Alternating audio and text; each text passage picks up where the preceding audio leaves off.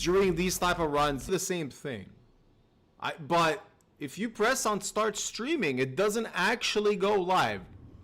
I don't understand. Maybe some Omega genius here can explain to me the difference between the two, because I can't think of any reason why you would have those two buttons. How can you start streaming but not be live, right? So hello YouTube, I'm sorry we're very late here, but there's not much we can do about it.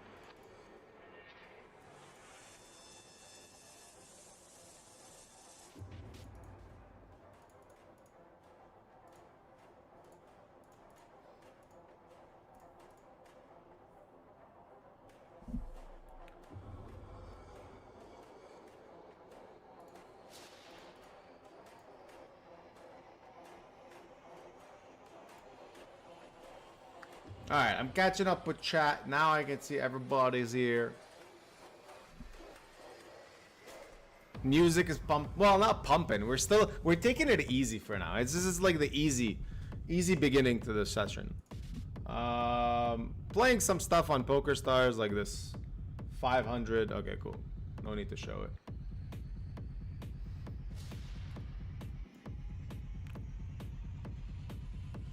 So, let's discuss what's gonna happen in the next few months, I guess. I'm planning to stream a bit more, but not like a crazy amount. Like twice a week, some Sundays. I'm still like not confident enough to really pull off Sunday streams, mostly because yeah, when you're losing all the time, it's really hard to tell yourself like, yeah, let's fire up Sunday, boys. So I'm holding back on that. I might do it this Sunday though. Plan to like just kind of play much less tables and just try to pull it off. But I'd like to be a bit more consistent on my Thursday streams. Let's just kind of keep trying to keep those going, because I need to get myself back in the groove and play a bit more.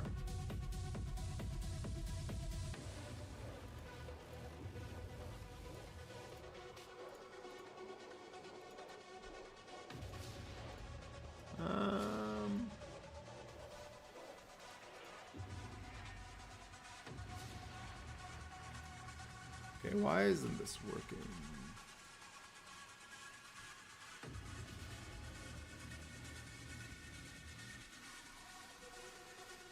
Think of the ace of clubs here. I can't.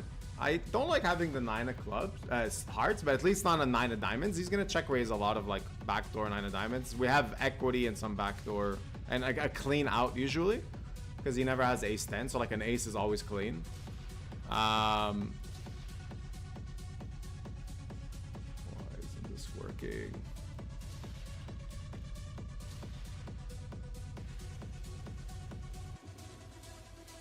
I'm gonna just check.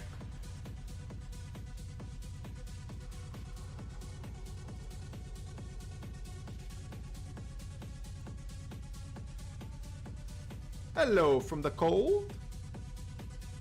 It's exactly how I feel about today. I went outside and it's just like, why is it so freezing?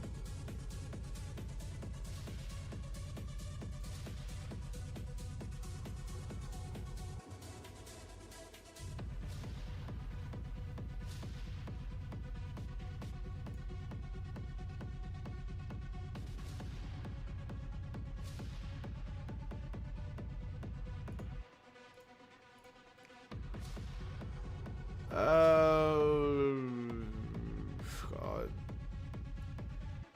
Do I beat like some Jack 8? I think the price is too good for me. I'm just gonna station this one off. Like, we're never gonna get him to fold a 10, but that's why we check turn. And then the river is just like, in case he has like 6-5, 6-4, 5-4, they're going for like cheap bluffs. Price is a bit too good. We don't bet turn because it doesn't accomplish much. It just never goes well for us. Okay, one sec. I really want to fix the timer under my camera. So let me do that.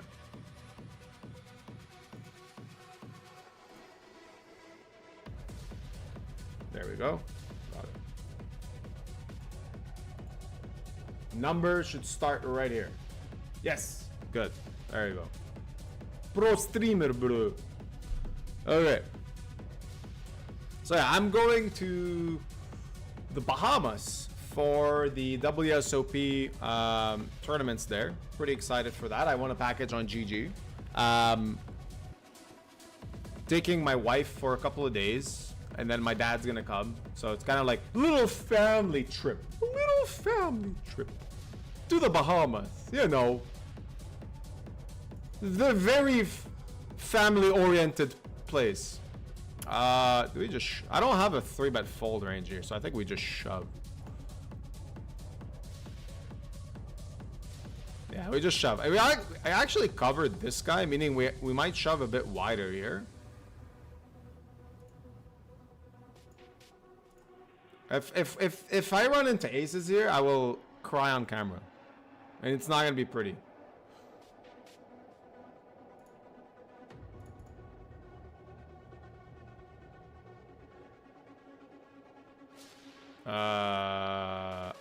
Okay, that's pretty good. As long as we hold, it's pretty good. Okay. How about a club? Okay. That's nice. And the 1K, I sold action and I just got in ace jack here, but we're 3-way. And we're drawn thin. I'm gonna have to re-enter this, unfortunately. This is why I ran kings into aces. Like, just like life sucks, you know. You just can't do anything about it.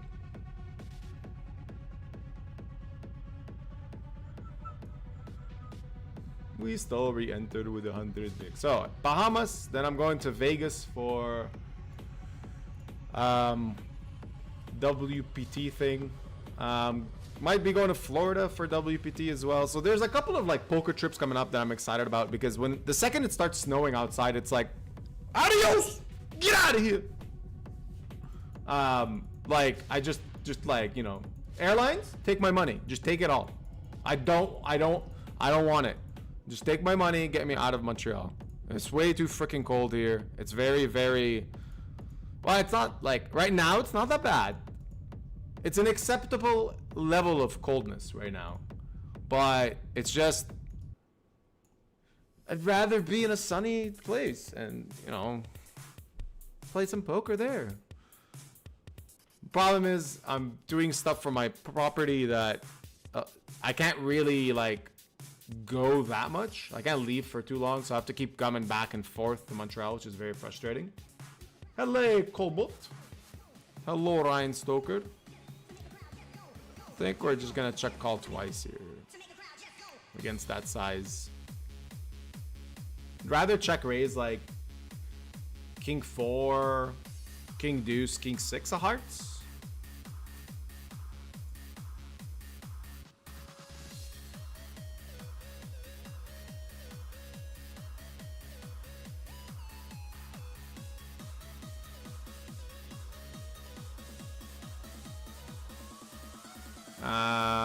Yeah, just a pure check fold now. We actually like, we don't beat much, except maybe like some Jack 9, Jack 8 with a heart or 1 club. That's about it. And I think he still bets those, so we really don't beat much. Oh, we might win. Oh, yes, very nice. Oh, he wanted to bluff it off too. He wanted to bluff it off. Mr. Vladimir Vinko.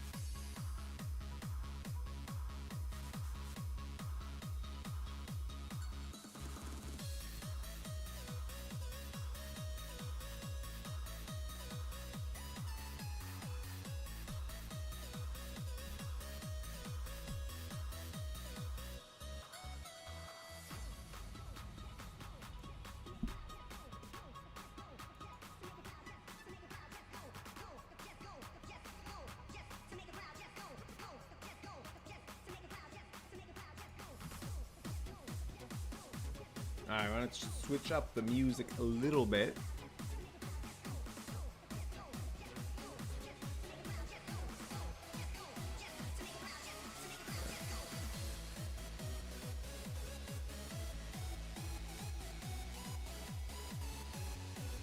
Yeah, so I've been playing. I've actually, the difference between this year and last year in terms of streaming is that last year I was really prioritizing streaming a lot. It was like my main thing that I wanted to focus on, and it had its benefits. It had its problems too, and the main problem was health. My health deteriorated because when you stream a lot, there's a lot that goes behind streaming. Like obviously you're spending a lot of time on the computer, but then like before and after sessions, you're setting things up, and it takes a toll on your body. So this year I decided to, I guess, approach it in a different manner, where I want to prioritize everything but poker and streaming.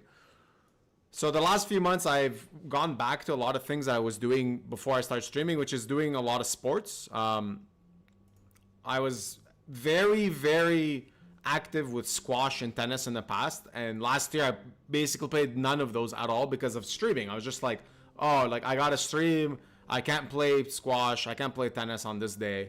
And now it's just every day I wake up, I'm like, all right, first thing I want to do is make sure I get my squash, my tennis in this week, and then I'll think of what days I'm gonna stream. So the last 2 days, Tuesday, Wednesday, I played squash and tennis twice on each day, and yeah, I feel really good. So today, and then because of that, I decided, you know what? I will actually play a session today on Thursday. Now, had I not done squash and tennis, I think that would have been a very different situation. I would have most likely I would have played tennis today, probably. And I really do see the difference for like when it comes to how I feel in general, but I think when I'm playing poker, I'm in a much better mindset now, and I'm making better decisions. I find, obviously, it's not reflected in the results or my graph at all.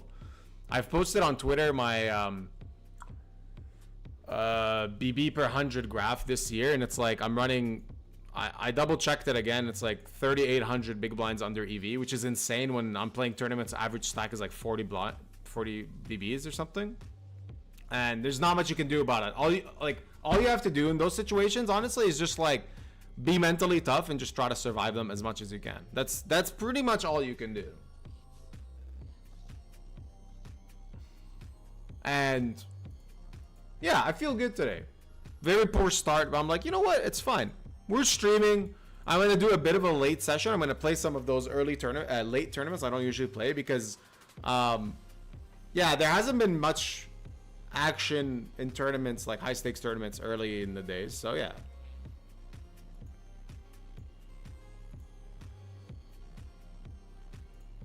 Just realized I have a pretty nice stack in this. 440 stack bounty thingy.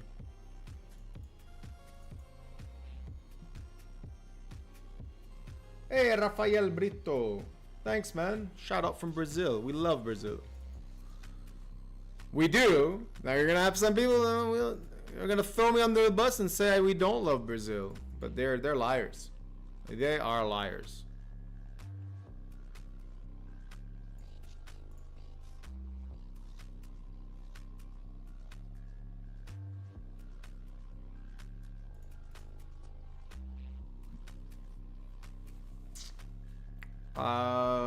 Small blind limp calls.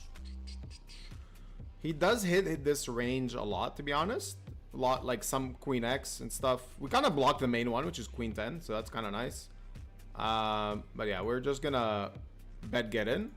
He's gonna check shove, flush draws, some 8X. Obviously, he's gonna check shove some Queen X as well. That's fine. He's gonna have a lot of 9-7, like 7-5 suited as well and stuff like that. So.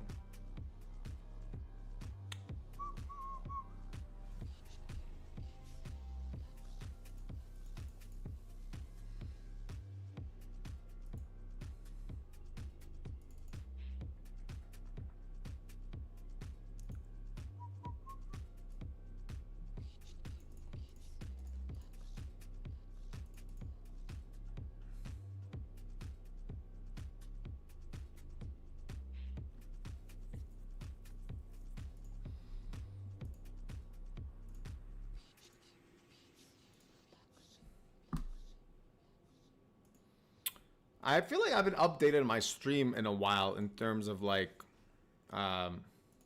graphics and stuff, but yeah, I wanna change it up eventually. Not anytime soon, but I think eventually I'm gonna change some things.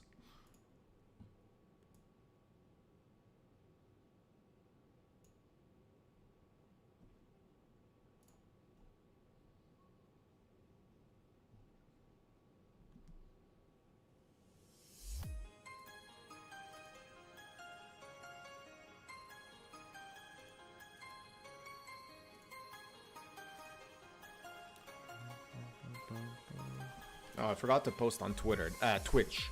That I just remembered. So I'm just gonna go do that. I feel like I always take very long breaks between streaming, and just leads to me being quite clueless when I stream again. Like the fact that I forgot how to stream on YouTube. I mean, that's a bit of a sin.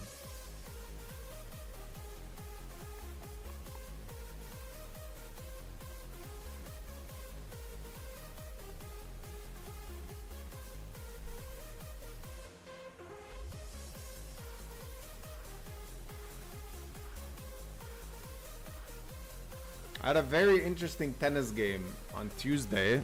I made the classic mistake of just like poker, doing too many things at once. So I decided to go play squash, which, if I don't know if you know what that is, it's like tennis but a lot more intense and crazy cardio, kills your body much faster, like both in terms of like energy expenditure, but also I think it's like a bad sport for your body long term. There's a lot of serious injuries associated to it. So I love it though. So I played that. Then I went to play tennis right after, and I was not playing tennis well. And I'm in a league where we play these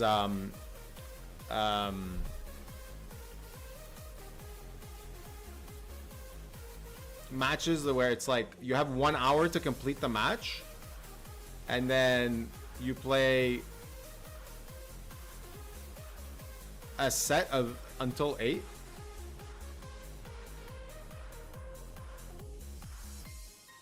Might have to back call here. Yeah, so you play a superset. We play until 8, and winner moves on to the next bracket. And I was down 6-2 and I came back to win 7-6. And I remember specifically at one point just telling myself, man, like, just stop being a quitter, because I was giving up on a lot of these like last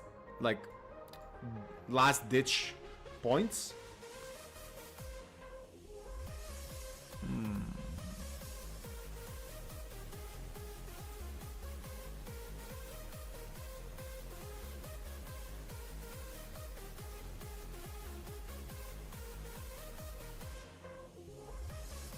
What is this?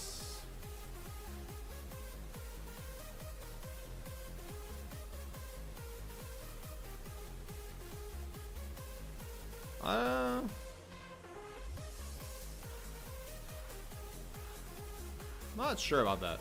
I'm actually not sure about that. Yeah, so I came back in that match and I just like told myself, I'm gonna remember that little mental deviation I did when I was down 6-2. And I want to try to use that in poker too. So when I'm having a bad session, just like, I want to tell myself, like, stop being a fucking quitter. Like, get back into it.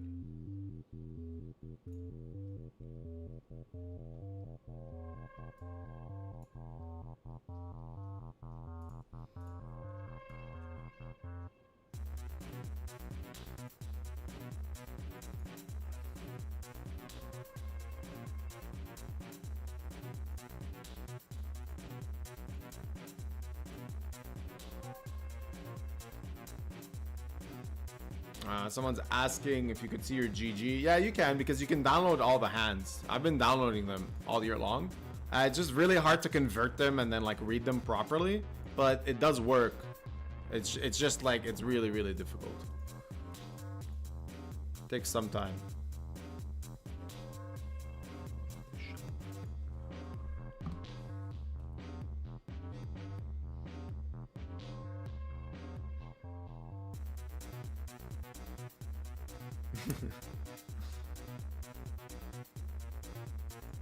Wow. This guy just has 2 blinds and no one notices. So we can get $152 here as long as we fade a king. Please. I need every dollar amount. I need this 152, buddy. You're rich enough, Pedro. You just final tabled the 10K. Like, you're rich enough. Yeah, it's okay. I was in Mexico last week, actually. Wow, man. My understanding of time is terrible. Yeah, I was in Mexico last week for a wedding.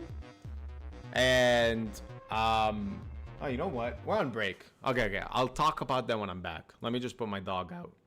Let's put a break. I'll be back.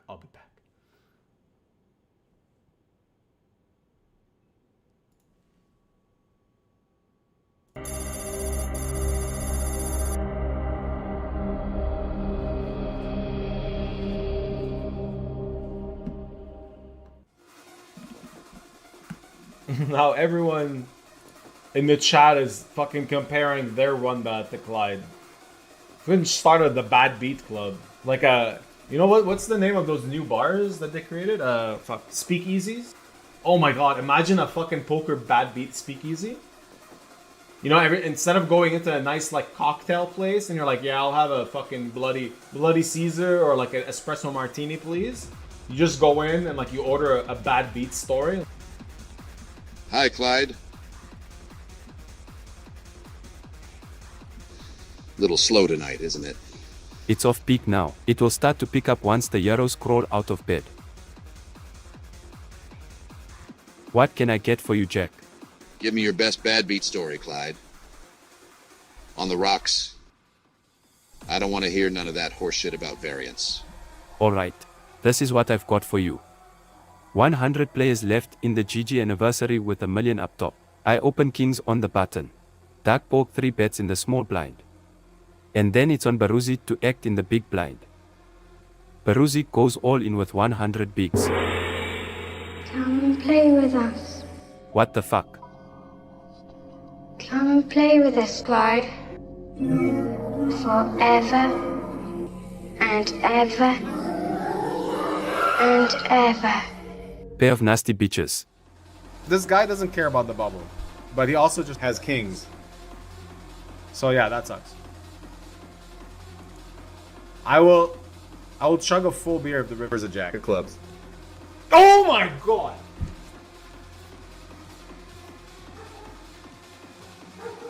Brutal. Yeah, so imagine a bar like that. Fuck, I'd blow my brains out. These multi-billion-dollar companies, they set up a fucking emergency meeting, and they're like, alright, listen, we know our businesses are worth zillions of dollars combined, but there's this one guy called Clyde in buttfuck nowhere, and we heard his bank account has $302, and we want all that fucking money. Every single penny of that, we're gonna take it.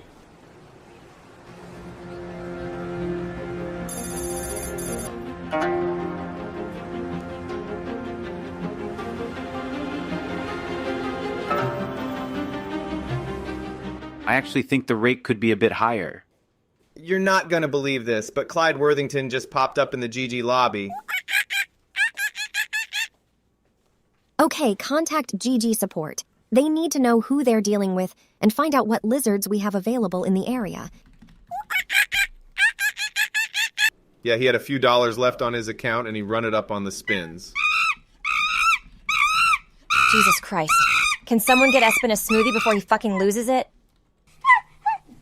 Okay, that's it. We're gonna do what we were too lazy and retarded to do last time around. We're gonna find this motherfucker and take him down. I want every last penny in Clyde Worthington's account.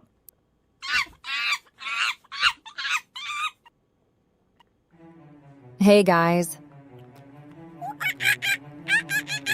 Dude, everyone can hear you. Number 2, call a prior connection. Are you tired? Do you want to go home? Find Clyde Worthington.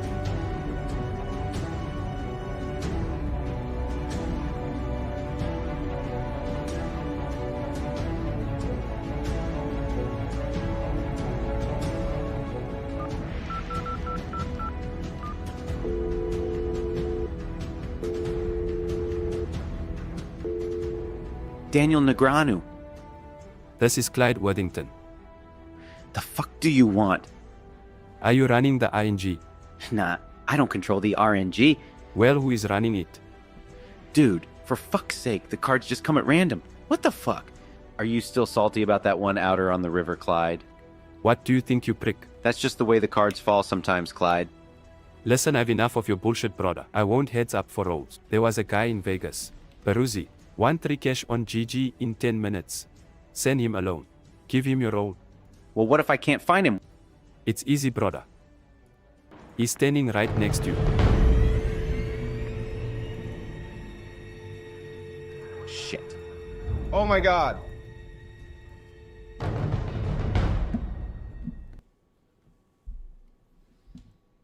Hello.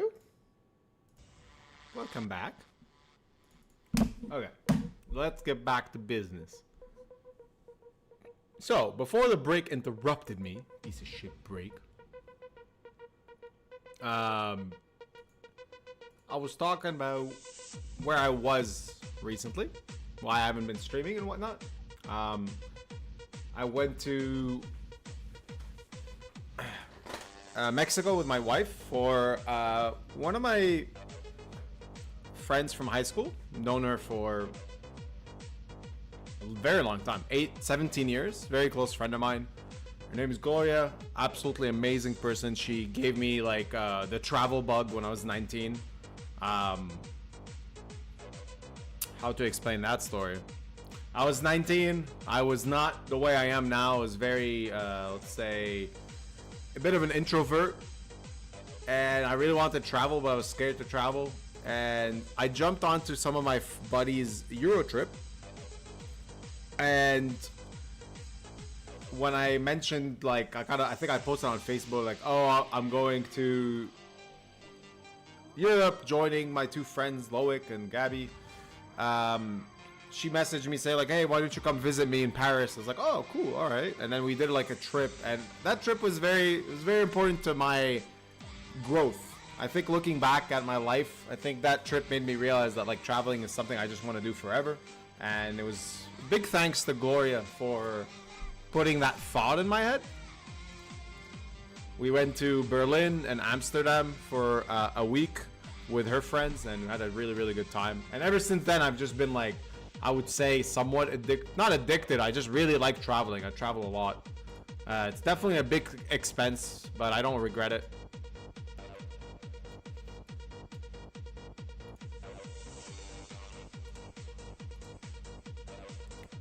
And yeah, so we went to her wedding in Mexico. She had come to my wedding last year, so we kind of had like a, you know, I owe you wedding invite. But her wedding in Mexico was unbelievable. It felt like those scenes you see, like the what we're gonna call against this small size. It's like those scenes you see in the, like, what the cartels do, like when they have a big birthday party or something for their daughters, or like a wedding or some shit like that. Like it was just surreal. We were in this hacienda, which means like a event place, and it was like an outdoor wedding in the Mexican jungle with, I don't know how to explain it. It was just really fucking cool. It was just so cool. I loved it. I put a couple of like stories or pictures on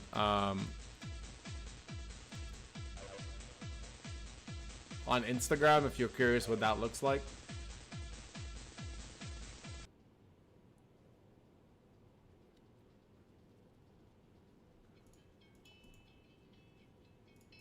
And we went to Playa del Carmen. I really did not like Playa del Carmen, but I think that's mostly just a pure opinion of mine. Like, I don't think anything's wrong with Playa del Carmen. I just felt like it wasn't like the type of vibe I really like. It had everything, but it was also very expensive, and I didn't like that.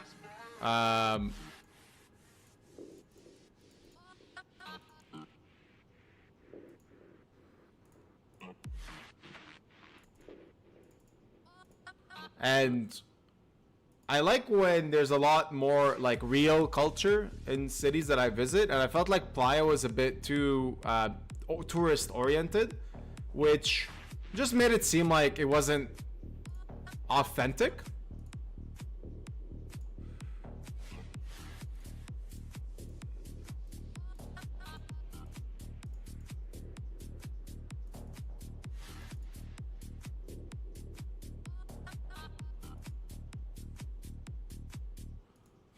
And we did stay in like a nice area in Playa del Carmen, like a nice hotel. But one thing I remember is that our hotel was right next to this party street. I don't know what it's called, but like there was these nightclubs, like 3 or 4 nightclubs right next to our hotel. And like every night we were walking there, we just got consistently harassed, which for sure didn't make the experience like very enjoyable. But those nightclubs were such like, I wouldn't say fake. They did not feel authentic at all. I mean, like on outside the club, there's like 5, 6 like models dancing and stuff, and they're just like half naked. So it's like kind of a strip club feel. And then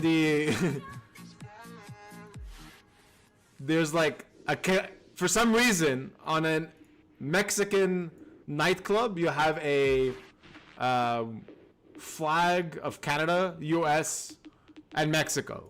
So like I don't know, it just felt like it tells you a lot about what type of place this is. I was just like, this isn't a real place. And all the music was like classic like American hit songs or something like that. I'm like, this isn't real. So that's why I didn't like Playa, and everything was just super expensive. After that, we went to Isla Mujeres, like an island off of Cancun. That was a bit nicer, but it was very, I would say it's very, very similar to yeah, it was extremely similar to Playa. It was a bit of a tourist trap as well, but at least it had like really nice beaches and it's an island. And then in the end we went to Merida, which is not a touristic area at all. It's a city, like a real Mexican city, the best way to say it. And that was awesome. We really liked it there. The food was unbelievable. I definitely suggest if you're like into cuisine and like real nightlife or culture, I would go there over Playa. Cancun, we actually didn't do Cancun at all, so I don't know anything to tell you about that. We did drive from Cancun to Merida, and we went throughout it. We went through Chichen Itza, which is like the pyramids, and the drive was pretty sketchy. I'm not gonna lie. There was a few parts where we're like, I remember we were passing through these small villages, and there's this one village where yeah, there was one village where they had this like chair, a plastic chair outside, and on the chair was this like clearly not a real person sitting on it with something in his hand. So it's kind of like those scarecrows. It was basically a scarecrow, but it's on the middle of the street. And it basically just looked like they're making it like they want people to stop and check on this person or something. And then we were just wondering like, man, what the like, why is that there? Like, it's sketchy as hell. Obviously I didn't stop because I'm not like the classic, I don't know, idiot in those horror movies that's like, oh, I wonder what's going on here.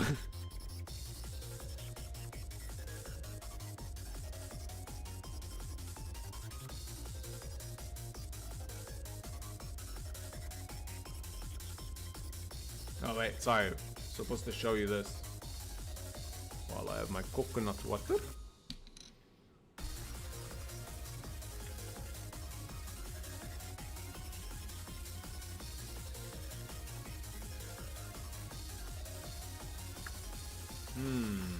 Face a lead. I think I'm just gonna get it in.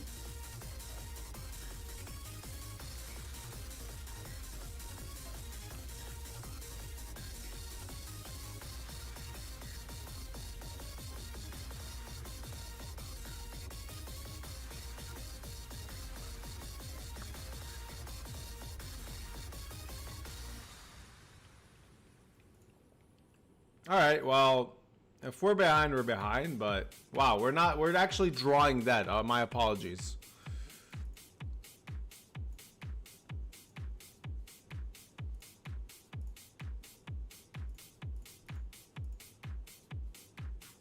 Well, we are pretty much getting destroyed, to be honest. So, with our top of our range a lot, so not much we can do there.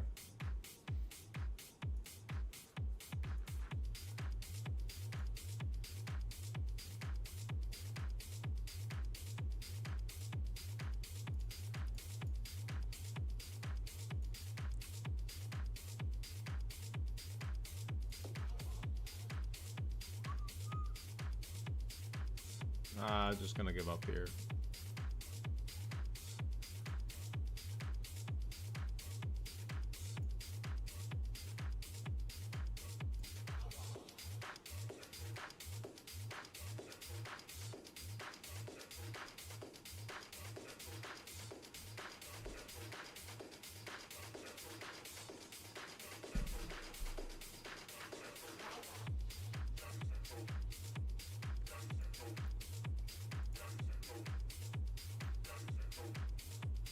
Just want to enter some other tournaments, so give me a second.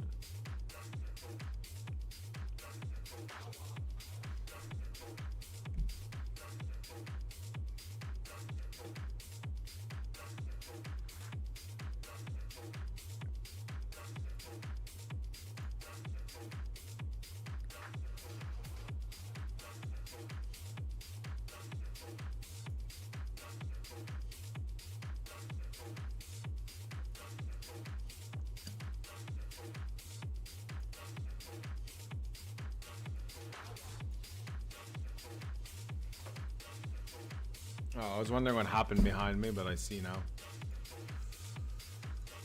I have my TV on, but it's not.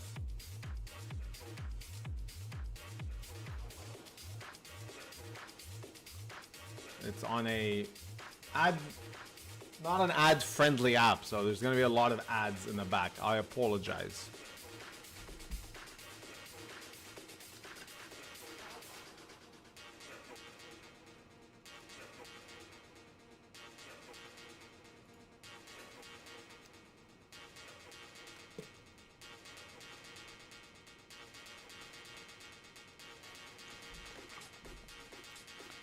Yeah, I really would like to go to Brazil. I think Brazil, Argentina, and Peru are places we really want to go. Me and my wife. Hard. She works full time, so it's not really easy to find a lot of time available with her schedule. So we've been kind of like trying to fit in some trips here and there. I think like she's coming to Bahamas with me now since I won a package, but she barely has, like, I think she's only coming for 3 or 4 days because she just doesn't have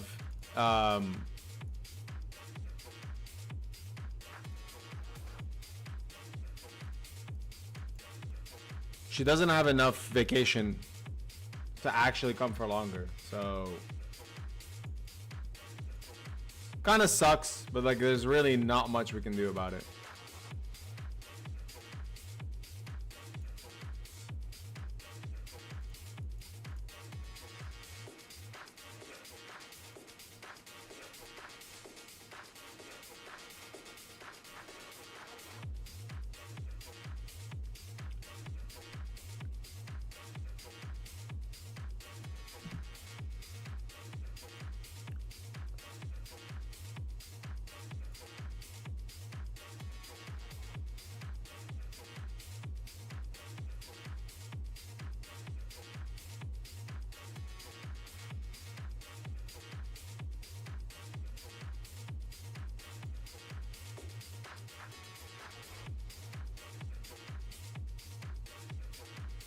Hey, Sabi.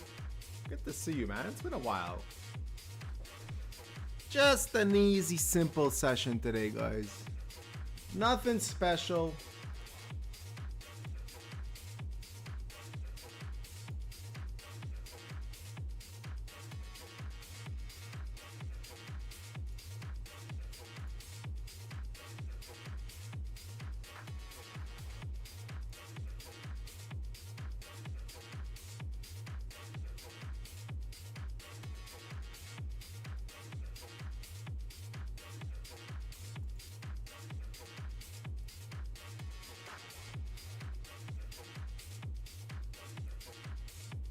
Ooh, does stream encourage you to quit your job and go full time on poker? I don't think that was my goal ever.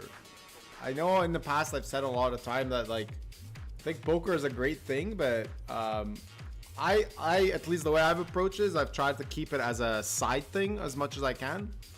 And I like that approach a lot more because it simply it gives you the opportunity of like possibly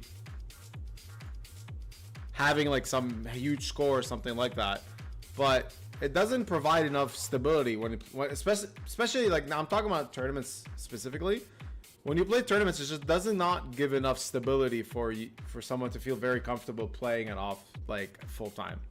That's why like for many years now I've been saying if you win in poker, try to put your money into like use that opportunity as much as you can because poker allows you that freedom. So invest in property and stocks, whatever the fuck you can really.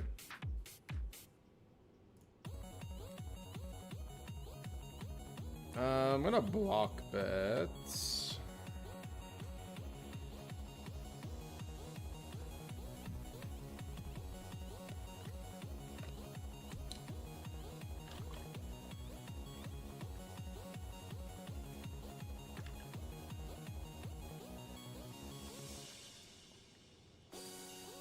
King Queen of Hearts. You can't fold, bro.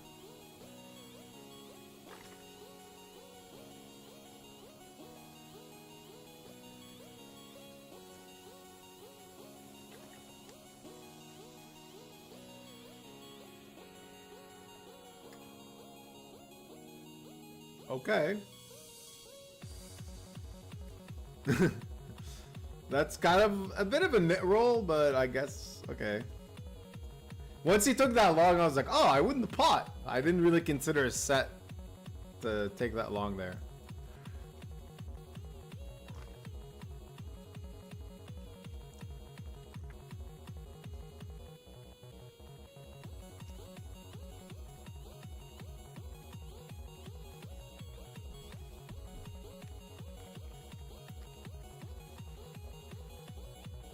Oh, I see someone's discussing sports betting models and stuff. I can't tell you anything about that.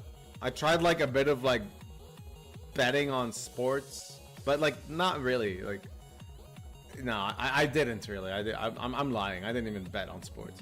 I did a bit of like fantasy on soccer because I wanted to just watch the Champions League and just be like more into it. That's about it.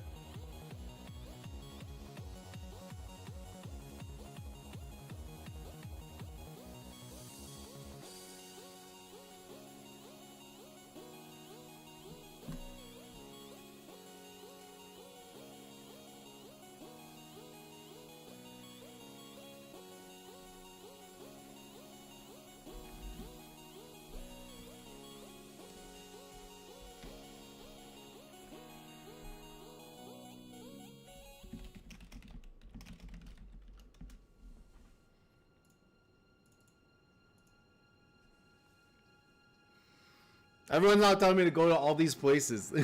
Dubai. I'd love to go to Dubai.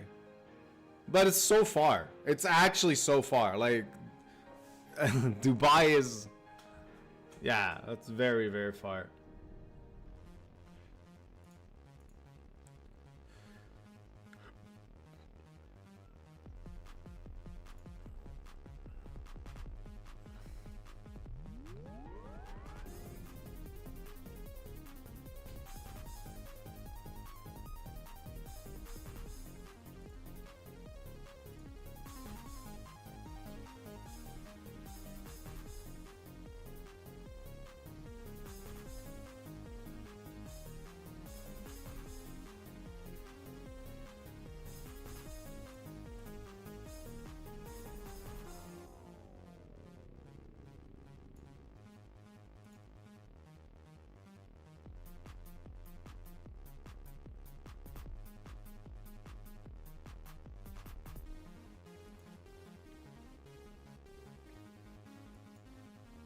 What province am I in? Quebec.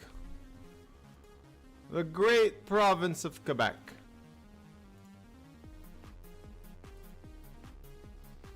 Oh, I'd love to go to Oaxaca.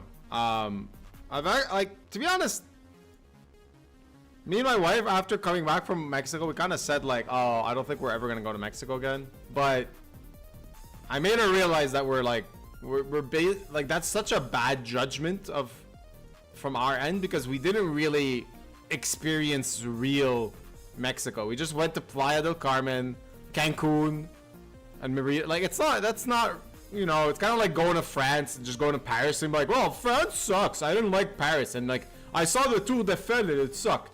You know, I don't think that's fair. I do want to go back to Mexico, but yeah, I would probably be more into doing those like unexplored corners.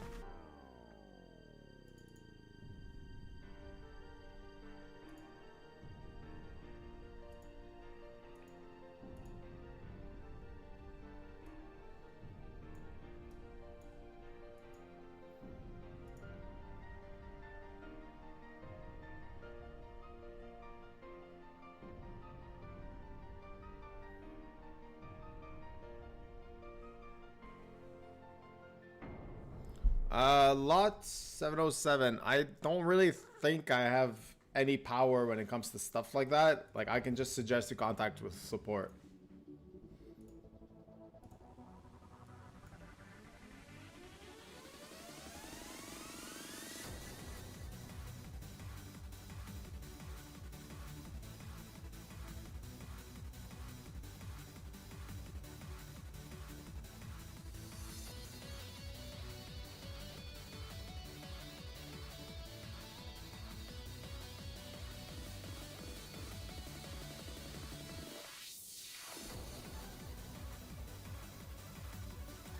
What did Juan Dominguez have in the 5-bet pot in the 1K? Actually, that's pretty curious about that myself. Let's find out.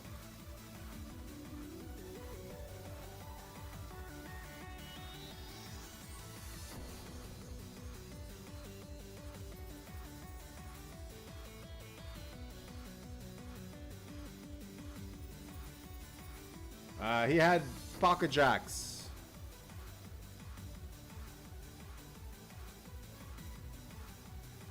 Wait, my stream isn't 1080p? Someone just made me realize on YouTube. I thought it was.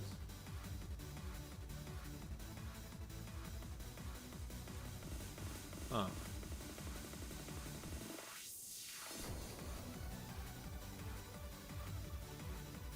Yeah, it is. Oh no. Wait, is that something from my end? I didn't even know that, to be honest. I did not even know that comes from my end.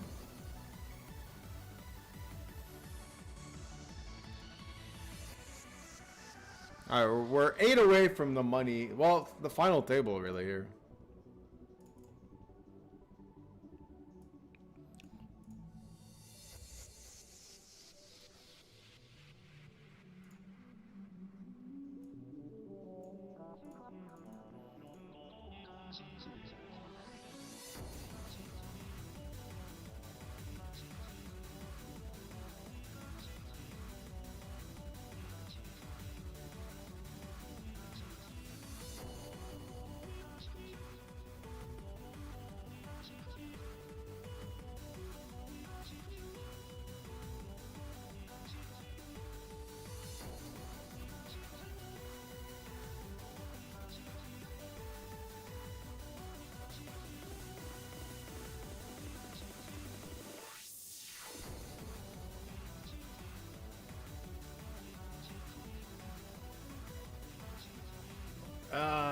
See people discussing sports betting strategies in the chat. I just really don't know anything. I'm the idiot. Like, I'm a big Arsenal fan. I would just put all my money on Arsenal and like lose it all, because Arsenal is just like professionally, they're just the best at disappointing. But I think that's finally gonna change, because now the best team at professionally disappointing has become Manchester United. So that's the really nice thing, is that things have changed, you know?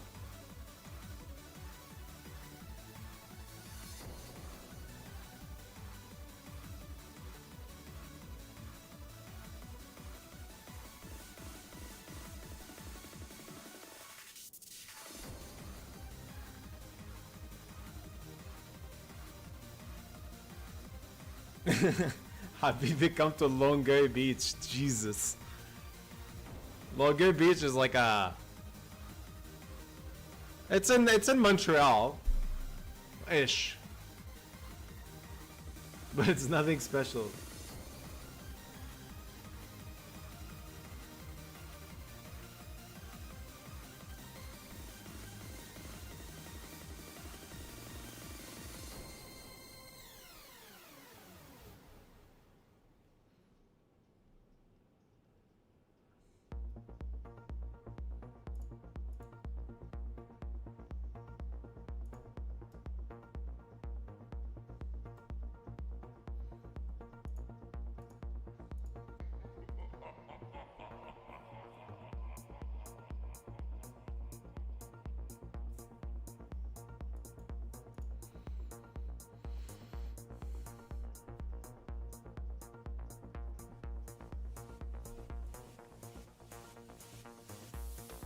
Hey Sean, thanks man. When someone just drops in chat and says, hey DGen, welcome back. My boys! They know who I am, they know what I am. There's no shame here. We have no shame. We are professional degenerates, and no one will shame us.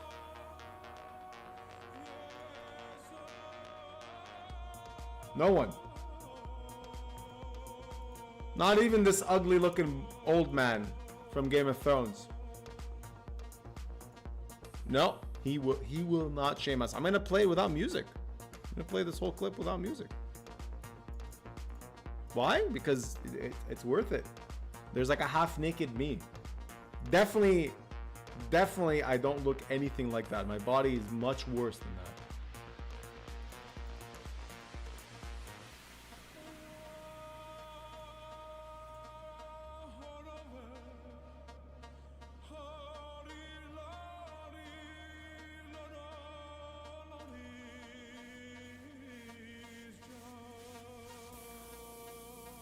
Alright, no more of that clip. We got you a little bit too excited there.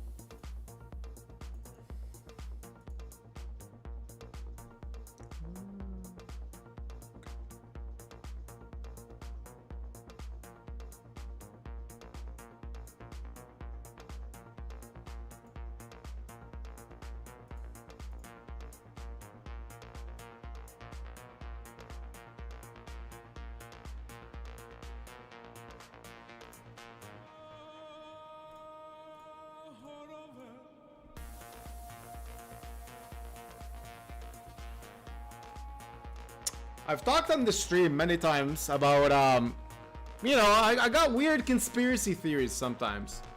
There was a specific conspiracy theory that I thought dogs just hate bunnies. They're racist against bunnies. There's like a unspoken of war we don't know. Because my dog just goes nuts against bunnies, but is totally okay with squirrels. And I still believe this. I'm still quite convinced of this theory. Because like my dog sees a bird, doesn't react. Sees a little a cat. Cat, she kind of reacts a bit, but like bunnies, loses her mind. But recently, 2 days ago, I was driving back home, and I live in an area that has a lot of squirrels on the street, okay? And listen, Now, I know in North America or like some parts of Europe, you guys know how stupid squirrels are, right? Like, they just always run on the street at the worst time, and you see a lot of dead squirrels on the street all the time, and you're all like, oh, poor idiot squirrel. Like, if only he knew what cars would do to his little poor body. But I no longer believe we should have pity for these dumbasses, okay? Here's why. So I'm driving, I see a bunny run in front of my car from a distance, and then the bunny stopped and turned around. He's like, oh shit, there's a car coming, okay? Bunny has a brain. He's like, no, I don't want to die. Squirrels, for anyone that's had these occasions with squirrels where they just like run in front, right? They always do the same thing. They kind of wait to the last second when you're like about to brake, and then you're like, oh no, there's no way this squirrel's gonna go. And then they go, last second. And then you're like, wait, what the fuck? And then you like, sometimes you either run them over and you feel like shit forever, or they barely make it and you're like, whoa, like why'd you increase my heart rate for no reason, right? It's always, like that always happens. And my theory is, squirrels are just adrenaline junkies. They're just psychos. They just have a mental problem. They just love high risk reward situations, right? It's the only thing that makes sense. Why else would they always run in front of moving cars last second? I can't comprehend it. I don't think anything else makes sense. I just don't. I really believe we've just misunderstood squirrels for a very long time.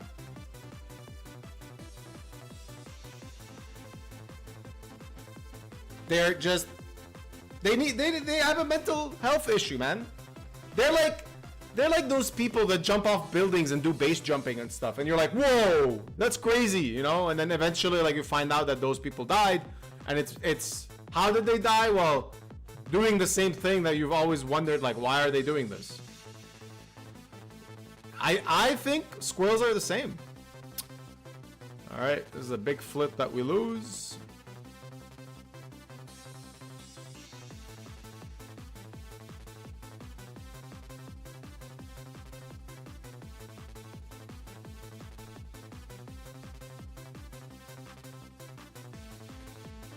I will re-enter this, but last second.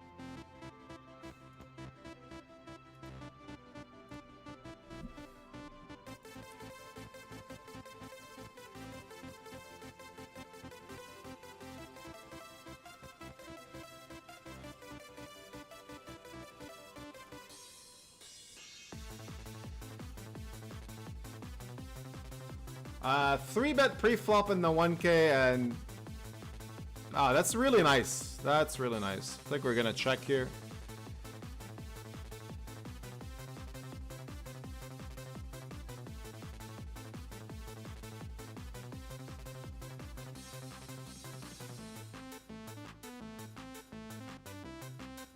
And I think I'm gonna check again.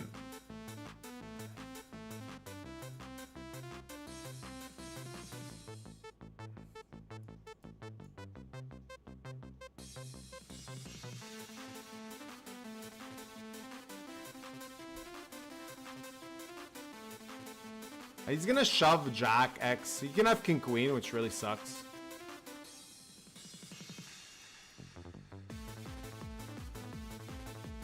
But he doesn't really have a 10. I think a 10 always bets the turn. Ah, damn it. I really thought he would shove that, so think well played by him.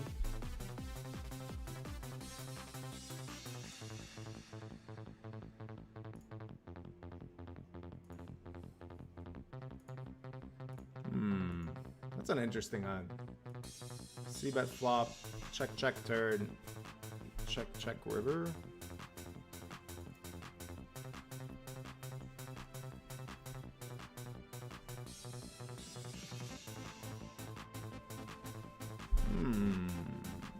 I guess I don't have much of a check calling range on a river except like maybe some like king 9, ace 9 suited. Yeah, but still, I really thought. I mean, that's a really strange check for him. So good for him for like pinpointing. I have a strong range, I guess.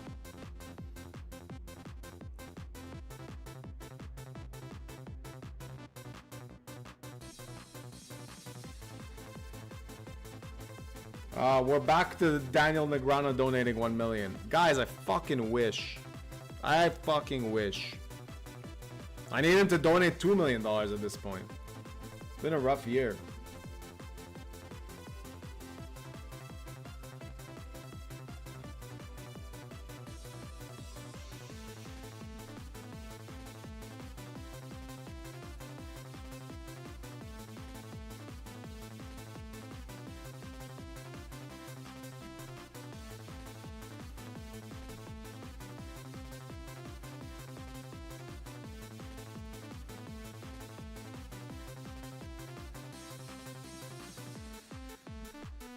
Squirrel suicide bombers. Oh man. It would not surprise me.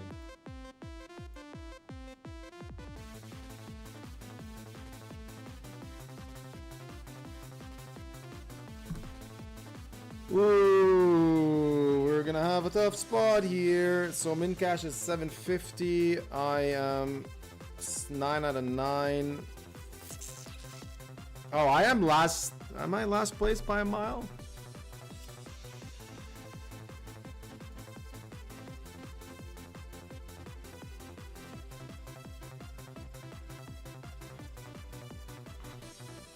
This is really close. But I'm gonna fold. I think I shove 8s, not 7s here. Like 6 is a clear fold here, and I think 7s is super close, and then 7 on a flop. No. I really think it's close. I think 8s. I mean, he's like still early position, open into 2 big stacks. Not like he's gonna have a very wide range there.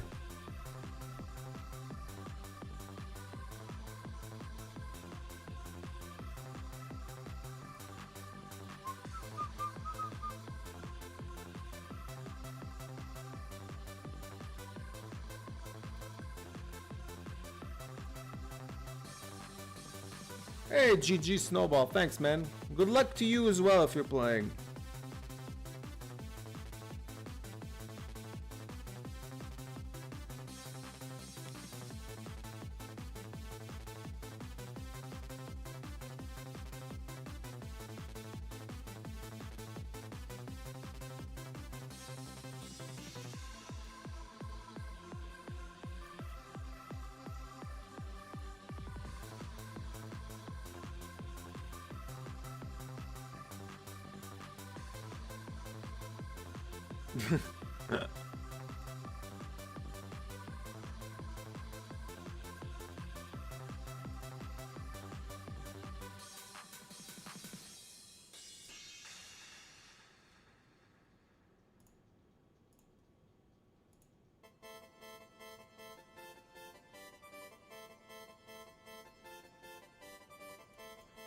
Alright, we're just sweating some bust outs here.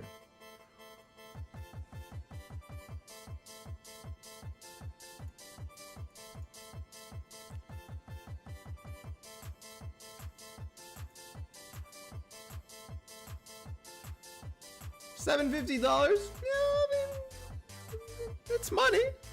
It matters.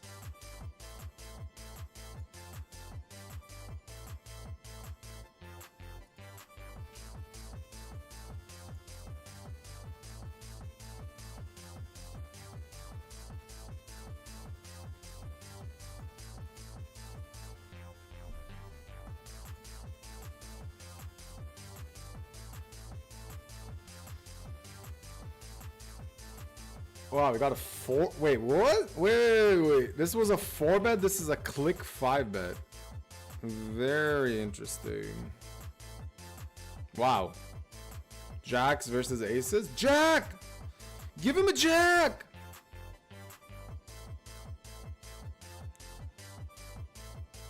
Wow. Wow. I just made $750 by watching.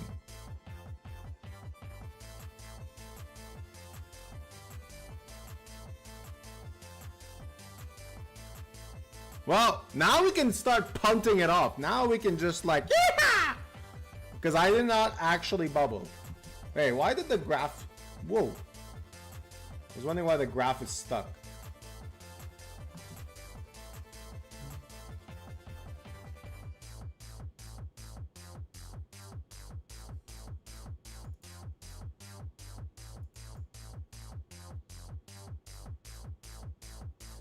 Do we think King Jack was gonna call if I shove river?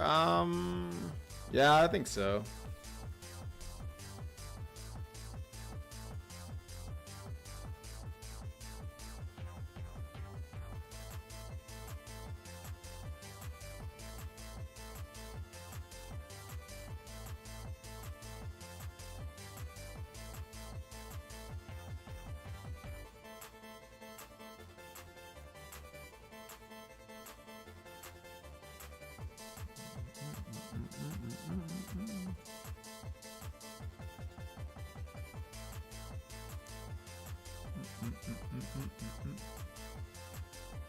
So I guess let's take a look at this little final table spot we got here. It's like 2.5k plus bounties up top, which I guess would come up to like 6k total, maybe 7. So we have a little sweat. I have absolutely no chips. That's the only difference. We need to run pretty hot.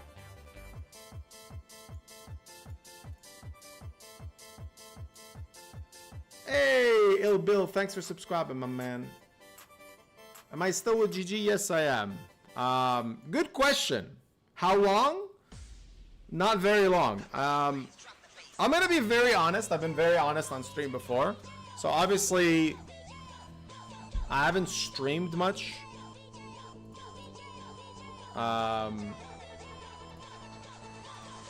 In the past because I just wasn't very motivated, and GG was not very happy with that. They want me to stream more, and I've spoken a few times about how, like,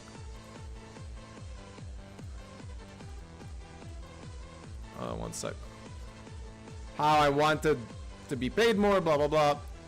To be honest, from their end, I totally understand why they don't want to do this, because I need to bring in more numbers. I bring in a lot of viewers, but unfortunately I actually don't bring in any what's it called, I don't bring in signups. So a lot of you watch but don't sign up or don't use my code or whatever, and that's an issue.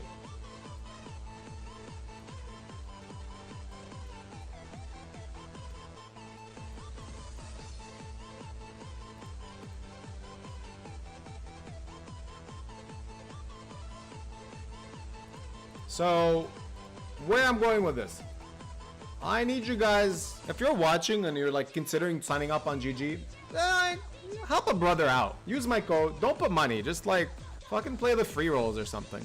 Or if you do put money, that's fine. Maybe we'll try to give you like a ticket or a free roll or something. But yeah, that's the reality of where my stream and I stand with like how I'm gonna continue streaming. I'm not a salesman. I've been streaming and I just try to be entertaining and put on a good show. And it has, you know, its positives and it has its negatives. It's positives that you guys as viewers really enjoy it. I enjoy doing it because I'm basically just being myself. But from GG's point of view, they're not very happy with it because I'm not bringing in a lot of signups. And there's really not much I can do about that. That's the sad thing.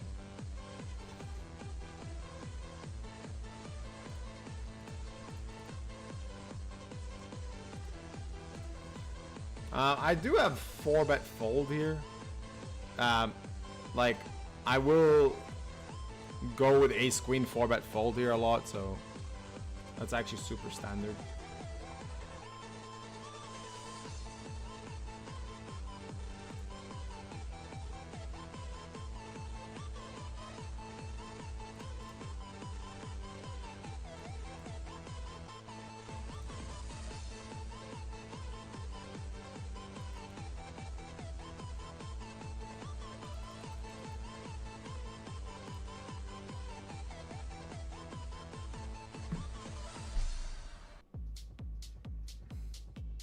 This is a weird final table because like some people just have all the chips and we can't really do much about it.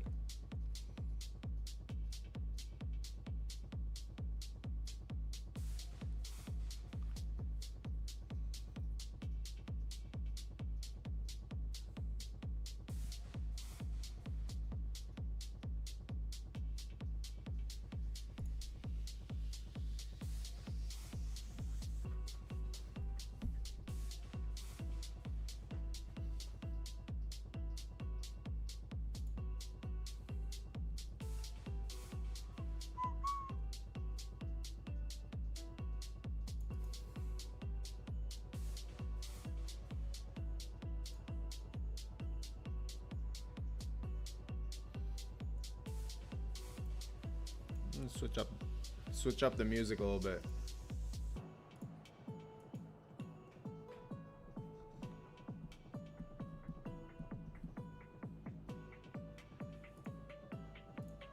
My bounty's worth around the same amount as my chips, so we can just shove here because they like the big stacks all have to call all pairs, a lot of suited ace-x, a lot of broadways.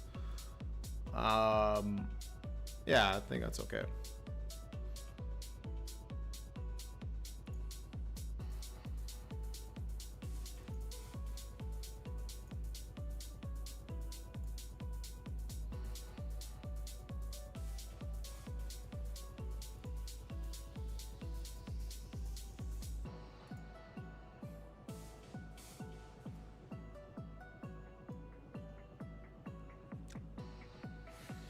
Okay, that sucks.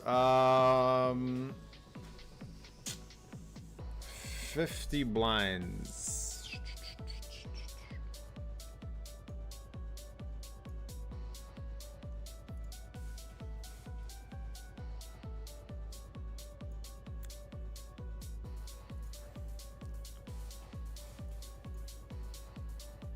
I'm not sure if I'm gonna re-enter that because that was already my second bullet. I have to look at the field, see how many people are left. We'll go back to the final table. Yeah, I don't know what to say.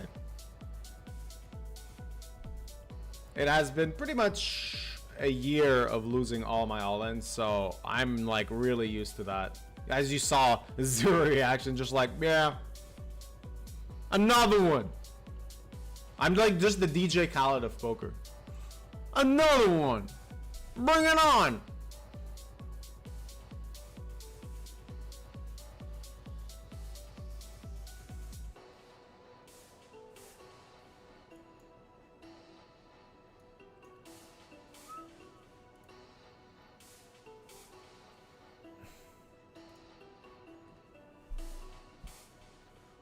Whoa, oh whoa.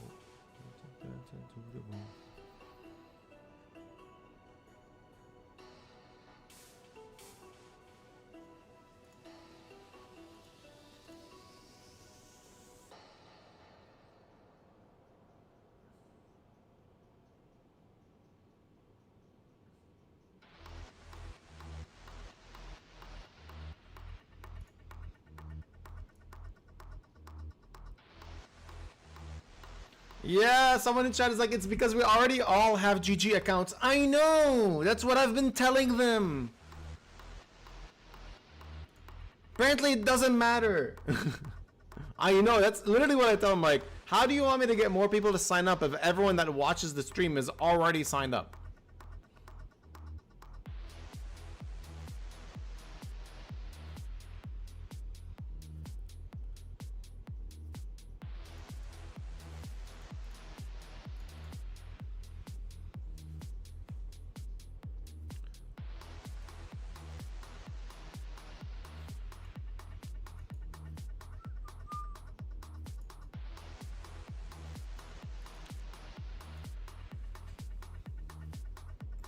Oh, yeah.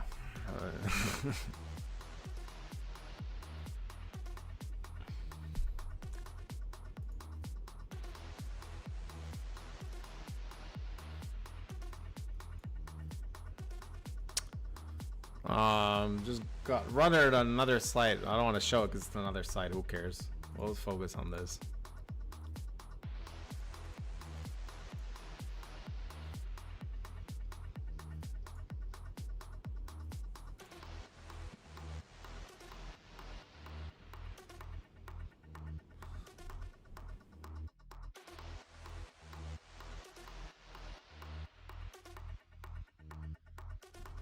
Now my mic doesn't even work. Oh no, it's working.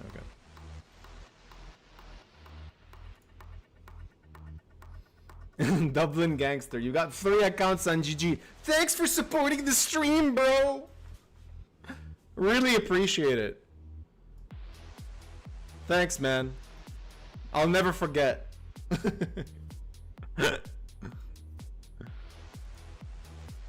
Well, like, listen.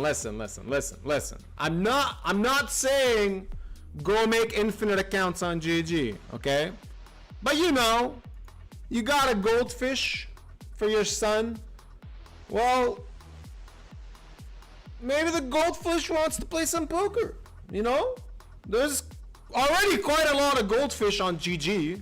Pretty much anyone with like a Chinese flag is 70% guaranteed to be an actual goldfish. So how about, you know, you make an account for your goldfish, you know? I'm not saying for you to break the rules. I'm not. Maybe. But, you know, goldfish like to gamble too. And that's the reality of it, you know? You got a pet turtle? Well, it's 2023, bro. Turtles are considered not human beings, but maybe they identify as human beings and want to play poker like a human being. Yeah, you know? I gotta get those sign up, guys. We gotta think outside the box. You want this stream to keep going here? Let's brainstorm together. How do I get more people to sign up? Now I could start doing a hot tub stream. Put on a bra, pretend I'm a chick, and start doing half naked hot tub streams, and then just get a lot of viewers. But the problem is those viewers are all between the age of 12 and 17, and they can't make accounts. So damn it, we're screwed there. So what's the other plan? I need to tap into a new market. I gotta get like new unknown accounts. I just don't know what to do at this point. What can I do?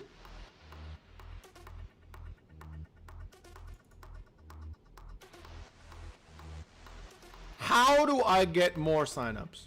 How the fuck? Like, what the? Just has ace king, blind versus blind? Okay. Okay. Cool story, bro. Really though, let's think outside the box. How do we get more signups?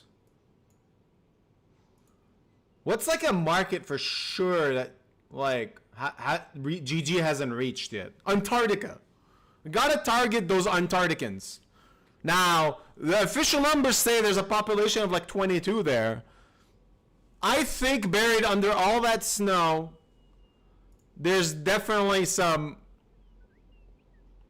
people there that we can target.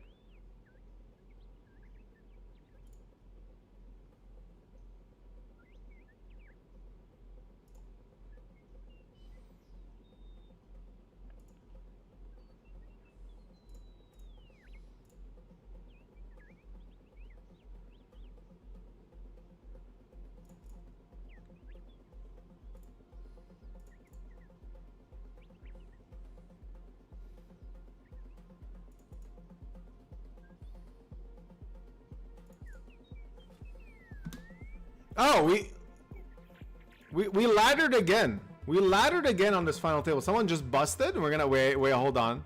Let's see if I'm gonna crash my computer, but we're gonna play the ladder. Yeah, there we go. We gotta play the ladder. The ladder gif and fold.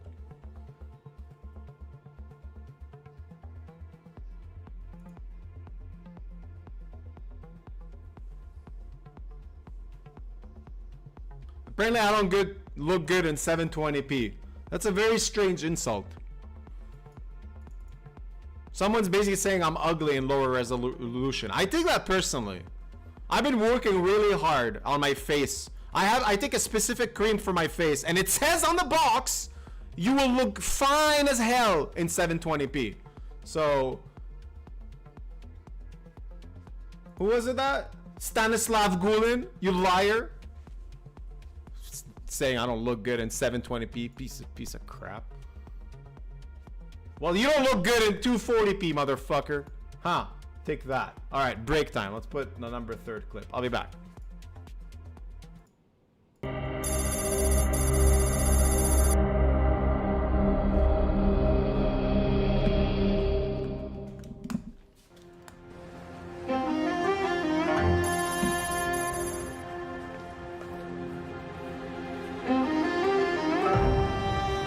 Damn. I've got the bad munchies. The culture here is amazing. I feel so alive. Oh, Clyde, take me shopping. We don't have time for your bullshit. I need to get back to the apartment. The $11 day saver is starting on GG in 15 minutes. But we could shop first, and then you can late reg when we get back. But then I lose my bubble protection. Think, bitch. For once in your fucking life. Be quiet. You're a terrible driver, Clyde. Lulz. Shut up. I know where I'm going. That was our turn-off, Clyde, you fucking retard.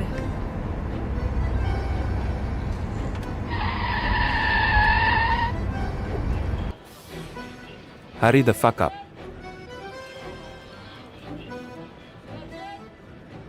Do you speak English? What's up, brother? Can I get 2 large pepperoni pizzas and a big bottle of Pepsi? Yes, that's it.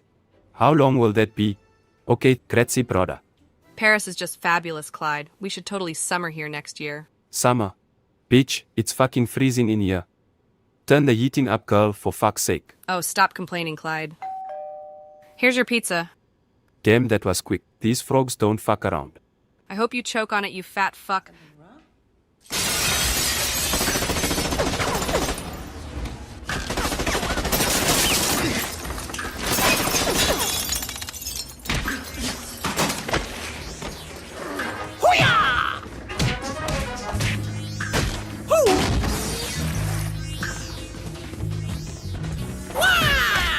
Fuck him up, Clyde.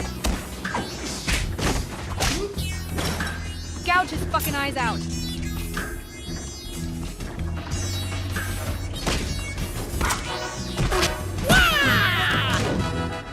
Who sent you? Who's running the RNG? Smoke and a pancake. Oh shit, he's dead. Oh my god, Clyde. You've killed Lex Veldhouse. Bitch, call an Uber. We need to bounce. So they all elaborated together to hire thousands of poker players that win. Sorry, they don't win. They're employees. And now they're all playing on the site to take your money, Clyde. You're right. You're right.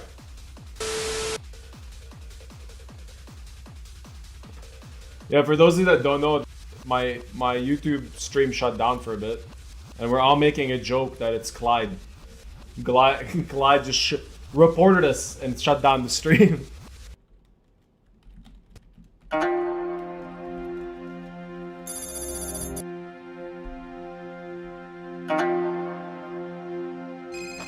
Daniel Negreanu?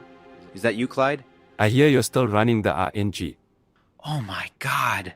For the last time, Clyde, nobody is running the RNG. It's an algorithm. Whatever, brother. Well, Clyde, when you're ready to come back to GG, hit me up and I'll sort you a reload bonus. Anyway, good luck out there, Clyde. Get some rest, brother. It looks like you're going bald.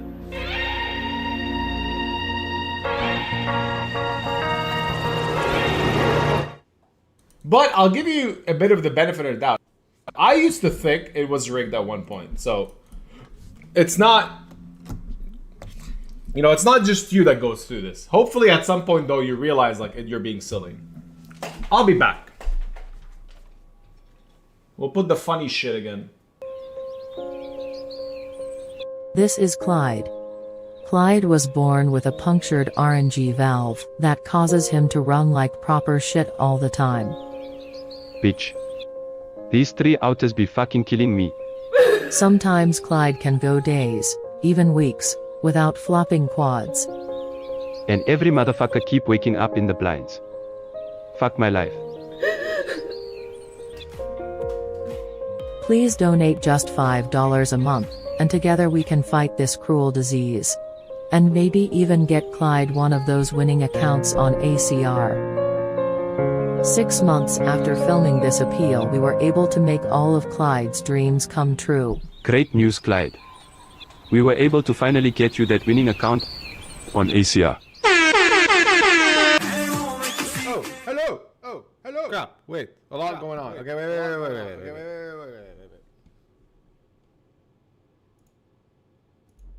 Okay. Music. Okay. Let's win this all in. We're on a final table here, and yeah, I can't fold queen high when he's shoving any two, and he's gonna have aces. Ace 7, of course. No good, amigo.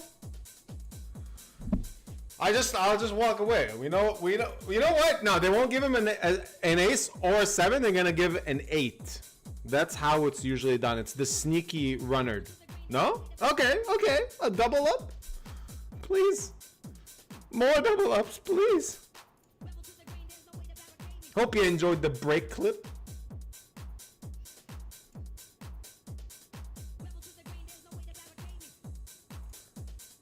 Some would say I should do some billboards.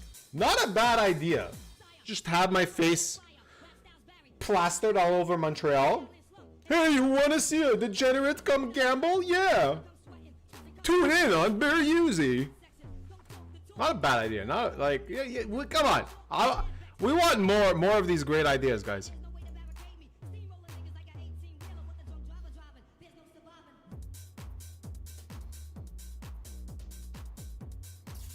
Quentin, I like your idea. I've actually suggested it. It's a bit hard to pull off. Like it's doable though. It is something I want to do, like a free roll type thing. Probably in the next 2 months I'll do it. Live poker with Rampage and stuff.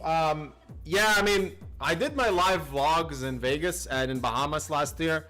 It didn't really get more viewership and stuff, but that's because I just took a different approach. I think it's because maybe I'm just not interesting. Could also be that. But I took a different approach to how I want to do live poker stuff, and I'm not sure if it worked or not, to be honest. I enjoyed it, that I know.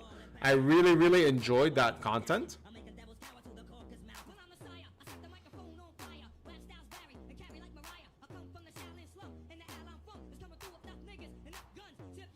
One sec, I have to late reg.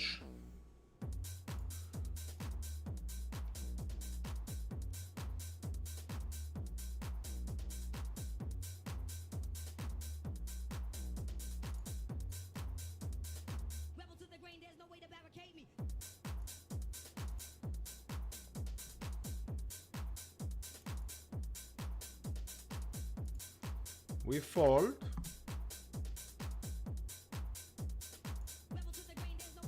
Okay, we don't win this all in. That's not okay, but we're just gonna pretend like it's okay. Deep down, we're crying, but we'll just pretend like it's totally fine.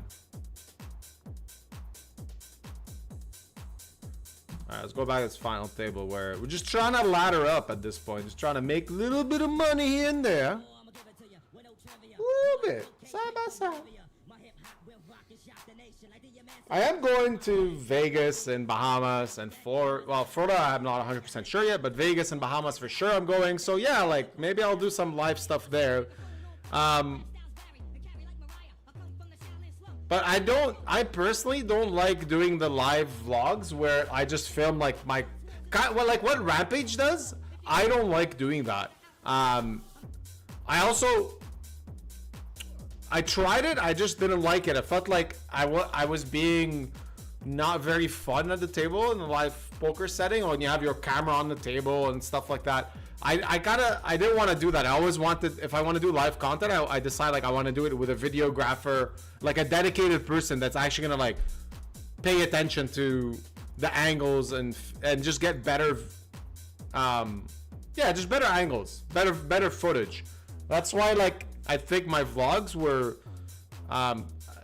different, a bit of a fresh air because there's just none of those bad angles that I think are not really enjoyable. Now, for example, wow, am I gonna ladder again?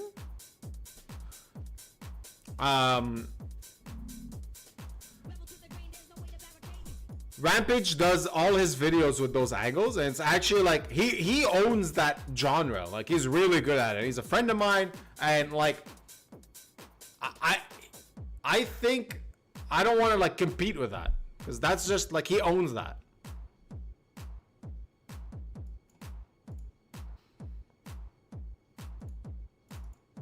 Why would I start trying to do something that's already been done? I don't think I can add much value if I just like film myself playing live poker and just like with the face down type of content. So I was like, man, I'm just gonna give up on that.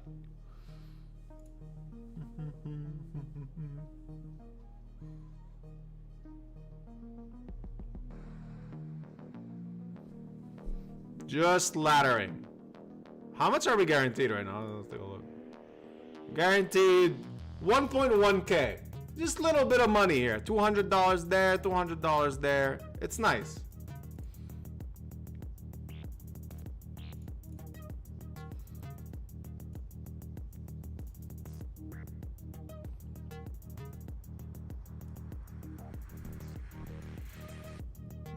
Oh, I gotta win this all in the satellite. We defended pre and we just flopped a flush draw. Now we have everything. No way. And we brick, so that sucks. We'll go back to the final table.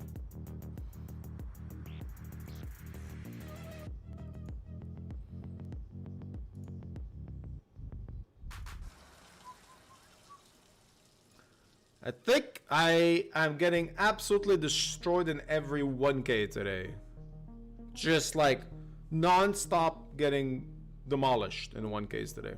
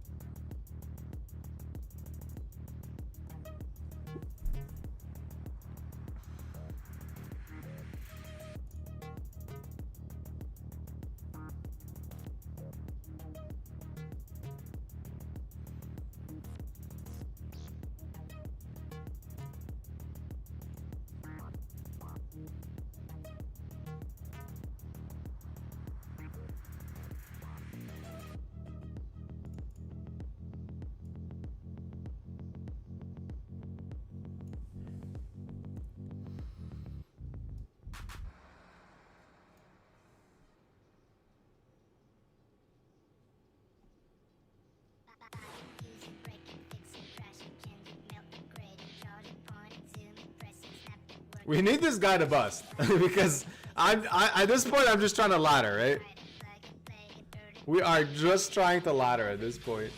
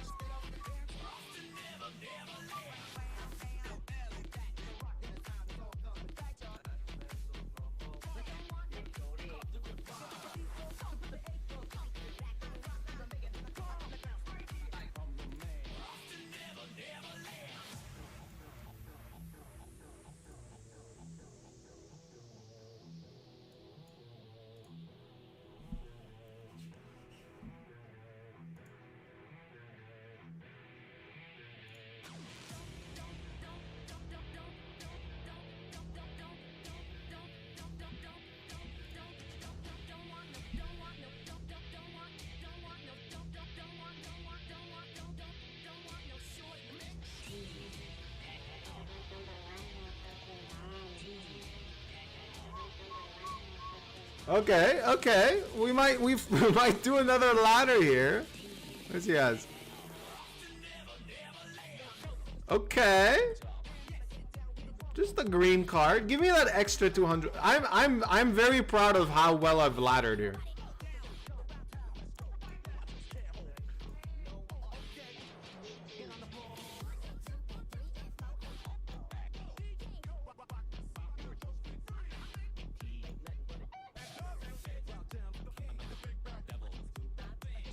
And now I'm in last place. Alright, so we made it up to the top 5. We are looking at a guaranteed of what? Like, what is it? 1.3k plus our bounty. Alright, okay. It's like, it's pretty decent, isn't it?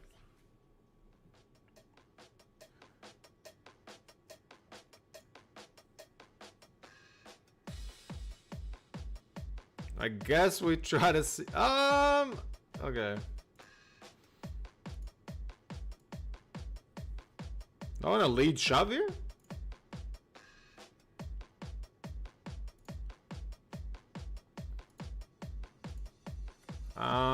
What do I want to do here?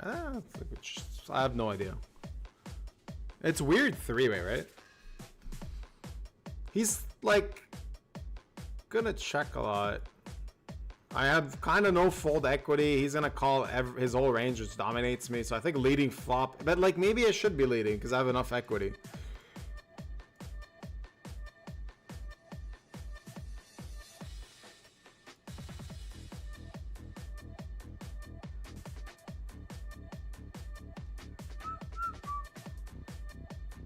Okay, we keep surviving. I gotta do push-ups. God damn it. Alright, 1 sec.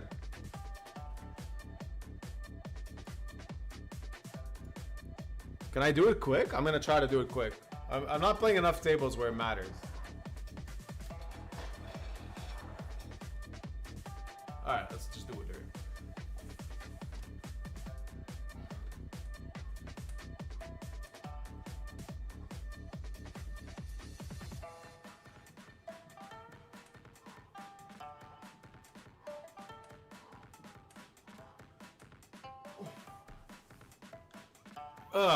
Okay. 15 push-ups. That's all I can do for now. If you wonder why I'm doing push-ups, someone redeemed that I have to do push-ups in the chat. It's I like to get workouts done while I'm grinding. As you see, I'm doing the stand-up desk. I'm doing push-ups. We want to maintain this physique. And you can't maintain this physique if you sit on your ass all day, so... Whoa, this is an interesting line. Check, check, check, raise river.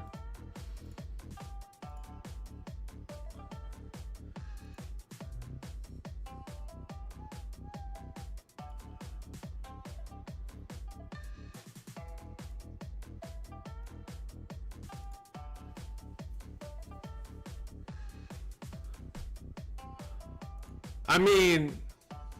Can he just ship it with pocket deuces? No? And run into fives? And then I ladder again? Seems like the shoving of Jack 4 went... not shoving it went really well. Basically, it was drawing dead, it seems.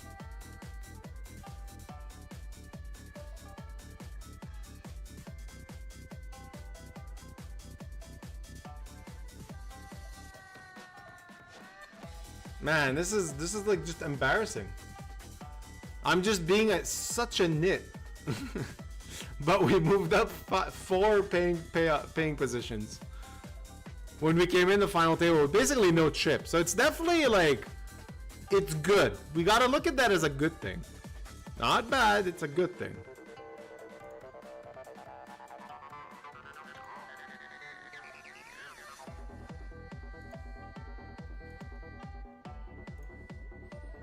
At this point, we're just praying for like aces versus kings from someone else, and we just keep making that free money.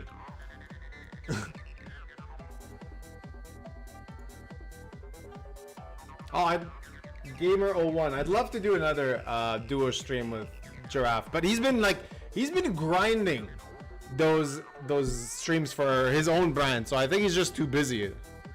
I'd love to. If he was available today and wanted to do it, I'd have been like, yep, let's go. But he's definitely streaming a lot more than I am, and he just won the main for 2.8 million, and the guy is still streaming. So that just says a lot about what kind of person he is. Just puts his mind to something and just gets it done.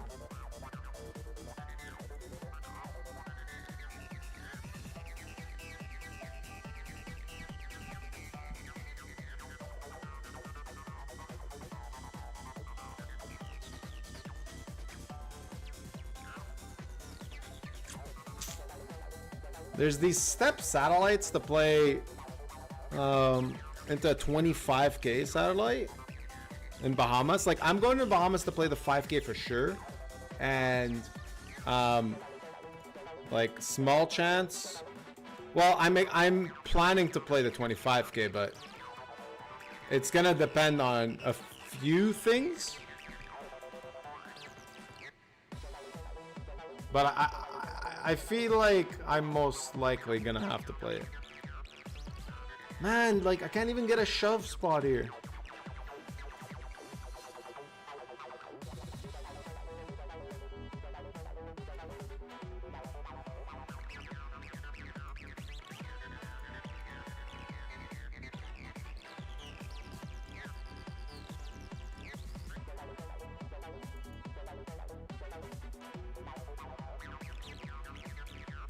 Come on, call.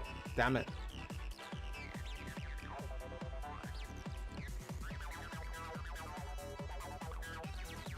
I can't even shove this.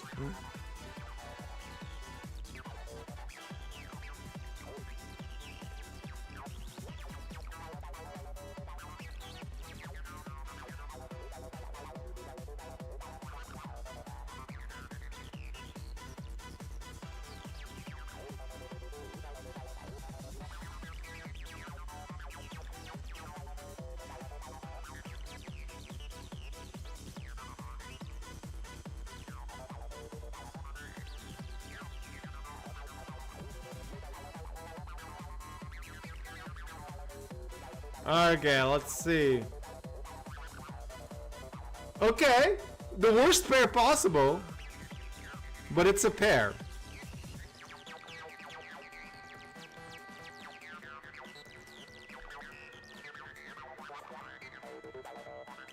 It's a pair, guys.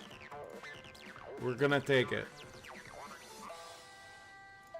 I can't fold. It sucks if he shoves threes, but like he's gonna shove a lot of broadways and stuff. Wow, that is much wider than I thought. I don't think that's a good shove. Like, there isn't that much ICM pressure on this guy because like the pay jumps are relatively small. Like, the pay jump is $300, but if you give a full double up to this guy, like, he has a better chance of winning the whole tournament. So I really think that 6-5 suited is not a shove there. But we'll take it. I like how I didn't even show you the run out because I saw the deuce on the turn. I was like, yeah, well, we won. Okay, cool. I'm gonna win this tournament. I'm gonna be just the slimiest, tiniest nit stack to ever win a tournament like this. Just the most annoying type of player. The guy that just doesn't exist the whole time, then just shows up there like, oh, hello, I would like to collect the whole prize pool, please. Yes, thank you. Thank you. Appreciate you guys doing all the work and getting all the chips. I'm just gonna win every all-in. You know what? I want that. That's much easier. It's a lot less work. Oh, come on, Z-Salt. I have to do push-ups again. I'll do them next break. I can't do push-ups back-to-back. It's too much.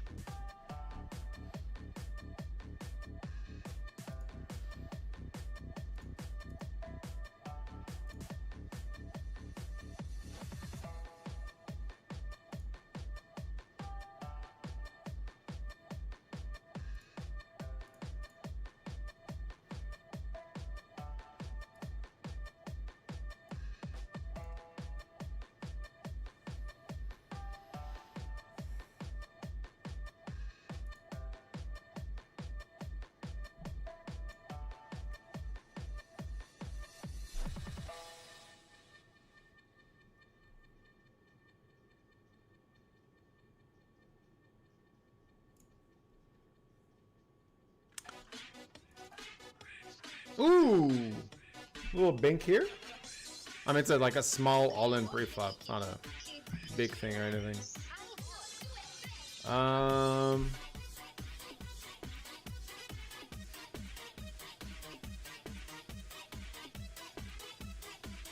we want to just shove ace queen off here.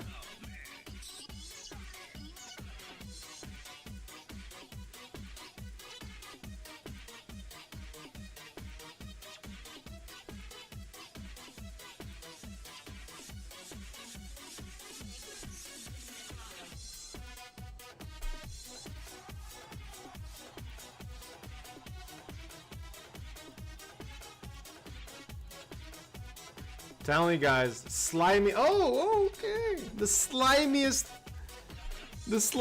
win ever you're gonna see here. Just the good old fold until you ladder and then just start winning everything.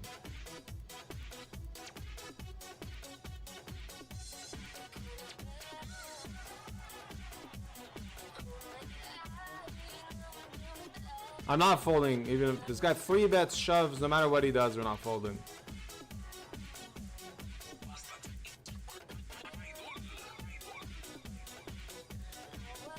Oh, that's nice. So this usually means he should have a lot of hands that actually dominate, a lot of worse ace X suited, some ace jack off, ace 10 off, some broadways.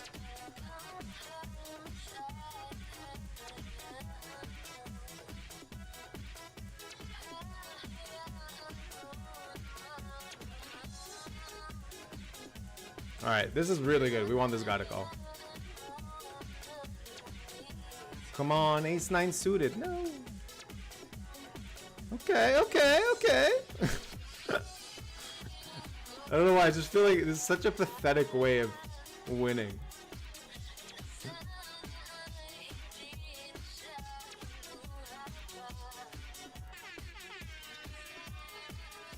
But a win is a win, so no one cares. Doesn't care how you get it done. You gotta get it done. That's all. We're still like, I mean, these guys have so much chips. We have absolutely nothing compared to them.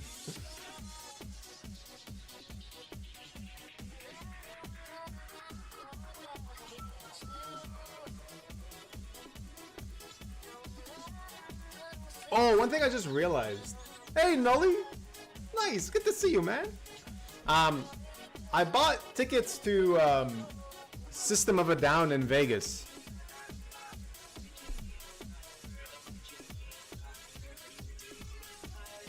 So in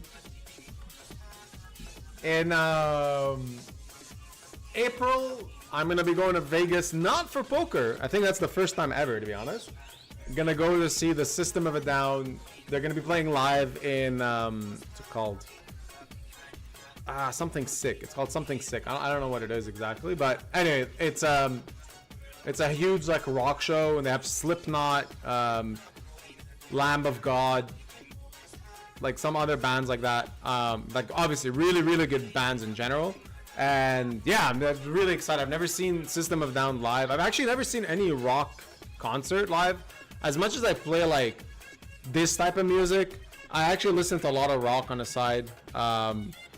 Really into like classical rock, I guess you want to call it that. Like some heavy metal. I grew up listening to System of a Down, Linkin Park, Metallica was pretty big in Lebanon, and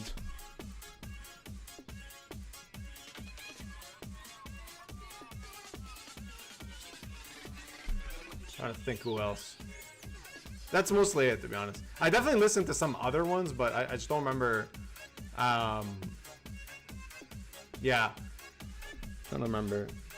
Well, Bullet for My Valentine is like a bit of my like emo phase, I guess. I really like them though. I haven't seen them live either. I would love to go see them live.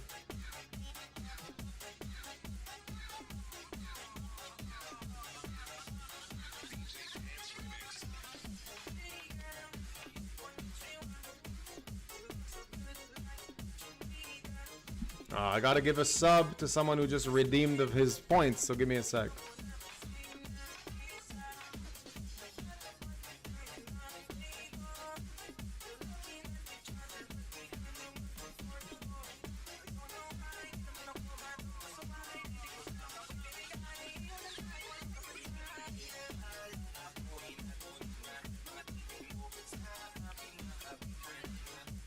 How do we do that again?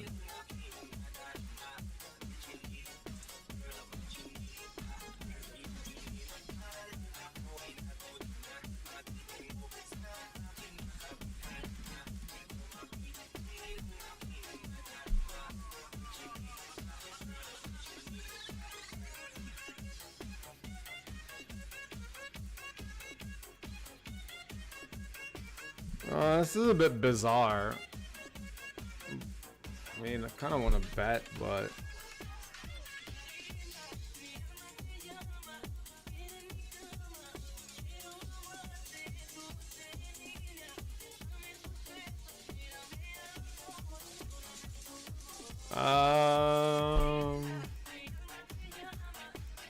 Definitely check calling.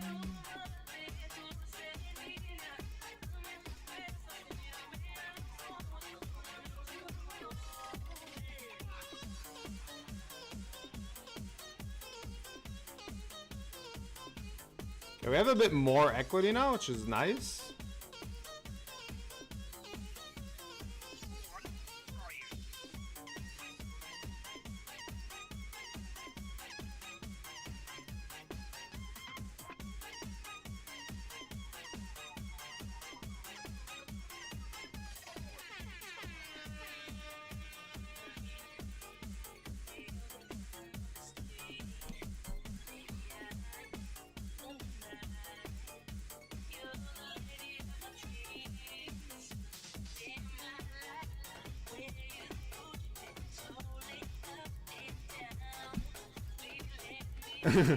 Someone just says, hey, I know this guy. He talks to a monkey. Yep, monkey's still here. Ricky's still here.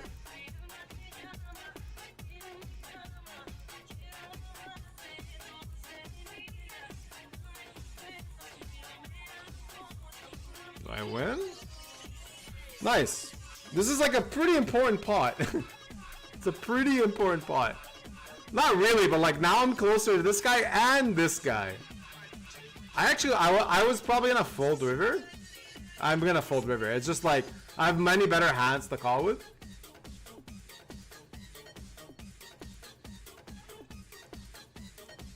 Man, look at this display of just the best short stack player of all time. Just laddering. The non-stop ladderer.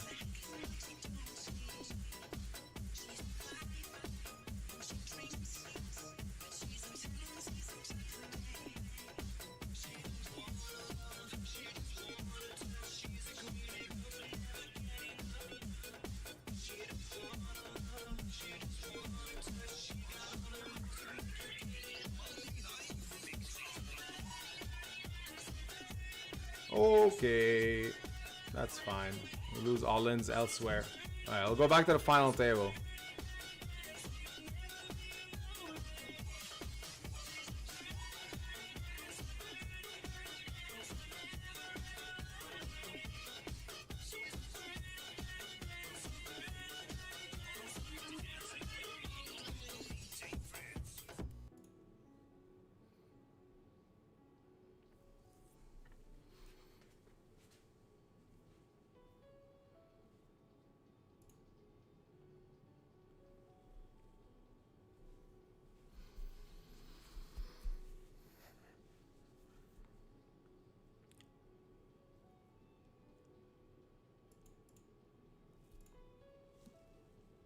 I'm gonna shove.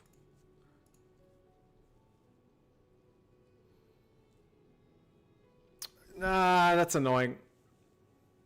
Okay. I think it's very close, but this guy's been obviously like relatively very wide. His 6-5 shoves just indicate that he's like approaching this specific scenario that he's in very, very wide. Makes me more okay with shoving ace-9, but usually I would cap it at ace-10 off. So I'm okay with this shove.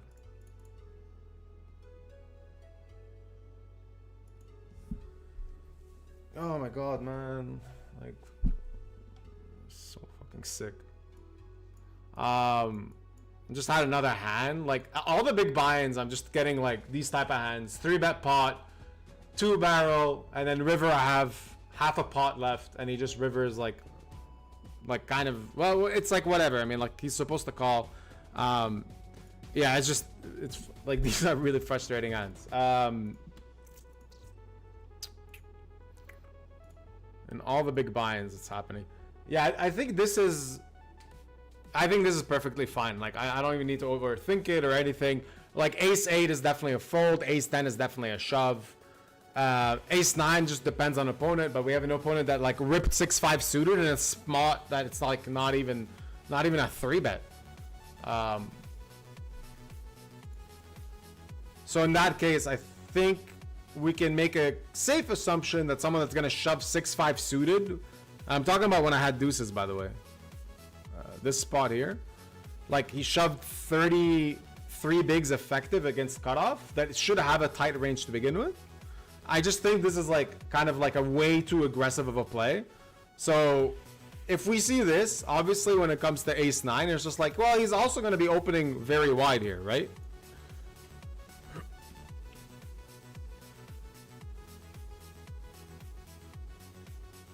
So yeah, I'm okay with that.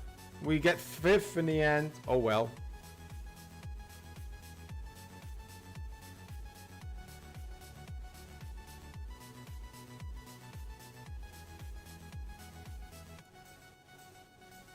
Alright, I'm gonna enter some other tournaments now because we only got like 1 or 2 left.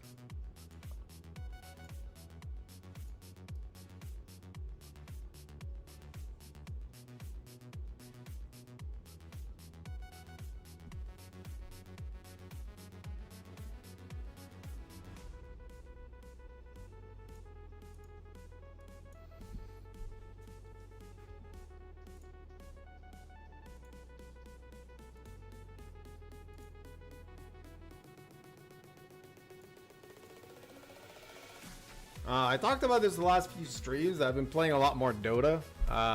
And at first I really thought that like Dota was a negative influence on me. It is like a very addicting, fun game, but I can see how like it can make anyone very unproductive because like literally every day I was just like, I want to play Dota. I don't want to do anything else. I literally just want to play Dota. And I played quite often, but as time went on, I realized like this is actually a great stress reliever. So like before I would finish like a poker session, I'd be frustrated. I would, to be honest, like a couple of years ago, I would just like drink. I would like find a reason and go see some friends and like have a drink with them, especially when I was on big runs, like big downswings like this. But I've realized that's a really big problem now, and I stopped it and I had to replace it with something else. And the simplest way was, yeah, just find something that not only occupies you but gives you like satisfaction, and that was a game. I love games, so I used to play a lot of video games before I got into poker. Let's say like playing a lot of poker, I was playing Call of Duty a lot, some like Civilization games, and I just completely stopped those. So now back into Dota, and yeah, it's just a very fun game. I play with 3 other poker players, and we all kind of like play around the same time, around when our sessions finish, or we just play random days as well. Like I think tomorrow we might just all like do like a Friday night. One sec. I guess we want to flop this. Yeah, so like usually Friday nights I would try to go find like something to do with friends, go out to a bar, or have people over for like a board game night or whatever. But that nearly always involves drinking. So instead, like now this Friday night, I'm probably just gonna play Dota. That's also because Saturday we are having a bunch of people over and we are gonna get shit-faced. So yeah, I want to keep my shit-faced amounts to once a week, if any.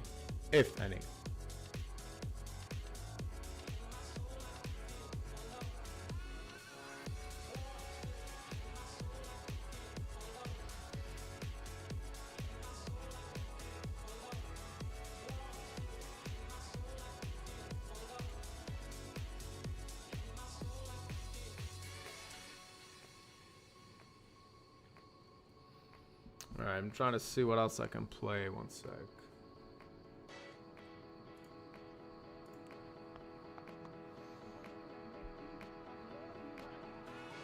Yeah, every year my wife and I host our closest friends for a thing.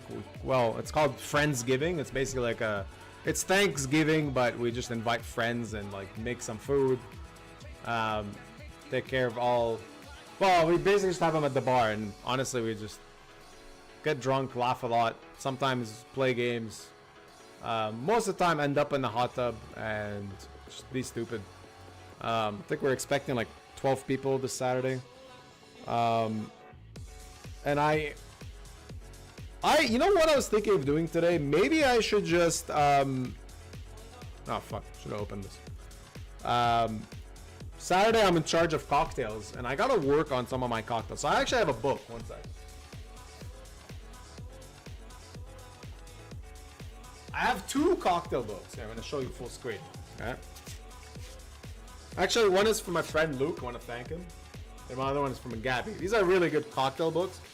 See, the problem is I'm basically somewhat dyslexic. So reading instructions is like a foreign language to me.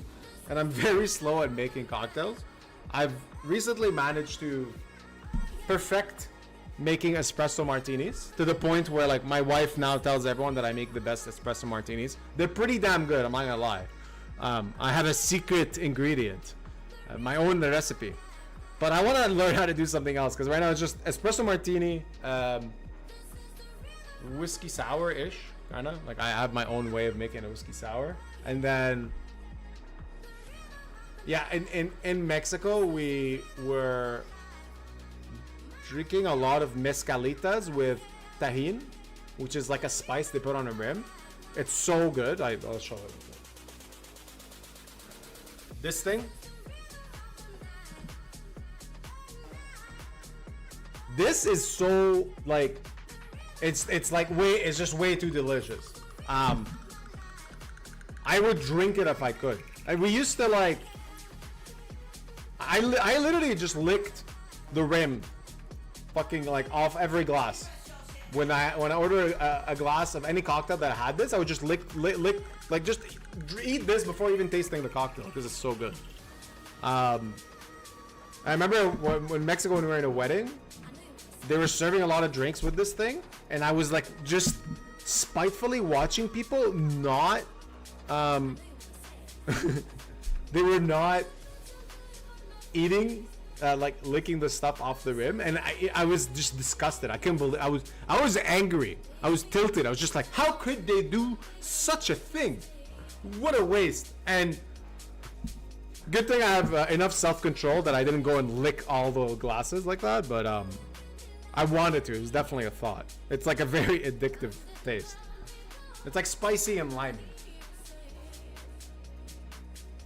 So yeah, I want to make cocktails with that. With those. That specific.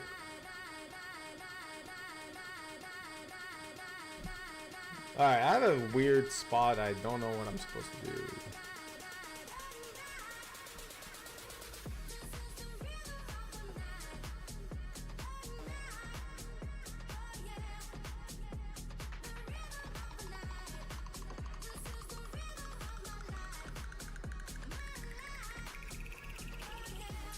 This was a 4-way pot. I went check, check, check, and then opponent bets big. It's like we don't block any of the middling cards, so.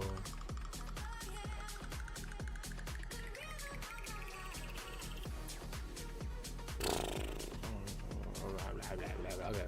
All right. Hold on. Let's think about this one. So it's 4-way. Okay. Is this the guy that I just played on the other table? Let's see. What do I beat here? I beat like some Jack 10, some Queen Jacks, Queen 10 suited. Is he gonna bluff mid clubs? Yes, like 9-8. But like, what is he flatting? He's cut off versus hijack deep. Okay, so he's betting Ace 10, Ace Jack, Ace 8, Ace 9 suited, and then. Oh, I feel like such a station.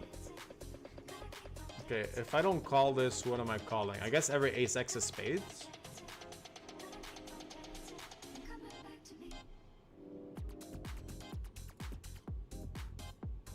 I'm gonna fold. Like, I think ace X is spades, I'll call. I don't need to start calling. But like, if there was like a king I want to call, it's definitely king 3 because he's gonna bluff 4s, 5s. I unblock all the broadways.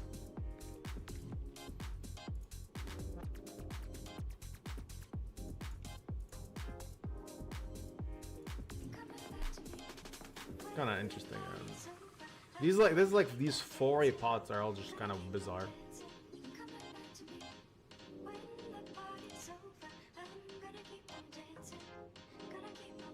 Oh my god, another. Guys, could you stop redeeming push-ups? Actually, that's fine. I need to work out. I'll keep doing push-ups like you want me to. Okay, so hold on. We defend pre 4-way. Flop goes check, check, check. And then turn he bets 66%. Yeah, I mean, he just has ace jack, ace queen, ace 10. All ace queen offs, all ace jack offs. So, like, I mean, I think it's fine.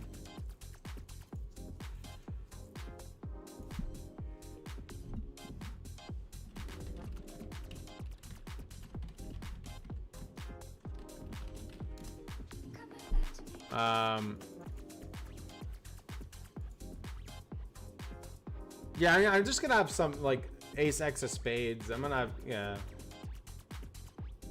King 5 of clubs, I guess.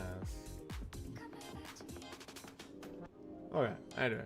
I think I'm overthinking. I think it's just a fold. Like, he just has too much value there. He's gonna bet all his ace jack, ace queen, ace 10.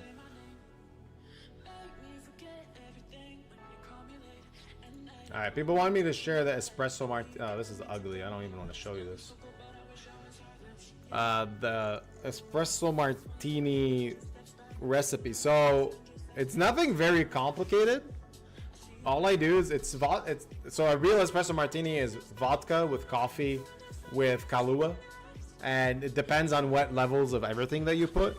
Now, I put a lot of I put less Kahlua and less coffee, but the secret ingredient is Patron, the coffee version. So Patron is a tequila, but they have a coffee Patron. It's like a 25% liqueur, I think. It tastes really good in an espresso martini, and I definitely suggest you try it. But then the problem is now you're mixing vodka, tequila, Kahlua, and coffee. So yeah, it gets you fucked up. My wife. So we have a rule in the bar here. My wife is only allowed to have 3 of those per night. So like if I'm making them sometimes for her, I literally cut her off after the 3rd one. I'm like, nope, bar rules, honey.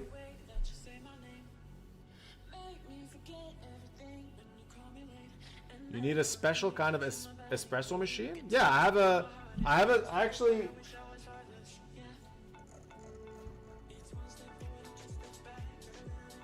Okay, it's somewhere here. I have an espresso like machine. I don't put coffee. I make an espresso, and it's literally just for the bar. We have another one upstairs, but we use that for our actual addiction to coffee.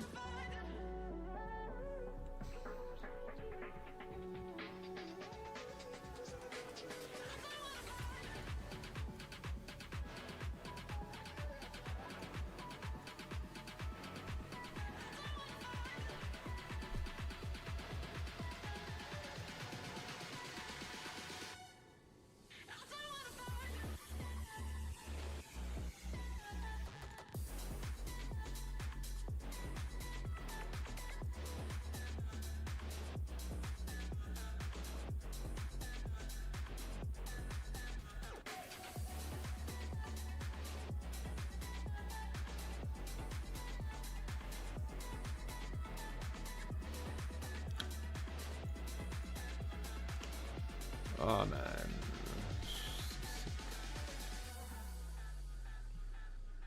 Busted the 1K on stars. Ace queen versus aces on this board in a 3-bet pot. Whatever. Actually, I shoved pre, but it's been really tough in the high stakes. It's been very tough. I have 4 bullets today in the 1K KOs. So I'm already minus like 5K, minus 6K because I put 2 bullets in the 1K Saturday as well.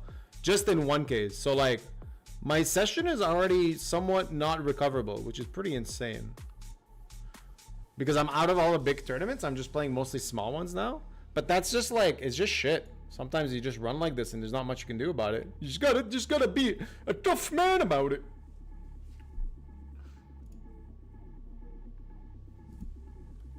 All right, I'm in a don't give a fuck mood right now, so I'm gonna 3-bet because this guy's been just 3.5xing whole range, and let's play against him.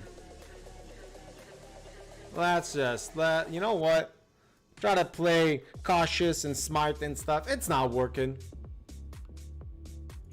Let's see if I can show you. I talked about it a bit earlier before.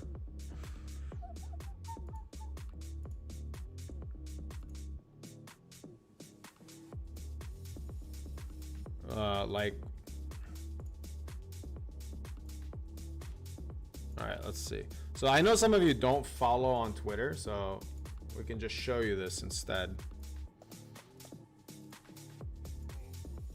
Let me see if I can zoom out.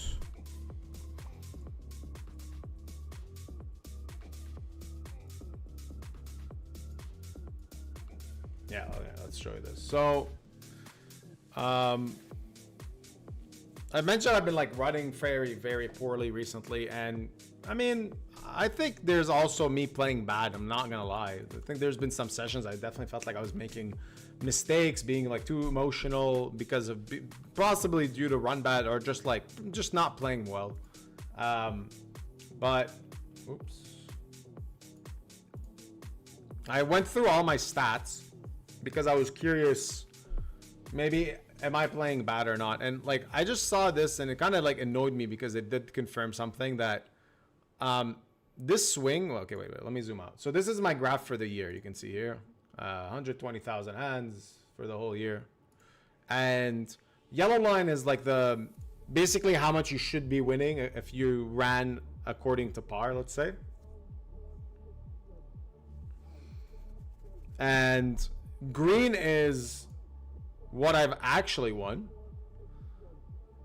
and the difference in between is basically like the run bad. Now this is very normal, like it happens a lot, but I think usually the lines either start kind of like they're like this, let's say in the beginning they're close to each other, or sometimes they go up and down, like sometimes you run hot, sometimes you run bad. But the yellow line here has been like since the start just absolutely awful, like way above. And it did at some point, you see, kind of got close here and it was like, oh my god, he's kind of running hot. But I think what was really difficult, well, it's not what I think, what I know was very difficult was this section here. This was in August and September of this year, and that's the highest I've ever played. I was playing quite often, playing all the high stakes, every 2k 3k, like every 2k to 10k buy-in I was playing every day, because there's a big series on GG, the WSOP series. Stars had a lot of stuff going on. So like this just happened. This difference here is the last just 5 months, and it's been fucking brutal. Like it's just been difficult. And at the end of every session, I'm just like looking back at how I'm playing. I'm like, okay, am I doing something wrong? And the thing is, like, you gotta just honestly just tough it out. It's pretty brutal, but there's not much you can do about it. You just have to tough it out. And that's what I'm trying. There's a reason why I'm streaming today. Just let's keep going, you know, like it's just a key, let's keep going type of strategy. I know eventually this will change. I know eventually I'm gonna run hot or whatever. And yeah, I just gotta keep grinding until then. Sometimes I feel like, nah, I don't even feel like playing, but I mean, I allocate 2 days a week to play poker, sometimes only 1 day a week. And when I have absolutely nothing to do, for example, today it's just a snowstorm outside. I've taken care of a lot of the things I need to take care of, and I really have not much to do. So I was like, yeah, you know what? Let's just grind. But it keeps repeating, right? Like the same pattern is consistently repeating itself, and it's very, very difficult to deal with. I think because I'm streaming though, I feel much better. Like let's say if today I didn't stream and I just like played quietly, like I have a few times in the last month, I think I wouldn't be as, I don't know, I feel like right now I feel kind of happy. If there was no stream, I'd be just like, you piece of shit, fucking stupid dumbass site. Yeah, I'd be like that. I'd be punching my knee like I've done multiple times. I have actually punched my knee, and supposedly, allegedly, I may have punched my own knee in the last 2 weeks and hurt it pretty badly. Might have been this Sunday when I pure bubbled a 5K.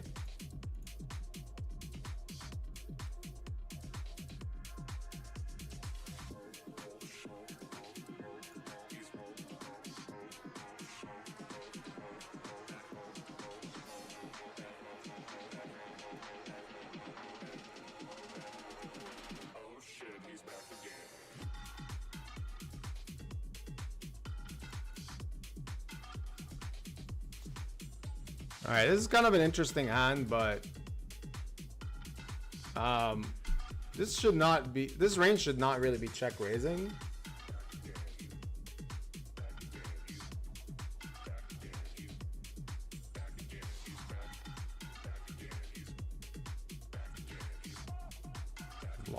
I block 7-6 suited and I block 6s, and this range should be just check calling because I still have 7s and 6s in my range. I have overpairs. So like this is not really a thing. And we're choosing kind of a decent combo to attack with here. We got cold, I mean this is just fucking stupid now, I guess. I would rather to have like, I guess like 6-5 of clubs, because then I at least have like a bit of extra backdoor equity with a flush draw. Yeah, this is just a really strange hand. Like this guy just snap folds because like again, like I said, he shouldn't really have that. This bet and cold call is pretty shit. But I block, I mean, I do block 6s. I'm just wondering if I bet really, like, let's say if I bet here.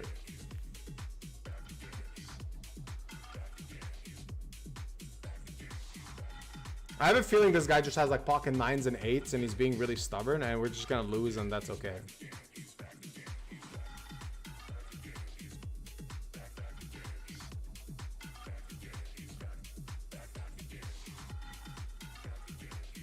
Just good, like, does he have 9-8 suited?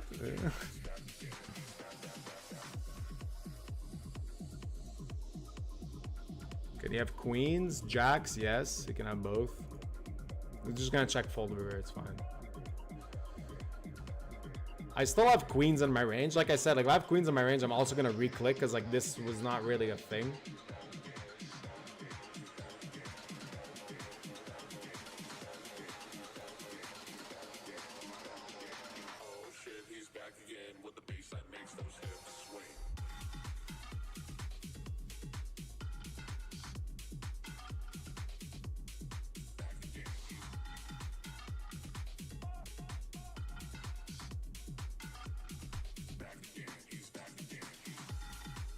He's gonna show 9-8 suit. I'm gonna feel stupid, but yeah. No, he would have showed it. I'm okay with the play that I did. I really think like I definitely want to choose 6-5 of clubs, but I think 6-5 suited is also fun. And like let's say this guy had like a7 suited and 8-7 suited or something there, like he should be folding. The problem is if he starts not folding that, then I'm screwed. But it's fine because like I'm gonna be re-clicking over pairs. I'm gonna be re-clicking my sets for sure.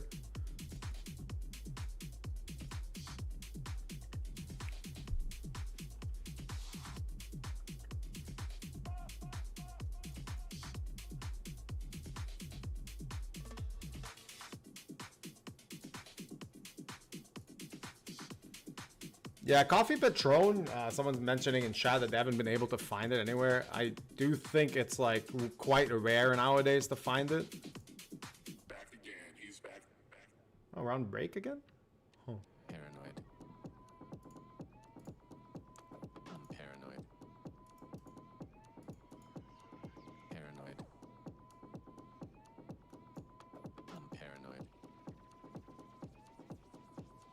Paranoid. I'm paranoid. Paranoid. I'm paranoid.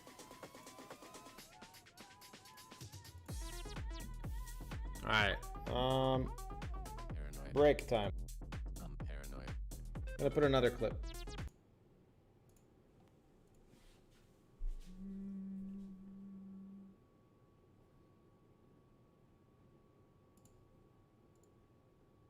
I would like to enter myself as the chattiest poker streamer on Sundays. Please create this competition. Send an email to China Olympics. Actually, I don't want to go to China. Fuck China. No, I'm like, no. The CCP sucks. I said it. They're awful. Chinese people, awesome. Their government, crap. You suck. And now I'm gonna get banned off Twitch. I'm joking. 24 hours later. 必须说，现在在《速度与激情》中，我做很多采访，很多，所以在一个采访，我有一个错误，所有人问我，如果我可以用中文。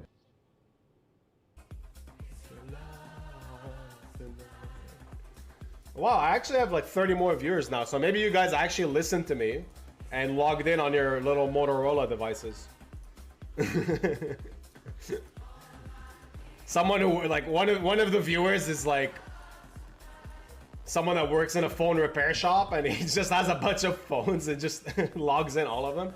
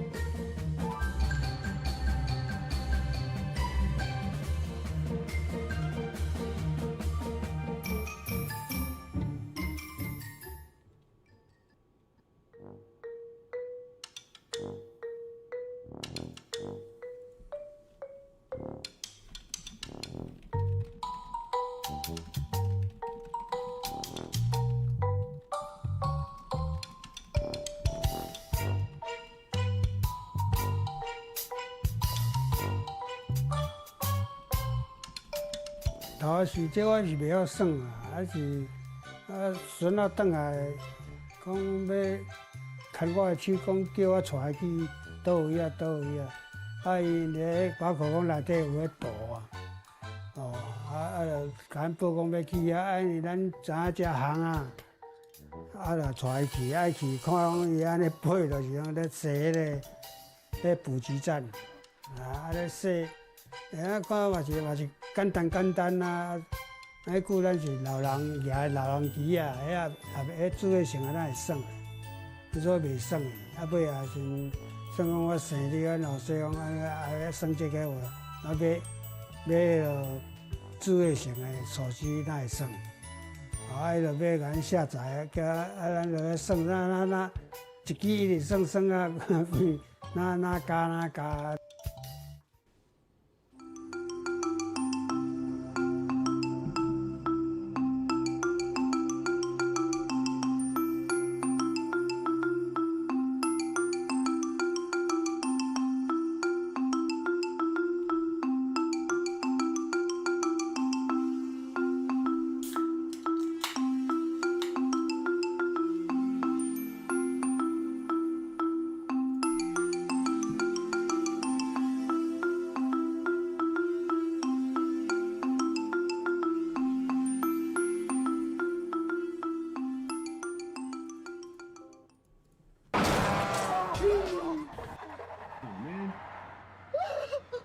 That's a bad beat.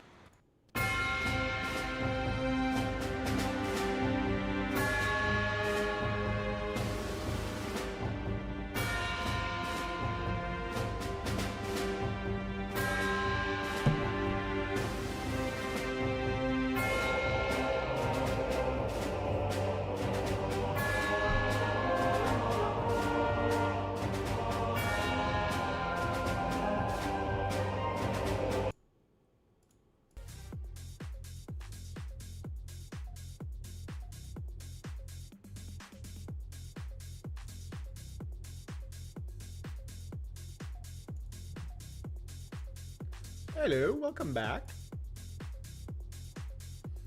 If you just tuned in, it's been crap, but we're trying to turn it around.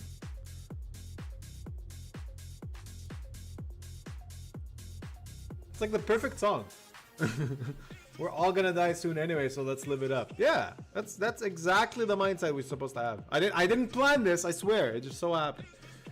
Alright, let's see if I'm gonna play a 1K turbo. No. Not a great field.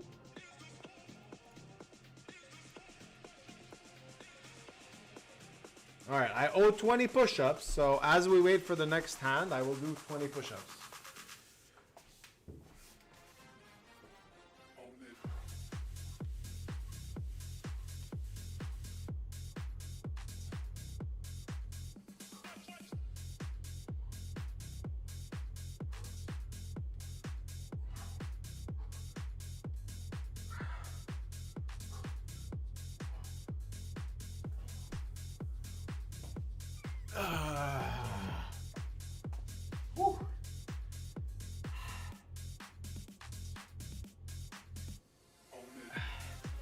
You know you're weak when you feel like you're dead after 20 push-ups. Holy crap. I really gotta work on that upper body strength. Legs, no problem. It's mostly because I use them a lot. Upper body though?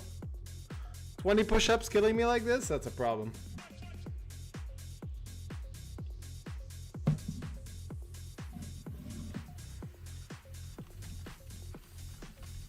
Someone's asking if I'm standing up. Today I'm standing up. Well, I started this session sitting down, but then I realized, like, man, I don't want to sit down.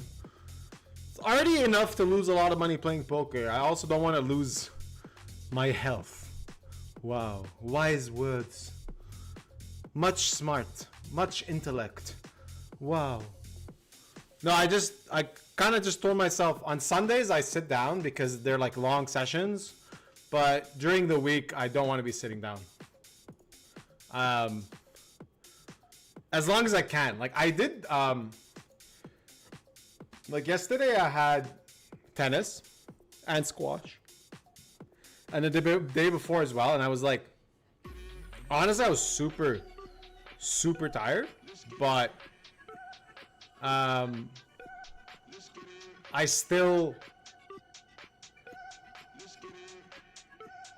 still like my legs are strong enough where I can still pull off a stand-up session today.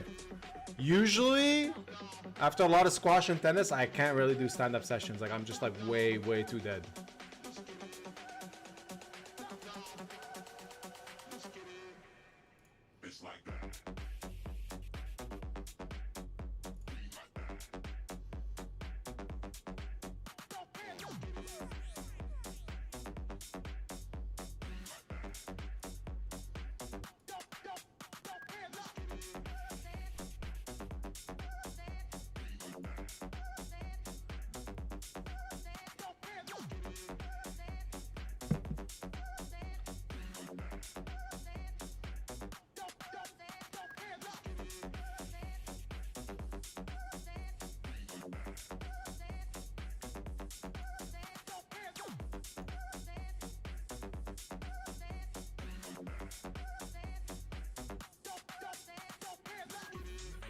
Alright, one sec. I'm just trying to see if I'm loading more tournaments. I want to though, yeah. I think I'm gonna keep loading.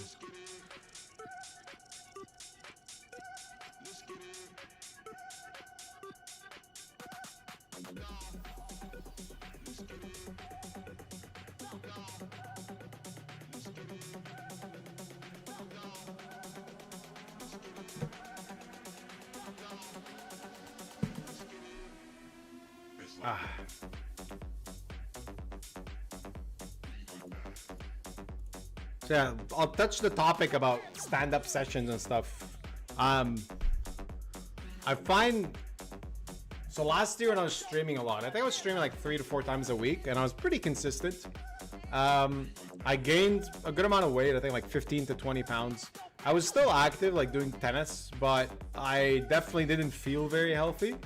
And earlier this year when I went to Australia with my wife for our honeymoon, I kind of just had like a whole month off and I had a lot of time to just think about stuff. And I realized like, okay, like if I'm gonna keep streaming, if I'm gonna keep playing like poker when I can, even if it's just twice a week, I just don't want it to be a negative I don't want it to have a negative effect on my body because it's just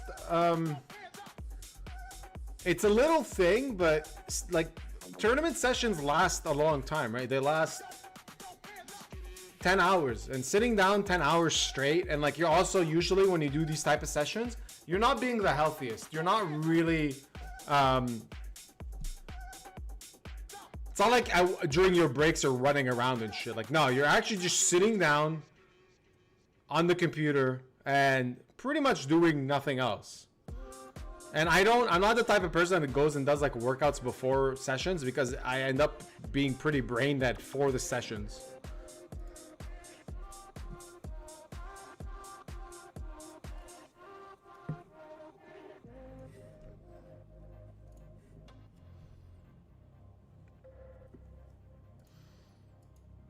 Alright, I'm gonna re-enter the 500 Classic. I already put in 2 bullets in it, so that's kind of pretty rough, bro.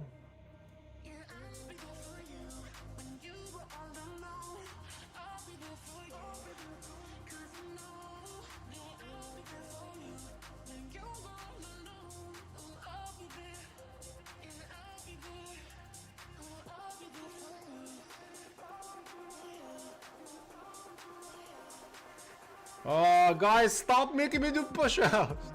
Goddamn Zama Zama poker. What the fuck? What does Zama Zama mean? Seems like just like...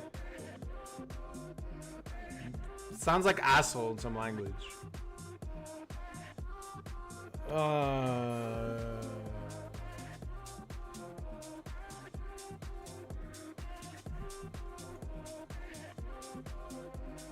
I'll do it. I owe another 10 push-ups. I will do it, guys. I will do it. I will. Don't know when, don't know how, but I will do it. Don't worry. God damn it. My body's telling me no, but chat is telling me yes.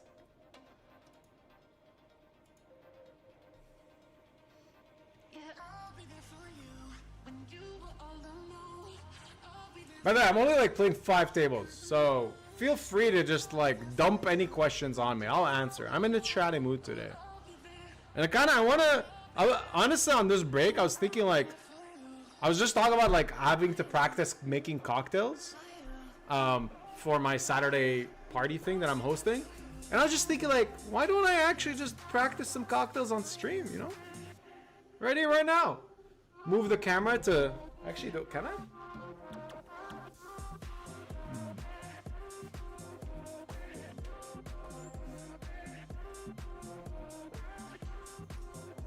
Aha, yes. Okay, I have another camera, so we can actually make this work. It's actually doable. Just like one table and make like a great cocktail? Why not, you know? Very strange idea, but it's better than you watching me lose more money in poker, right? Been very good at that, so.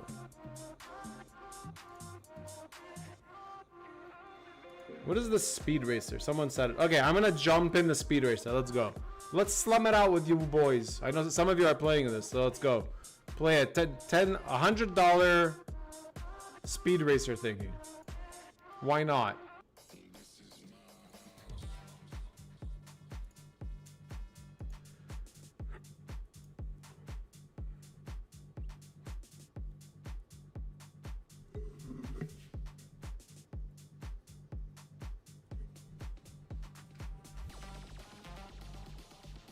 Just curious, someone said there's a high-pitched sound going on in my YouTube microphone, but I don't know if that's where that's coming from.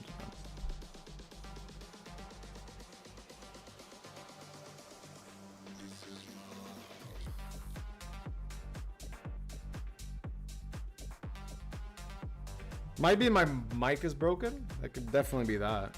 That would make a lot of sense.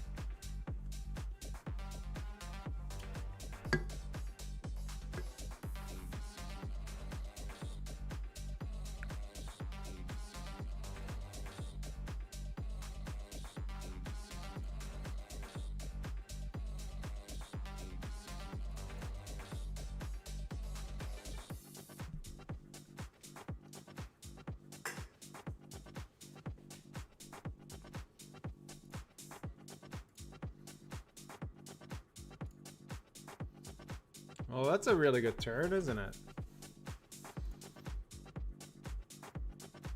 dark and dirty.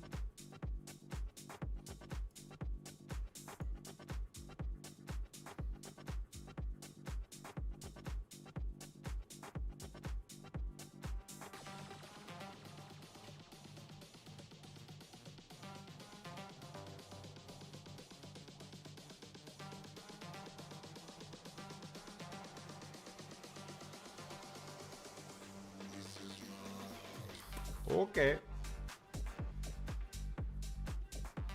Am I gonna get another ticket to the win? Yeah, I'm gonna try. I'm definitely gonna keep playing that satellite. It's a good one.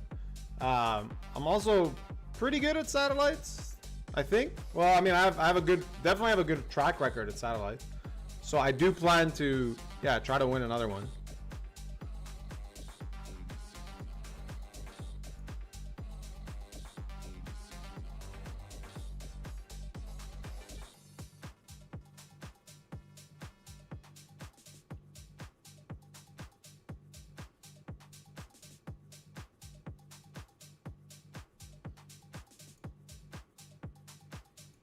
Switch the music up.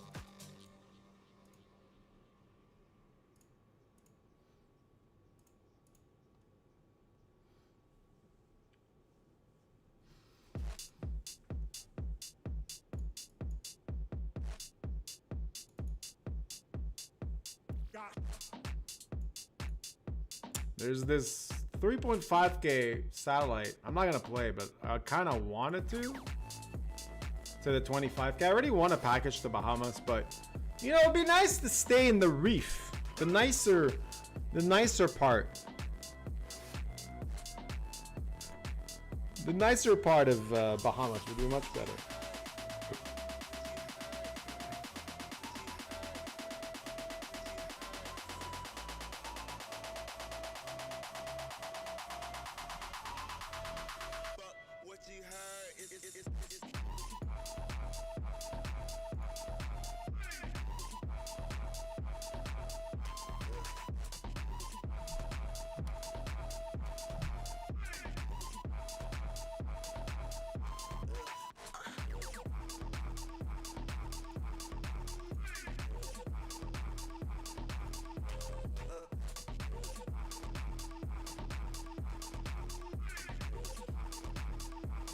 I am playing this, how do I show you this without it being so ugly? Let's see.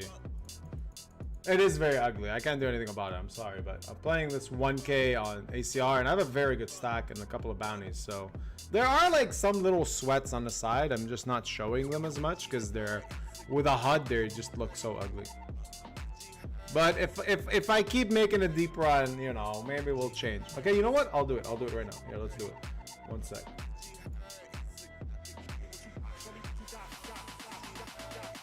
Whoa, what happened? What happened? Window capture.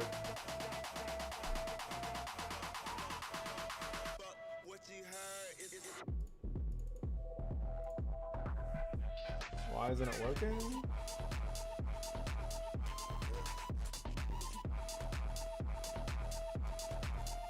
Ah, there you go. Okay, there. I'll just, you know what? In case I have any interesting spots on this, we'll show it. I just hate, like, ACR is just so stupid. It's a very stupid site. It's a very, like, good site at tilting you. They do a very good job of that.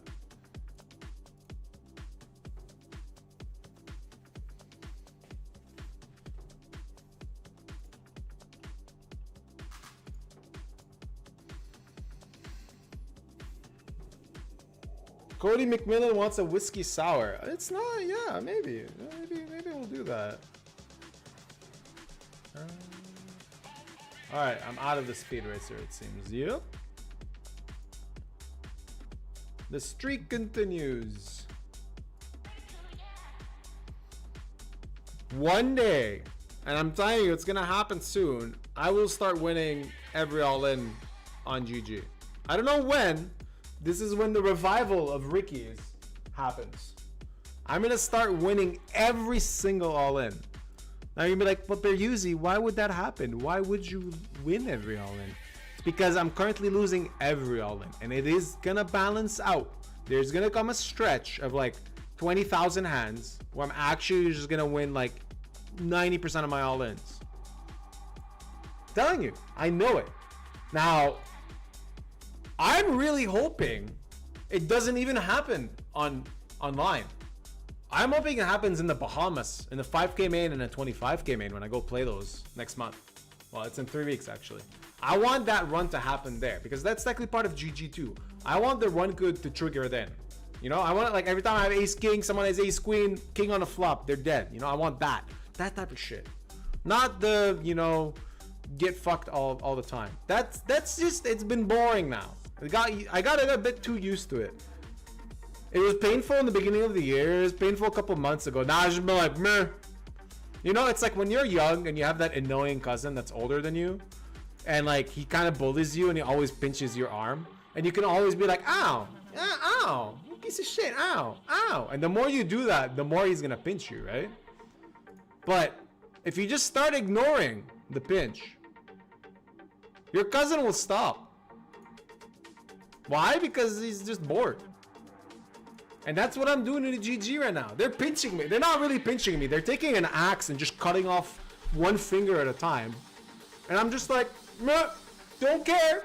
Got no fingers though. Yeah, I mean, it's coming to that point.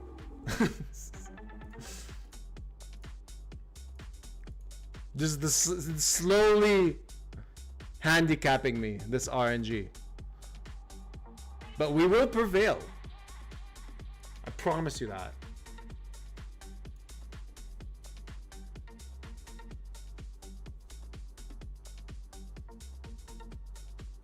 Why did I leave Lebanon? Someone asks in chat. It wasn't really my decision. You see, I was like 12, 11, 10 years old. I don't remember. I was young and my parents were like, yeah, the world's kind of fucked up here. We heard this Canada place is pretty dope, so we're gonna go check it out. And they did. And it is pretty dope. And I'm very lucky that my parents had that unbelievable foresight to realize that unfortunately the Middle East is a doomed fucked up place and there's not much you can do about it. So that sucked. But I'm very, very lucky to be where I'm in life now, and I do have to thank my parents for it. I really do.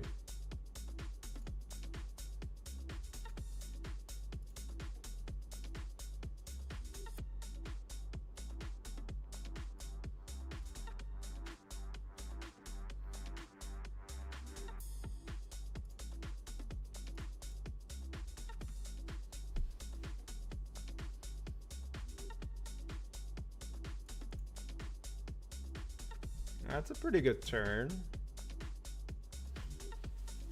So we check out flop with technically double gutter, like a gutter and a backdoor gutter as well, because a 7 or 6 gives us another nut straight opportunity. But obviously we don't have any flush backdoors. Ooh. So opponent went third. I think I'm gonna check shove, to be honest, because he is gonna bet some 8x for value here. And I'm gonna have some like hearts that check shove, and we wanna protect, so I'm okay with this. We block ace 3, it's very nice. We don't block any sets, that's fine. But like he has a lot of high equity draws here that also have to call. He's also gonna have some 8x himself. Like he's flatting 8-7, probably 8-6 suited.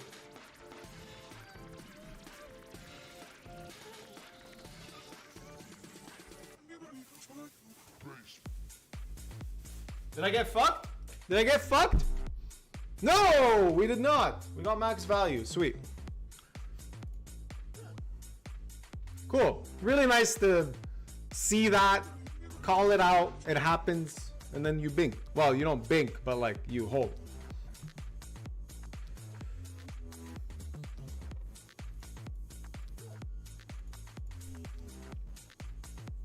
What is this?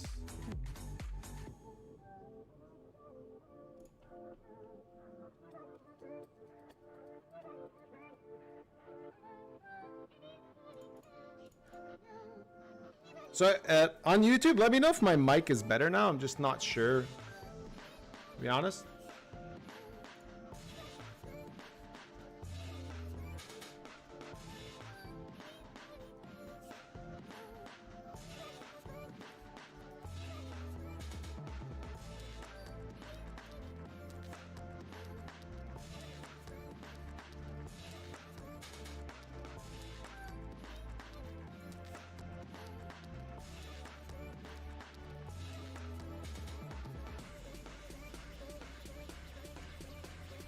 This is so ugly. I'm not gonna show you that.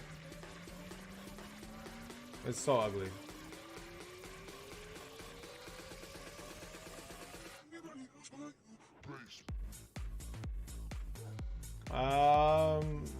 Why isn't this working? Oh, there we go. We got queens and we got shipped on.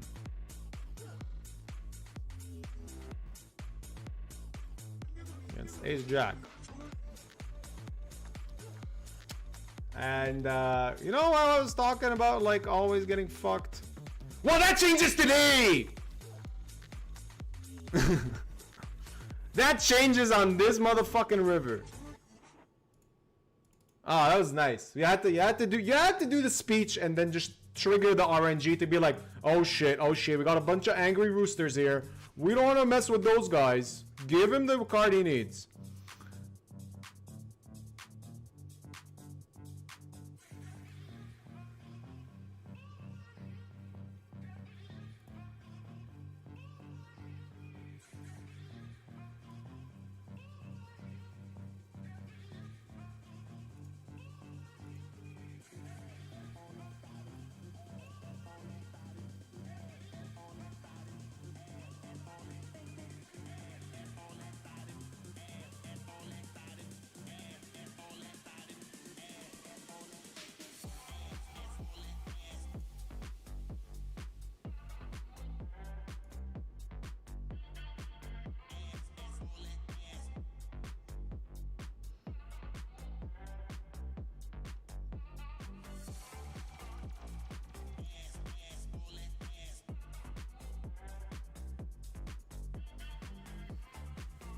Oh my god.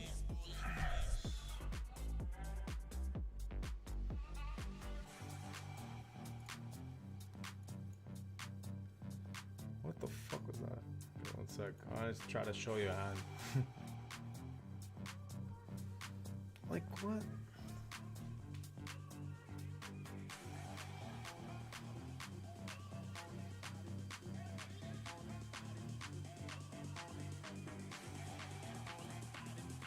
I have to show you this hand because that's just absurd. Hold on. Sometimes like just things don't even make sense. Just had a really what the actual hell hand. But it's on ACR and I have to open it in the in a browser because ACR is just a terrible site.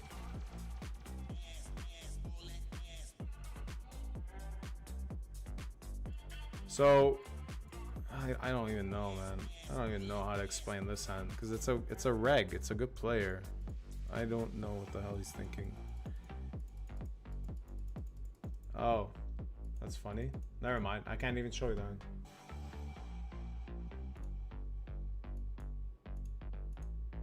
Has to be aware.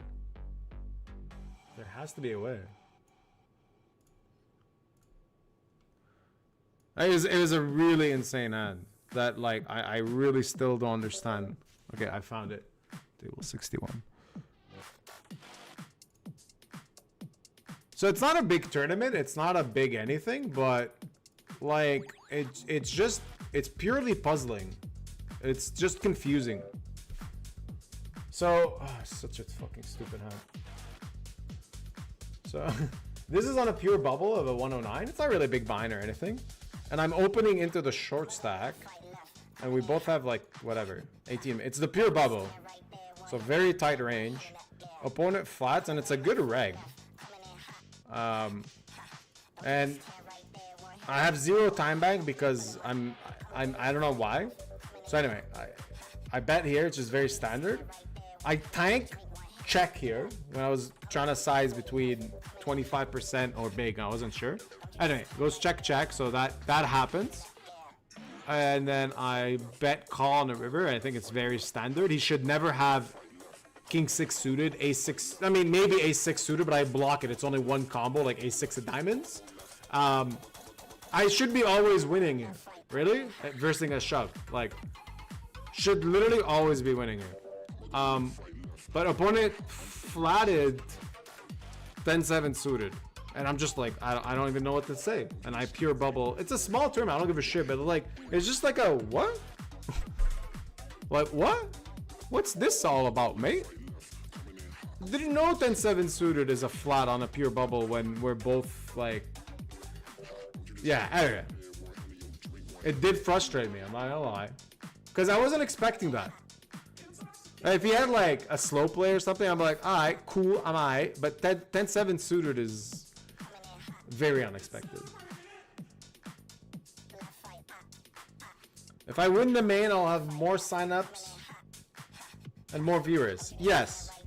Technically, that is how it works. You are correct. Now, is that actually gonna happen? Yes. I will win the main event in Bahamas. That's how it works. Giraffe ran like shit for a long time and then he wins the 5K main online. I run like shit all year and I'm gonna win the 5K main live. It's a fair trade-off. Mine is not as respectable though, because like the online field is tougher than the live field, so Giraffe still gets to be the GOAT.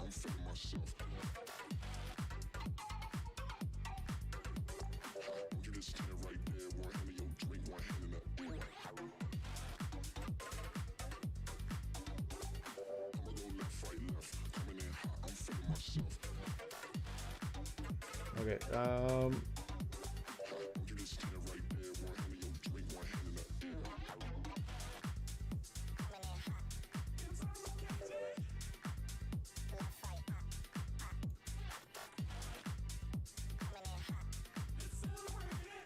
this is gonna be an interesting spot.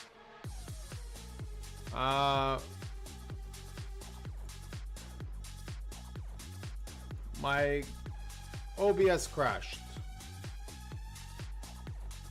Is it working now? Alright, sorry about that.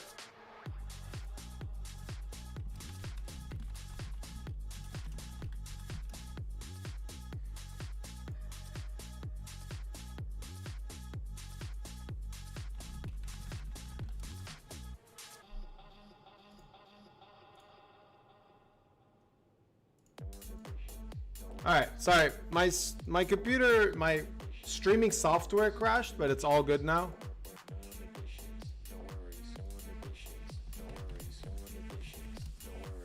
Alright, it's fine now. My bad. Kind of a problem when I play too many sites.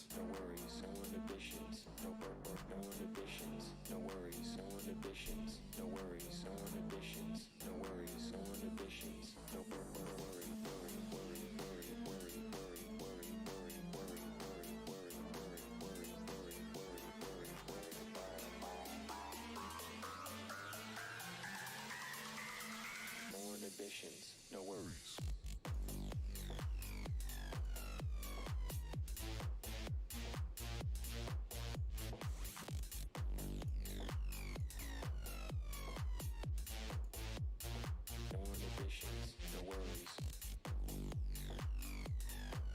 So, when I have too many sites open, this tends to happen a lot, which is very frustrating. But we're back now.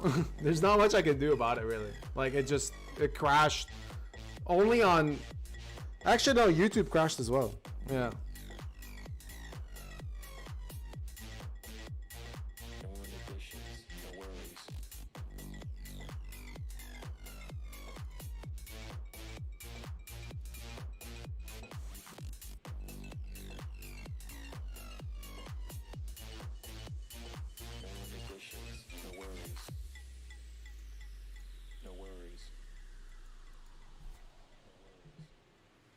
I have Queen High there, so yeah, I don't know. There's not much to talk about. Sorry, I just, because the stream just reset, I'm just like, trying to figure out what's going on. This guy called all in with 9-8 suited and a PKO when I cover him, so it's a bit funny. And of course he wins. I really don't know what to say about this. He called all in covered with 9-8 suited, so that's like a strong degenerate. That's like a you know, I'm okay with that. We want these people to gamble. I like that. It's a good gamble.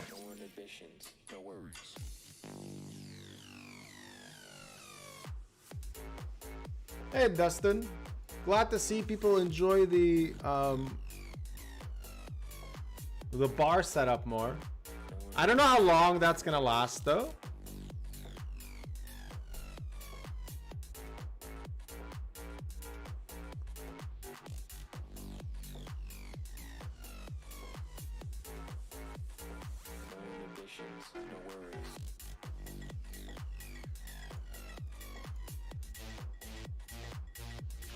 I was planning, like, the setup is nice. This looks nice, but here it's not very nice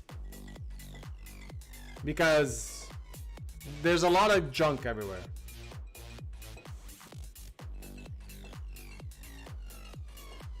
And when I invite people over and stuff like this Saturday, I have to move all this away.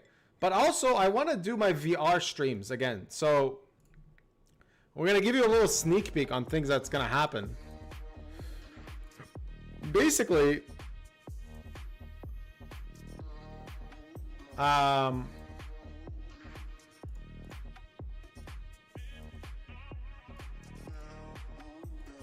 when it starts getting really cold in January and February, if I'm still here, if I'm not in Asia, which I might be, I'm not sure yet, haven't decided, my wife. If I'm here and I'm stuck here in the cold, I will move my computer back to the office and I'm going to be doing a lot of virtual reality streams or just play virtual reality. I think that's just something I want to do. Has nothing to do with streaming. So I think this setup might be leaving soon. I know it's cool though. I have some ideas of things I want to pull out here, but I've been a bit like not really trying to explore those too much.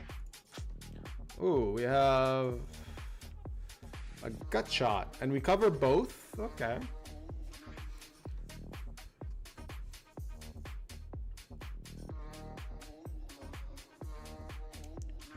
I think this is just like nearly always just a check call. Yeah, definitely just check calling. Don't really want to like check raise get in. Too much chips, like too deep.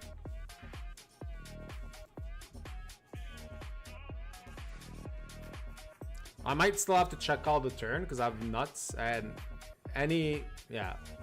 Let's see, depends what happens, but.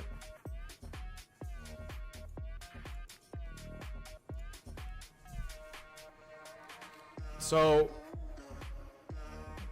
on a non-flush board, ooh.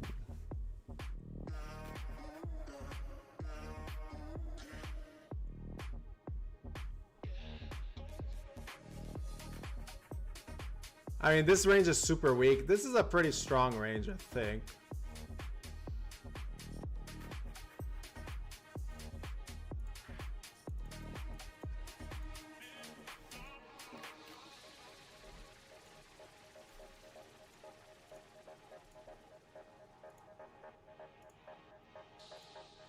I think this is a lot of ace-X. And like, I'm just thinking, what am I doing here with like 7-3 suited? All my missed draws here, and I'm gonna turn some 4x into bluffs as well. Yeah, I'm gonna turn like 5-4 diamonds into a bluff. I'm gonna turn 5-4 clubs, 4-3 clubs. All those hands have to turn into a bluff. So I think our size is an overbet or check. And the thing is, we don't really check anymore because this guy's already defined his range being very weak. Oh, okay, I really need to win this all. Oh my god, just flop the nizzles? No, no.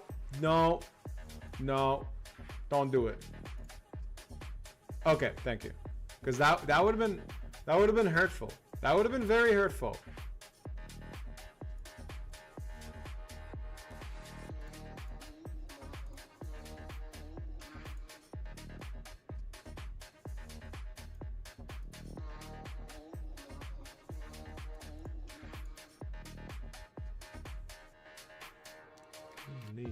Okay, so this is a final table where top 3 is just like 3k.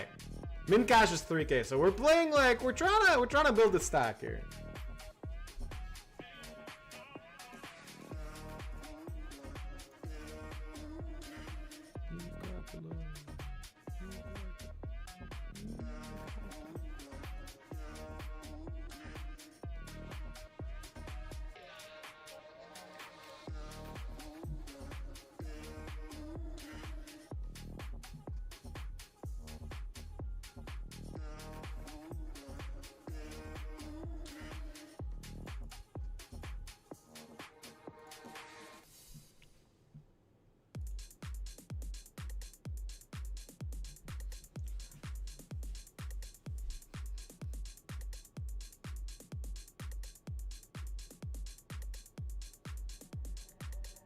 All right, cutoff opens. We flat.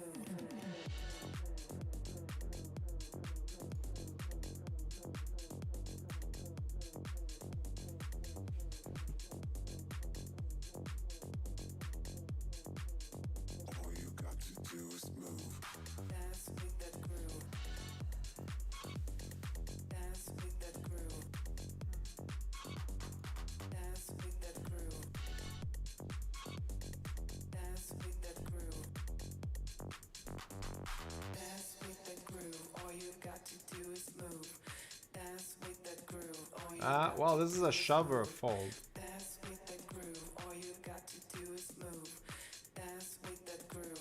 I'm gonna shove. And we got owned.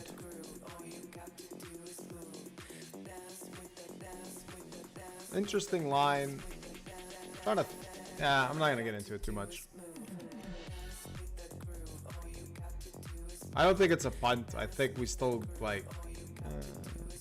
We'll note that though.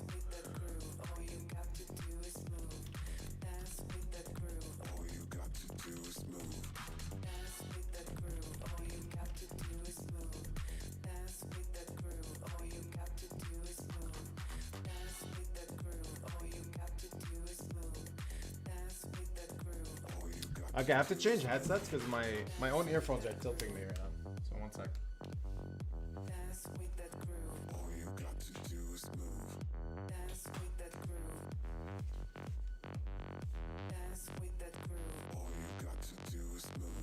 All right, let's see.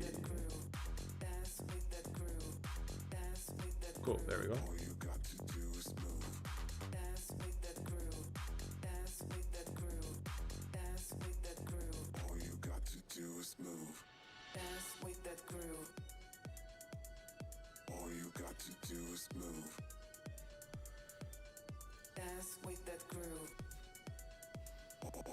Yeah, I think that ace-5 is... what can I get? The full, I mean... 7? Nah, we'll just chalk it up as a punt and he owned us. Is there gonna be any 08 action on GG Poker? I really don't know. Hey, Sam, thanks, man. I never really left. I've just been chilling around.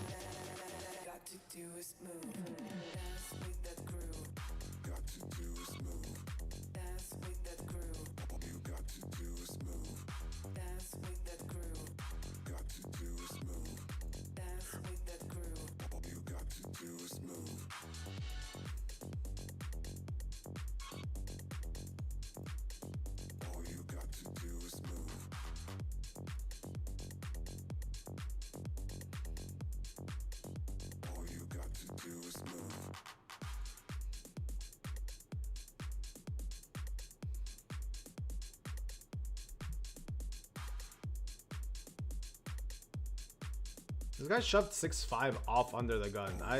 I know it's Ryan Victor's a friend of the stream. That's definitely not a shove.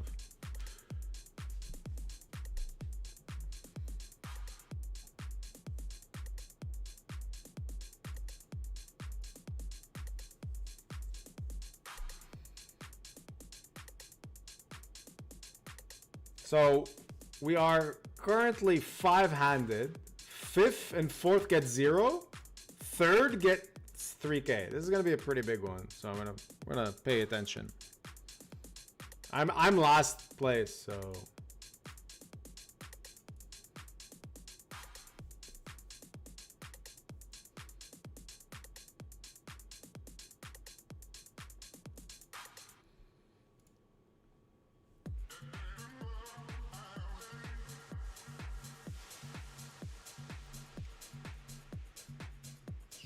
No, that's a fold.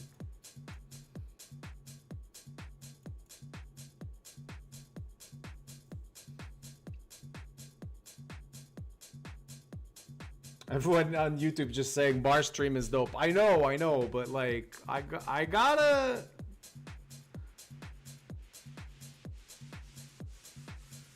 I have to. It's my house, right? And like I have people over and stuff. I gotta use the bar like I'm supposed to, which is spend time with friends.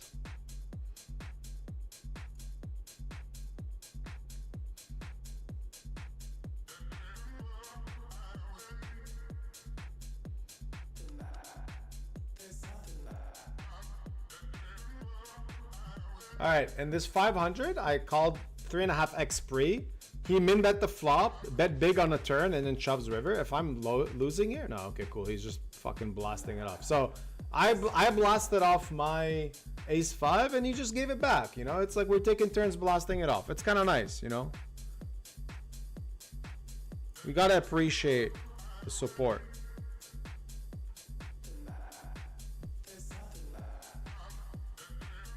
All right.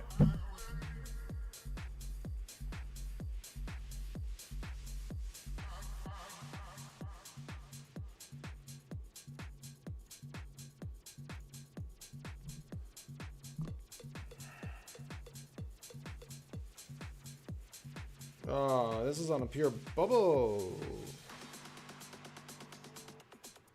Okay, I don't think I'm folding. No. I min bet. I open pre, min bet flop, and yeah. I mean, if he has a king, that's fine. But like we unblock so many. Yeah, he's just gonna have a lot of flush draws, and if he has a king, good for him. No, he just has. Yeah, like these type of hands, we just can't fold. Please hold because it's a pure bubble, and like $300, still a lot of money, you know. And I would just like to see a fucking face card that's not a diamond. You fucking piece of shit. You can at least give me the face card that isn't a diamond, so that I can look like a genius on stream that can see the river, that can predict the river and see the future. Unbelievable how bad I run. They'll give me nothing. Like, no, take the 5 of clubs, bro. I wanted the goddamn queen of hearts. Wait, I had the queen of hearts. Yeah, oops, never mind. I guess it wasn't very possible.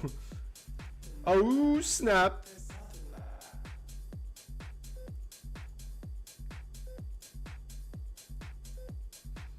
We got aces on this. Okay, we really...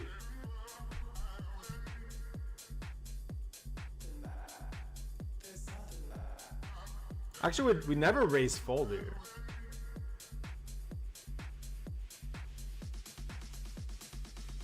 Oh, but it's kind of nice if it goes call on a shove. So that's, yeah.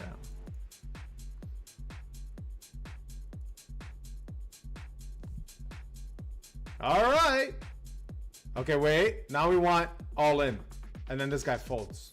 Yes. Yes.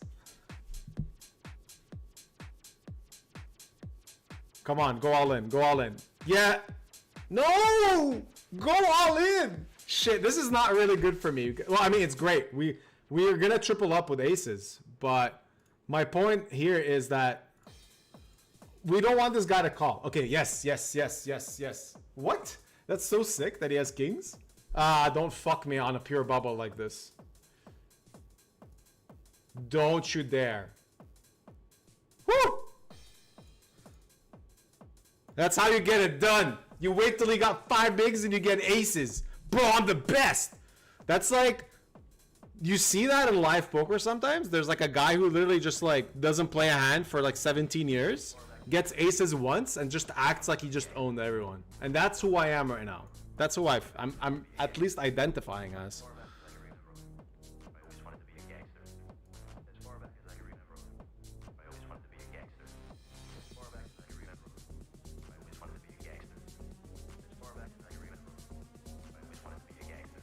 Okay, so what? I'm in 4th place now.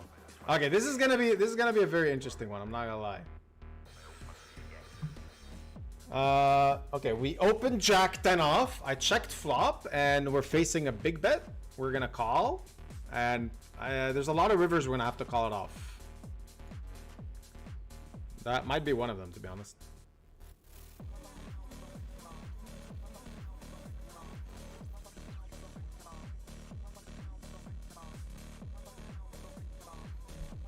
Alright, well, he's basically repping a 6, right? Yeah, or 9-7. I don't block. I mean, I do block Jack 9, which sucks, but he's just gonna bluff a lot of hearts, a lot of like 7-4 suited, 7-5 and stuff. So, okay, we lose to that. That sucks. I think the important thing there is to check flop, though. I think there are a lot of people go auto c-bet. It's fine, but sometimes you want to check strong part of like a 10 that can pick up backdoor straight draws that dominate their straights. But also because like if I'm opening Jack 10 there, he's defending Queen 10, King 10, and Ace 10, full frequency. He's never 3-betting those. So if you always c-bet your Jack 10, you're just gonna cool yourself when you get check raised and have to like call down on some runouts.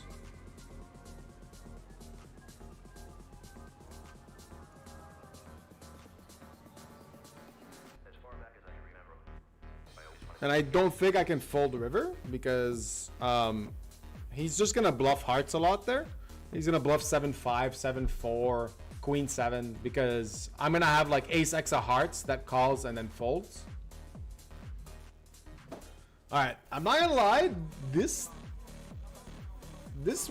table right here is gonna be very sweaty. Oh, we're on break. We are on break. All right, what clip have I not put in a while? I think it's time to start playing the Shawshank. I think it's time for Shawshank, guys.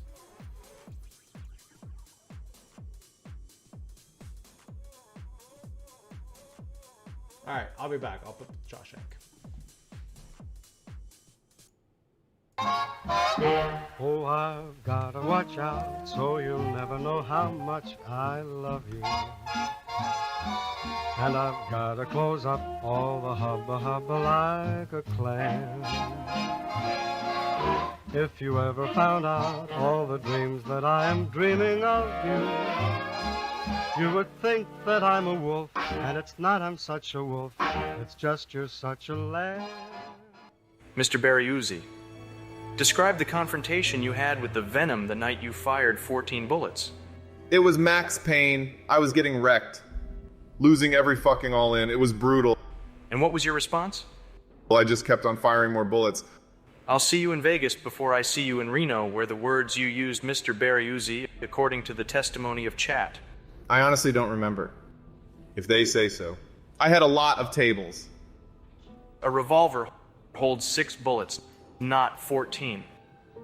I submit that this was not a hot-blooded crime of punting off one stack. That could be understood if not condoned. No, this was revenge of a much more brutal and cold-blooded nature. Consider this, 14.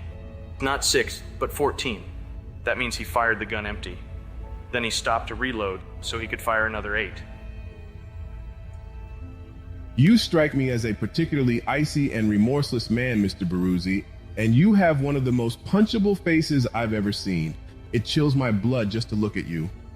By the power invested in me by America's Card Room, I hereby sentence you to a lifetime of infinite rebuys in the Venom with no possibility of a min cash. So be it.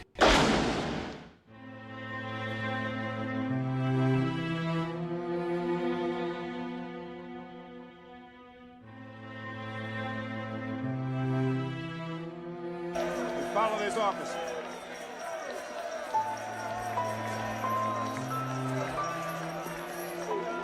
First time I ever laid eyes on Berriuzzi. I didn't think much of him. Dude seemed like a huge whale. 10 packs of cigarettes says the rooster breaks first. You're on. I'll take the nerdy-looking dude that looks like Dan Aykroyd.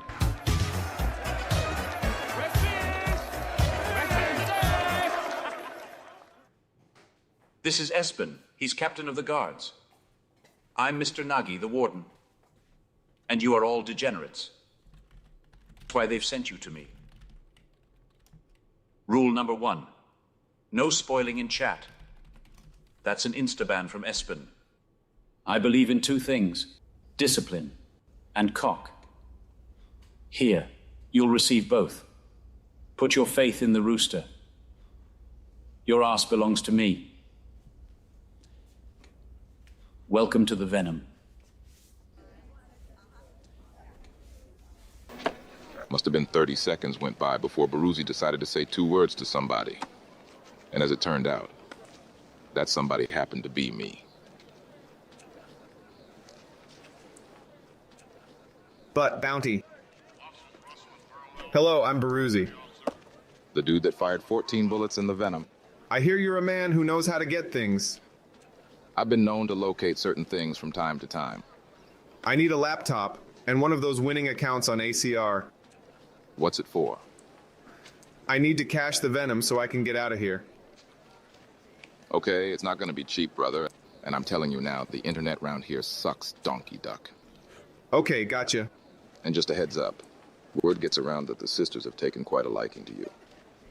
Especially Spraggy. Damn right, it's better than yours. I could teach you, but I have to charge my milkshake. If I was you, I'd grow eyes in the back of my head, brother. Thanks for the advice. Okay, I'll get you your laptop and your account, brother, but it's a waste of time if you ask me. Warden loves surprise inspections around here, so if you get caught using a VPN, it better not come back on me. Or we never do business again. You hear me? Not for crack, meth, weed, blow, pills, uppers, downers, hookers, beers, nothing. You got that, brother? Okay, thank you. Clyde. The name's Clyde Worthington. Yeah, I think it's fair to say. Even though I'd only just met Baruzzi, I could already tell that I'm a better player than he is.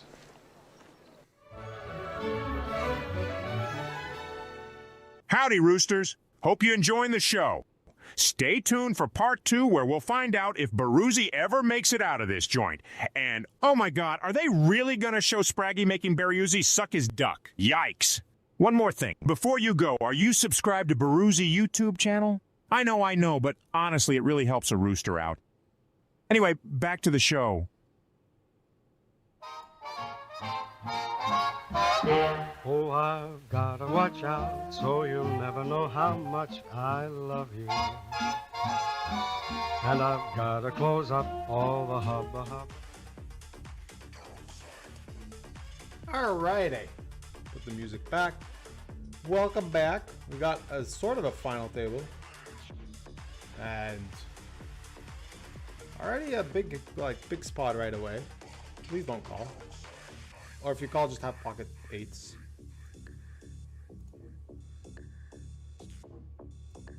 Put some music. Alright, so quick recap. This is only 3 people get paid. Min cash is 6x the buy-in, so it's actually absolutely massive. Yeah, I don't know what else to tell you. This is a big one. I'm down a lot already today, like down 7k at least, because I fired 6 bullets in 1 case. I didn't cash a single one. I put 2 bullets in a 500, didn't cash. It has been very tough session. A lot of like kings versus aces type shit, and just like getting absolutely slaughtered everywhere.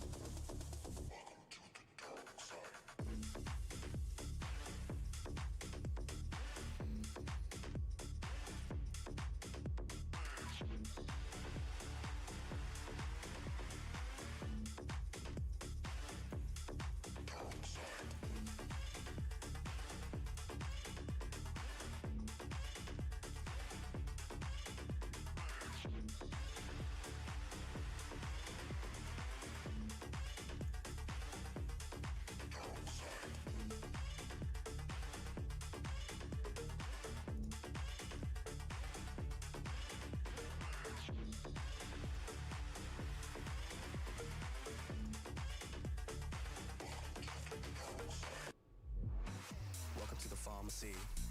What do you need? We got all that good shit. We got all that good shit. Looking to get high, explore a new world. We got all that good shit. We got all that good shit. Good shit. Good shit. Good shit. Good shit. Good shit. good shit, good shit, good shit,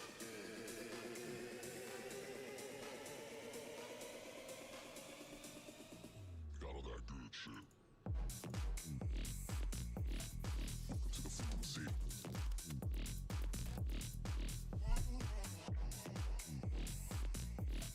Welcome to the pharmacy. We got all that good shit.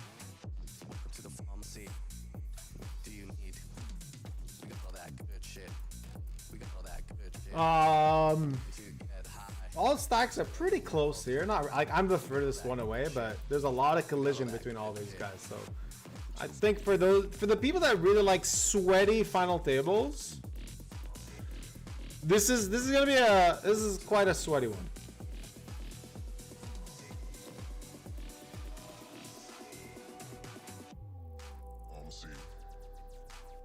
This definitely qualifies as a. There's not many times you play a tournament where min cash is 6x, right? That's just really rare. Welcome to the pharmacy. What do you need? We got all that good shit. We got all that good shit. Looking to get high, explore a new world. We got all that good shit. We got all that good shit. Welcome to the pharmacy. What do you need? We got all that good shit. We got all that good shit. Looking to get high, explore a new world. We got all that good shit. We got all that good shit. Good shit. Good shit. Good shit. Good shit. Good shit. Good shit. Good shit. Good shit. I feel like every hand we see here, we're like, please, coolers, everybody, cooler each other.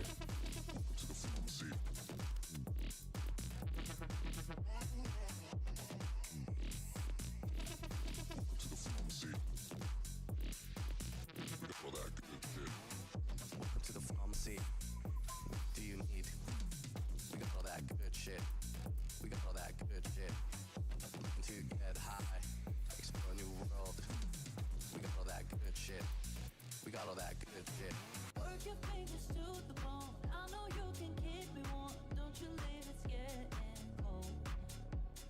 I got you and you got me. Don't be scared if we compete. Love and war the same thing. Yeah. Oh love, it's like I'm fading away. I want more, I want more. Oh love, I really want you to stay. I won't let you go. I want your body all night. I want your body all night. I want your body, body. We'll push it to the end for real. We'll push it to the end.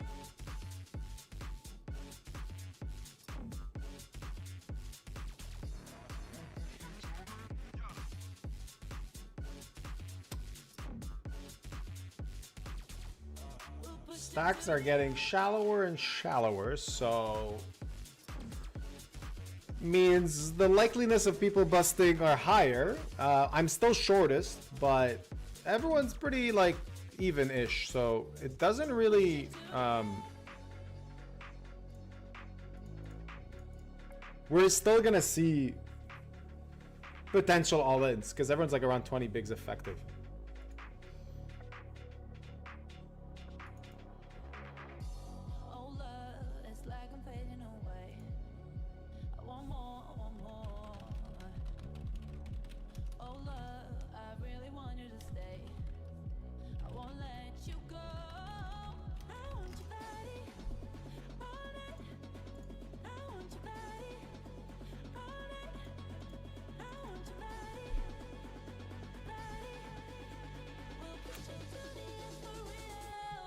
Push it to the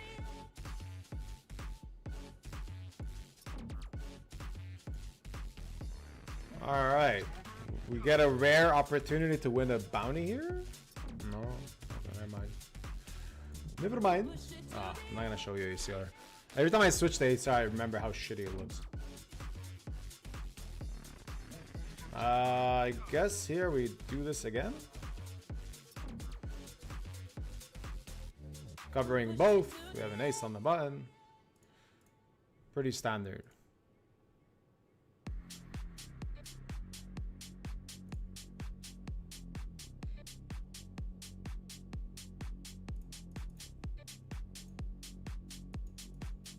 I think we same thing. We covered these guys.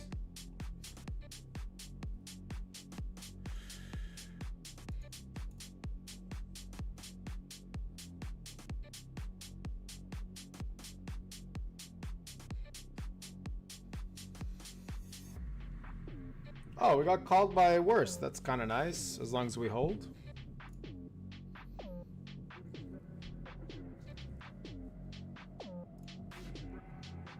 Sweet, we get a bounty.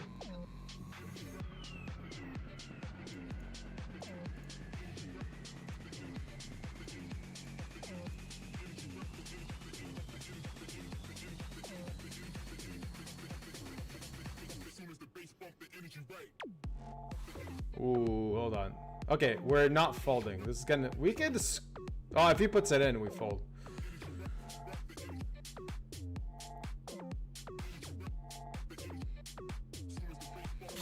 What the fuck? I think I have to call at least. I'm not sure about the rest.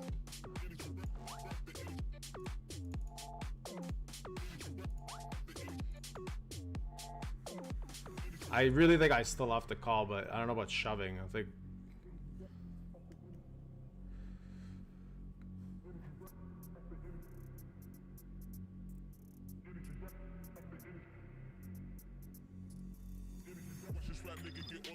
Okay, I'm gonna come back because we have a really fucked up spot here.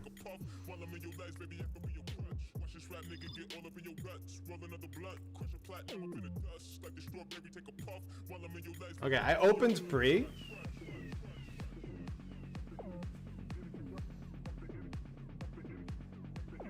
Oh my god. What do you bluff? A 3x? I opened pre. I bet flop. This is high ICM spot, by the way. I think I can't fold with these blockers. It's just impossible.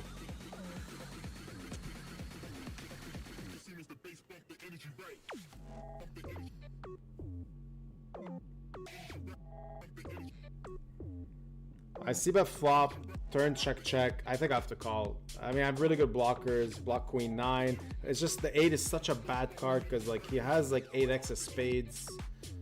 But if I'm not calling this, I'm just. Yeah. He does have ace x of spades and stuff. Woo! Oh man, what a sick fucking spot. We're chip leading now. Like, it's so crazy. Okay, we'll just give. I have too many decisions ever, so one sec. I'm just like trying to catch up because this one I was really thinking about.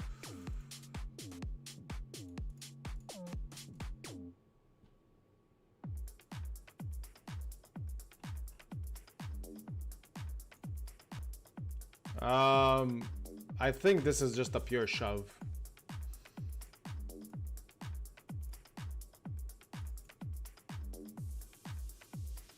Oh, please have. Fuck, like. Oh. Oh my god.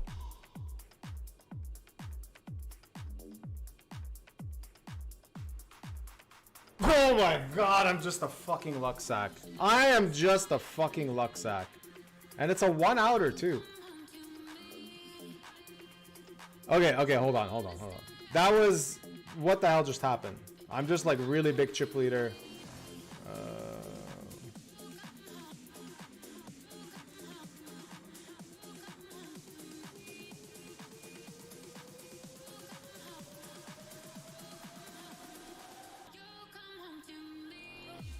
Okay, my bad. There's like a lot going on. I want to get to that spot again.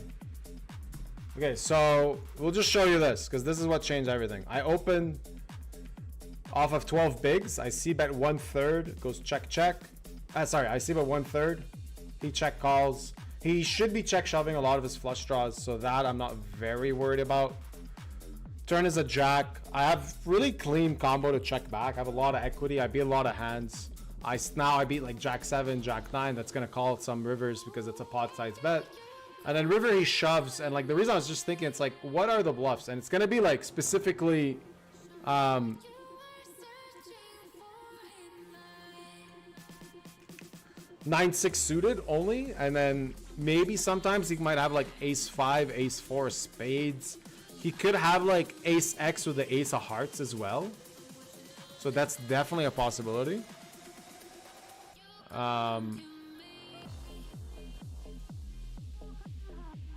So I was just thinking about that for those reasons. I really wasn't sure.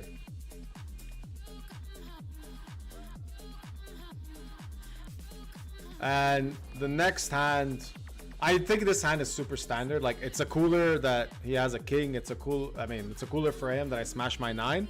I'm like certain my 9 against specific ranges here is supposed to be a pure shove. If the player is very tight, we can just call. But it's 5-handed. There's a lot of pressure on our opponent, and he's gonna, like, he has to raise fold ace jack, literally. Which is why we shove.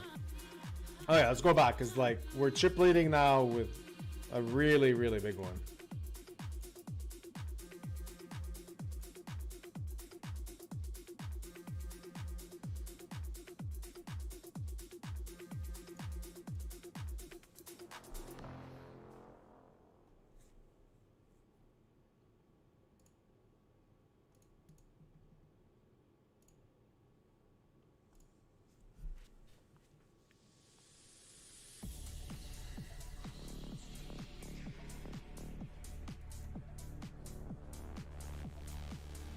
Not gonna fold here, obviously.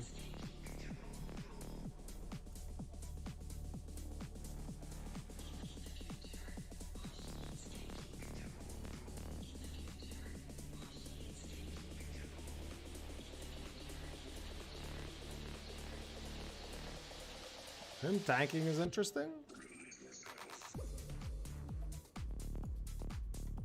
I'll show him. It's a buddy of mine, so we're gonna be nice.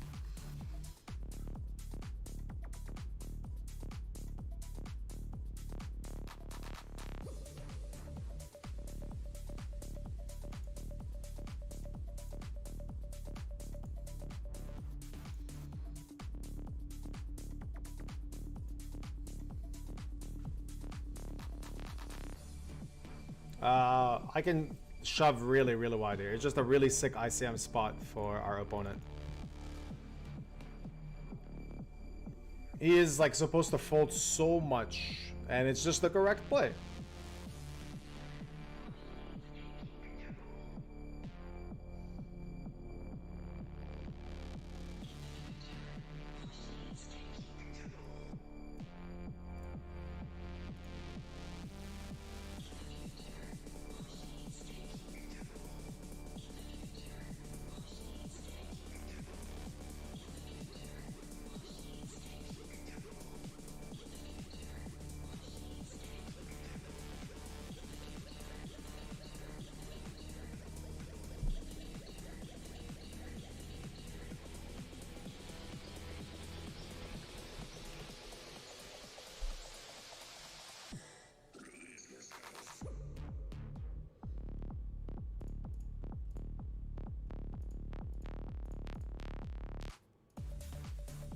I just want to focus because there's like a lot of money here on the line.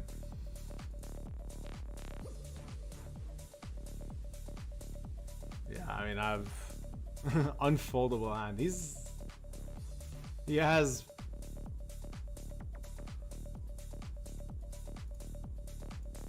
like, he has some really difficult decisions here, I'm not gonna lie.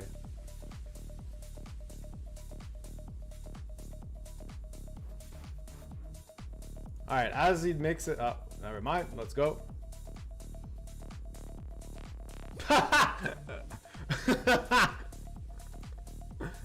He just has aces? He just has punish him! 7 of spades! It's always a 7. Ah, son of a bitch, never mind. Alright, we're all in on the other one here.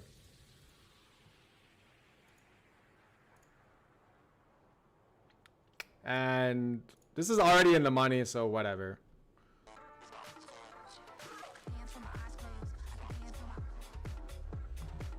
We'll go back to this.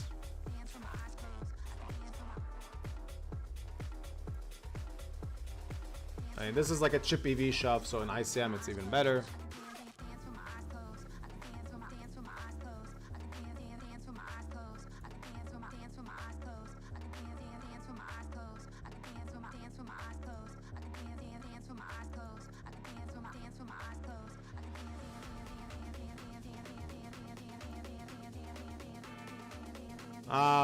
This is actually just like a regular shove.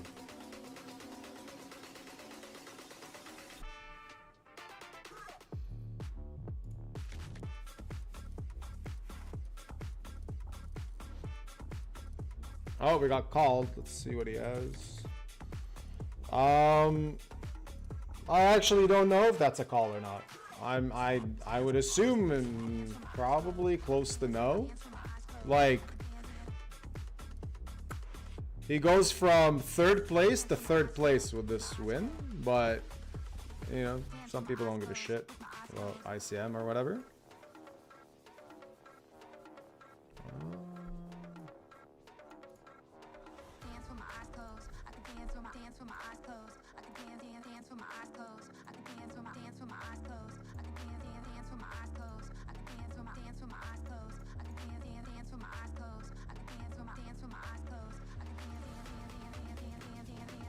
I think his ace 10 is pretty close, but I think it's a fold.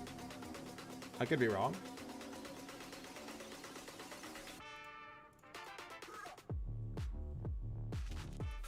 I'm pretty sure ace 10 suited is a fold. I think like ace jack is becoming really close.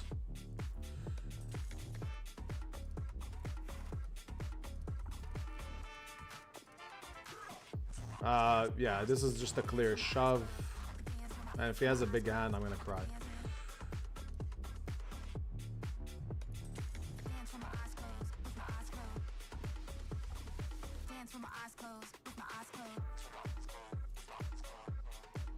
Oh, come on.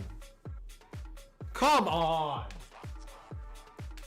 Oh, you gotta be fucking kidding me.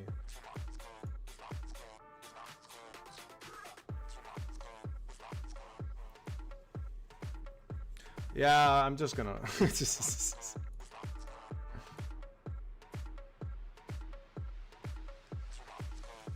That's funny. This is just a hilarious scenario. This actually just represents the year, I think. This really just represents the year. So King Jack, super standard. Pretty sure he should be folding, but he doesn't, and then gets like holds. That's good. Ace Queen is a pure shove. We lose, and now I'm gonna like, yeah. I honestly, whatever. This is just fucking normal.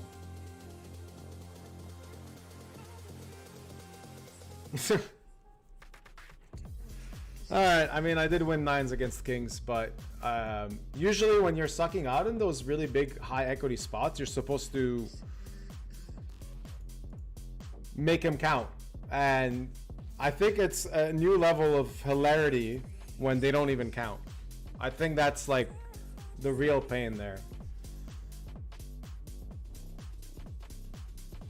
Alright, let's go. King 9 suited, okay.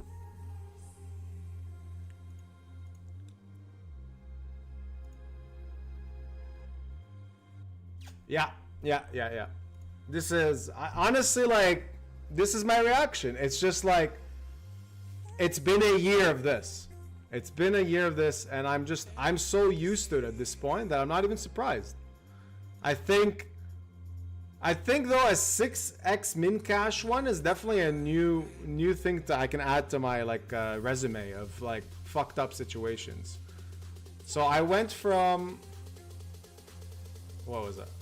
First out of, yeah, I'm chip leader four-handed. Okay, no, hold on. First, there was this. He shoves 4 blinds, he has aces, and doubles up. This is already pretty funny. This is also kind of funny, because I'm pretty sure that's a fold. I'm pretty sure. I could be wrong, but in 6x min cash, I know when it's like very high ICM, you're not supposed to call suited aces. You're supposed to call pairs more often. So you should be calling like 8s and 9s there, but folding ace 10 suited and like ace jack off. But anyway, you know, it's fine, whatever. He's playing for the win, let's say, because he doesn't give a shit about 6x min cash. Because who does, right? Who gives a shit about 6x? It's only 6x min cash, right? It's only 3k. Nobody respects money. And then this one, I mean, like, yeah. What can I say? It's not like I had like ace 8 suited here, and I might have like, let's say, punted it off or something. Like, let's say if I have ace 8 suited, it's a pure call. And let's say I shoved it, I'd be like angry at myself. But like, this is ace queen off versus button that's supposed to have a tight range, but still like, it's fucking ace queen off. Like, I don't know what to tell you. There's nothing we can do here. It's just a shove. And then, yeah, this.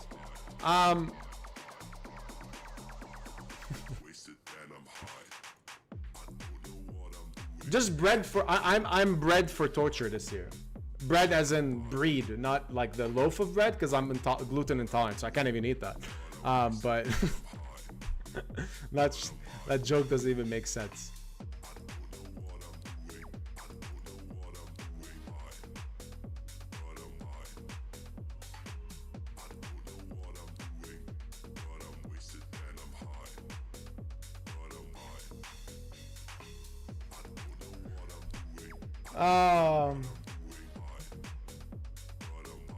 I have nothing to say. I have absolutely no. I'm just gonna.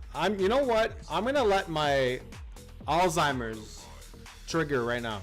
Just like, let's just forget that I just got fucked like 4 times for 3k there. Let's just forget about it. It's much easier this way for the mental state. Much easier.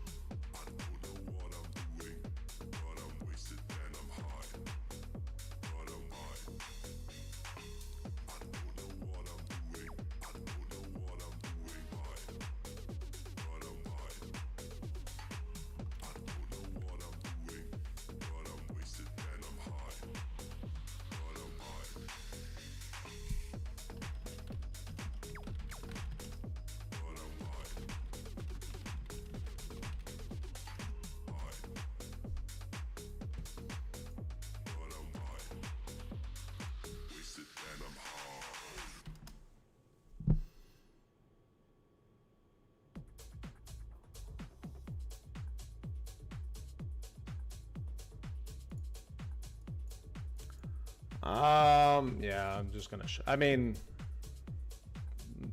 Vladimir is a good player. He's limping wide enough there. That's nice, but we're gonna get fucked.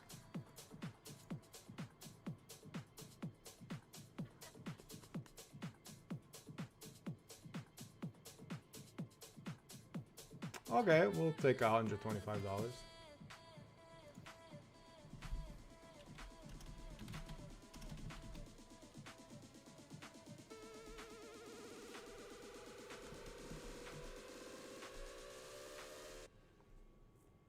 I actually want to save that ace-10 spot that our opponent called. I want to run it after, and I want to see, like, I am certain it's a very bad call.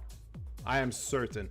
And I hope I'm wrong, because if I'm wrong, basically that just means that I need to refresh my game. So I'm talking about this spot, by the way. And I want to know that. I want to find out if, like, maybe I'm just wrong, but I'm like 97. If someone can run this spot, just put the payouts. I'll just show you the payouts. If someone can run it just for fun, put these payouts. It's pure bubble. The buy-in is $500, so it's 6x min cash. And the stacks were I think this guy had 11 bigs. Yeah. 11 bigs. This guy has 8 bigs. He's in big blind next hand. And this guy has 24. So if someone can run it, I'm gonna save it anyway. Because yeah, I'm very curious.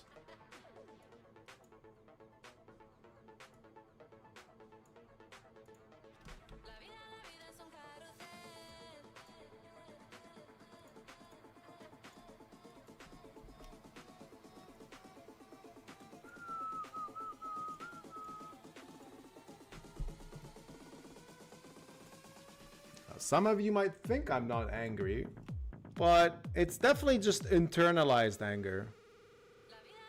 There is anger, but I see absolutely no merit in showing it or feeling it, so I just keep it in.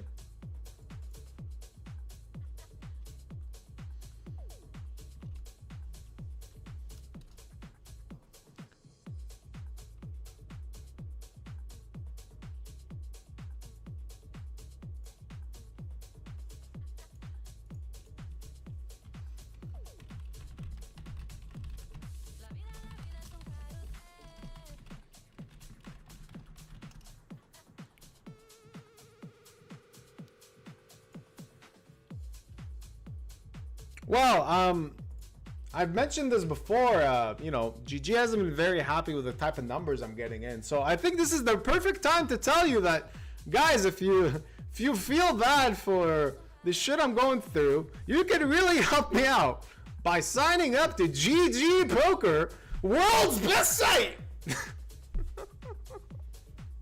And please use my link, because as you can tell, my butt is very sore. It's been quite painful this year. And I would like to keep streaming for GG Poker. Now...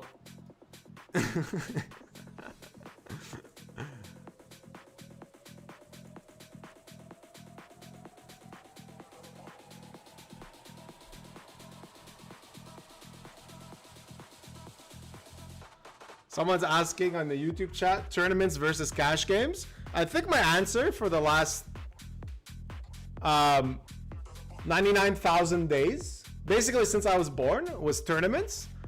I always think tournaments are better than cash games. But you know what? Today, fuck tournaments. Go play cash games. Go play Sin and Goes. Go play Jenga. Go play chess. Go fucking roll a dice against yourself and rake yourself.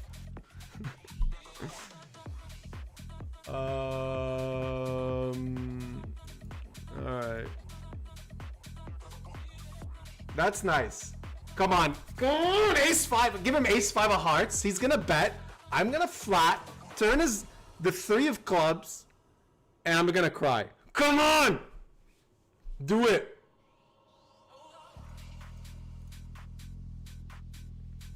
Alright, one sec. Someone's gonna be like, why are you moving your head? Are you cheating? Are you looking up what to do with top set in a 3-bet pot? No, fuck you, okay? Go eat a dick.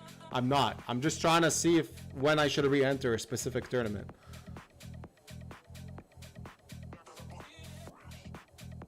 Oh shit. I missed it.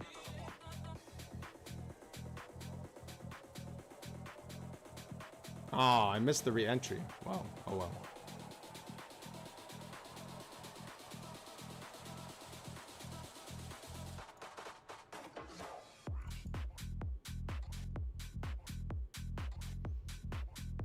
Alright, he has Queen Jack off. Finish me. Come on. End my existence right here, right now. Or just shove your kings with a diamond.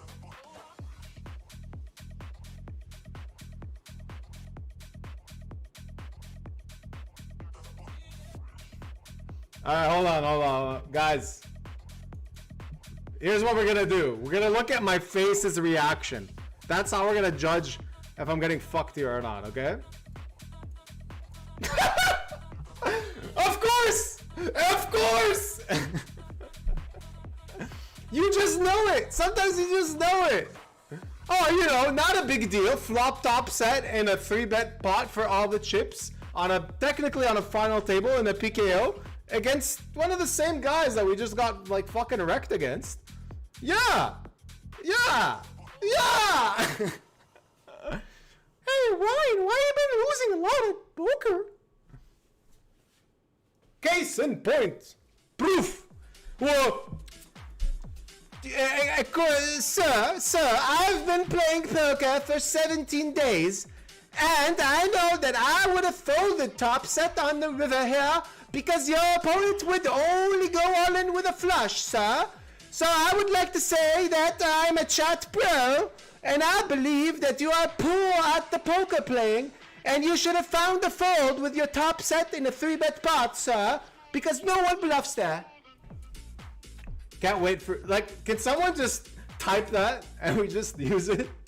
We just spam it in chat. I'm glad I came back to stream so that I can like show what's been going on, you know? It's nice. I don't have anything to play anymore. I'm gonna unreg. I'm actually just gonna unreg. Oh man, that was like that was just, that was good. I'm glad that was on stream. I'm glad all this was on stream, to be honest, because like it's like hard to believe it if not, but like you need the stream. You need that stream equity. Because it's one thing to be like, to post like your graph on Twitter and be like, yeah, I've been running really poor, and no one believes you. But it's a whole other thing when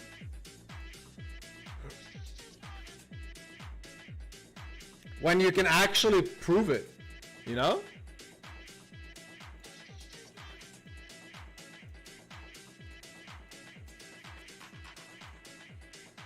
So, wait. So I was talking about this earlier. Hold on, for those that missed it. I said like this year has been very bad. I was like trying to show it in numbers. This is my graph for the year out of 120,000 hands. Well, let's try to show you. And I was just trying to explain that like, so let's do a quick history lesson here. Not history lesson, just a quick poker lesson. Yellow is how much I'm supposed to win. Technically, that's your all-in EV line. As you can see here, it explains your all-in EV. It's 7,200. This is in 1 year, since the beginning of the year. So I'm supposed to have 7,200 BBs won, but I actually only have 3,960. So that's a difference of 3,300 nearly. It's actually a bit more because there's a couple of sites here I couldn't really load into this graph. But anyways, I was trying to just talk about this part. This part is exactly when I start playing the highest stakes this year. And that's a very big portion of my bad run. And you see that difference here. Like this is pretty rough. But you can't really like, I can't show it because I wasn't streaming those days. I was like trying to focus. I was playing every session. It was like a 15-20k session. I was like, yeah, this is a big day. I want to focus. And I was like, boom, bam, boom, boom, boom, boom, getting crushed nonstop. And today I was like, you know what? I'm gonna stream because I have a strong mental state, and I want to show that you can withstand anything. And then boom, boom, boom, we still get fucked. And all of this is to show that poker can be fucking brutal. If you're considering going into poker full time, it's probably a good decision. I do think poker can be a very positive thing for a lot of people in their life, but you have to know what you're getting yourself into. I'm okay with this. Like, I've had this all year. You see my yellow line never went under my green line, meaning I decked like at some point, maybe here, only here, I was close to starting to run good, but like my whole year has been shit. And I'm not gonna say I'm used to this. I'm definitely not used to this type of run. It is very hard, but I've experienced stuff like this maybe 8-7 years ago when I was playing in high school, not high school, in university. And I knew that this type of shit can happen. And I did like a very important active decision of like, you know what? I don't want my life to depend on poker anymore. And that's when I started taking any money I made from poker, any money I made from working jobs or going to school, whatever the fuck I was doing, put it into real estate, put it into investment. And I'm still like that. There's a reason why now I feel like I'm not as affected by all this fucked upness, all this bullshit. it's because of those decisions I made 8 years ago. I was able to separate like myself from like, you know what, I'm gonna take all my money and go all in on poker and play the high stakes. Now I'm comfortable. These type of runs happen. I know they're gonna rebound. I'm gonna rebound out of them, but it might. Who knows? Like if this keeps going on for like 2 more years, maybe I won't be as I won't be good with it. Who knows? I really. I think if it happens for 2 years, I'll be like pretty destroyed. I would probably stop at a certain point, but this shit happens. Just prepare yourself, and hopefully, I'm helping someone now like restructure how they're gonna approach their bankroll management when it comes to tournaments. Because like I hear a lot of people saying like, oh, you have like $20,000, yeah, go enter $200 buy-ins, like don't worry about it, you're never gonna swing that much. This is a 500, no, this is like a 600k swing. My average buy-in is 500. That's around 1200 buy-ins in just 1 year, and this can go on longer and longer. So just prepare yourself for it. That's all I have to say. And yeah, I don't know what to do anymore. I'm not playing. The session's basically over. I mean, like kings against aces like 3 times today. That sucked. And then that's that final table, whatever. Yeah, I'm just 2-tabling on ACR. I don't really want to stream them. So, I don't know. I kind of want to play Dota, but the problem is... Nah, I'm not going to play Dota. And I can't play poker. There's nothing to play. Everything is done. I was hoping to have, like, a bit of a deep run so that I can, like...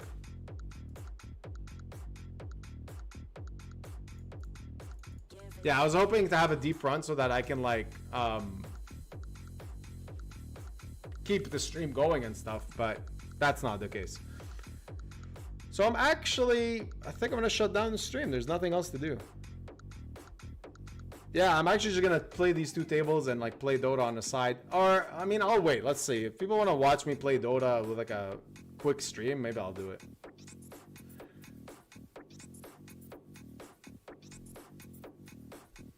And it's funny, I just look at chat on YouTube and some guy literally just said, go play Dota 2, better use of your time and money. Motherfucker, how does he know?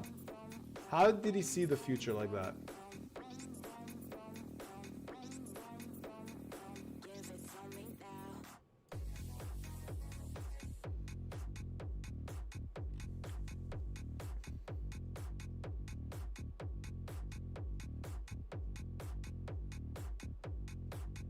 So apparently someone ran that ace-10 suited spot and says that calling range is 9s plus only. That seems to make sense. Because we're talking about oh, I can't even open it.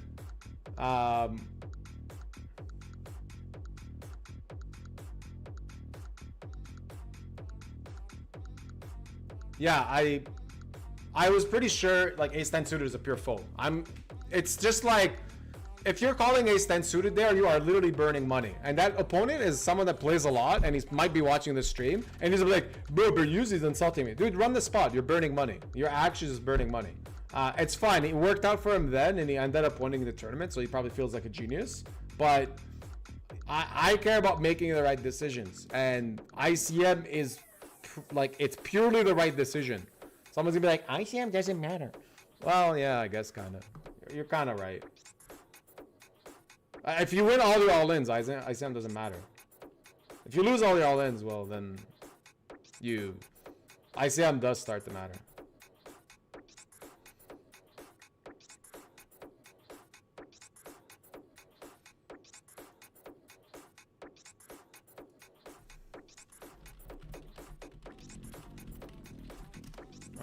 Do I shut down stream? Do I play Dota?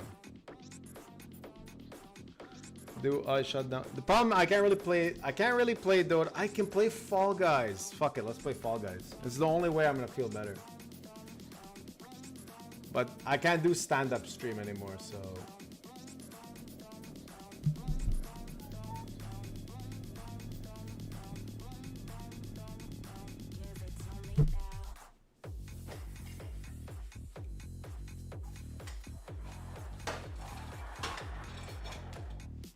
Okay.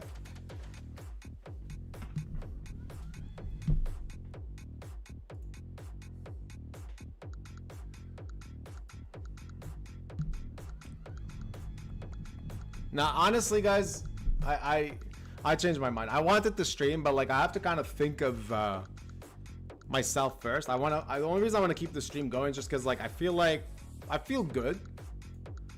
But I'm forcing myself here, like to try play a game while playing 2 tables. So I'm actually gonna just stop the stream. I'm gonna try to come back on Sunday. It's kind of hard to stream Sunday, but I'll try to. And if I don't stream Sunday, I would assume possibly, definitely next Thursday I'll be streaming. So I just want to thank you all for being part of what happened today. And then yeah, have a great session. Good luck this weekend if you play. Maybe I'll see you on Sunday. Adios. Good night.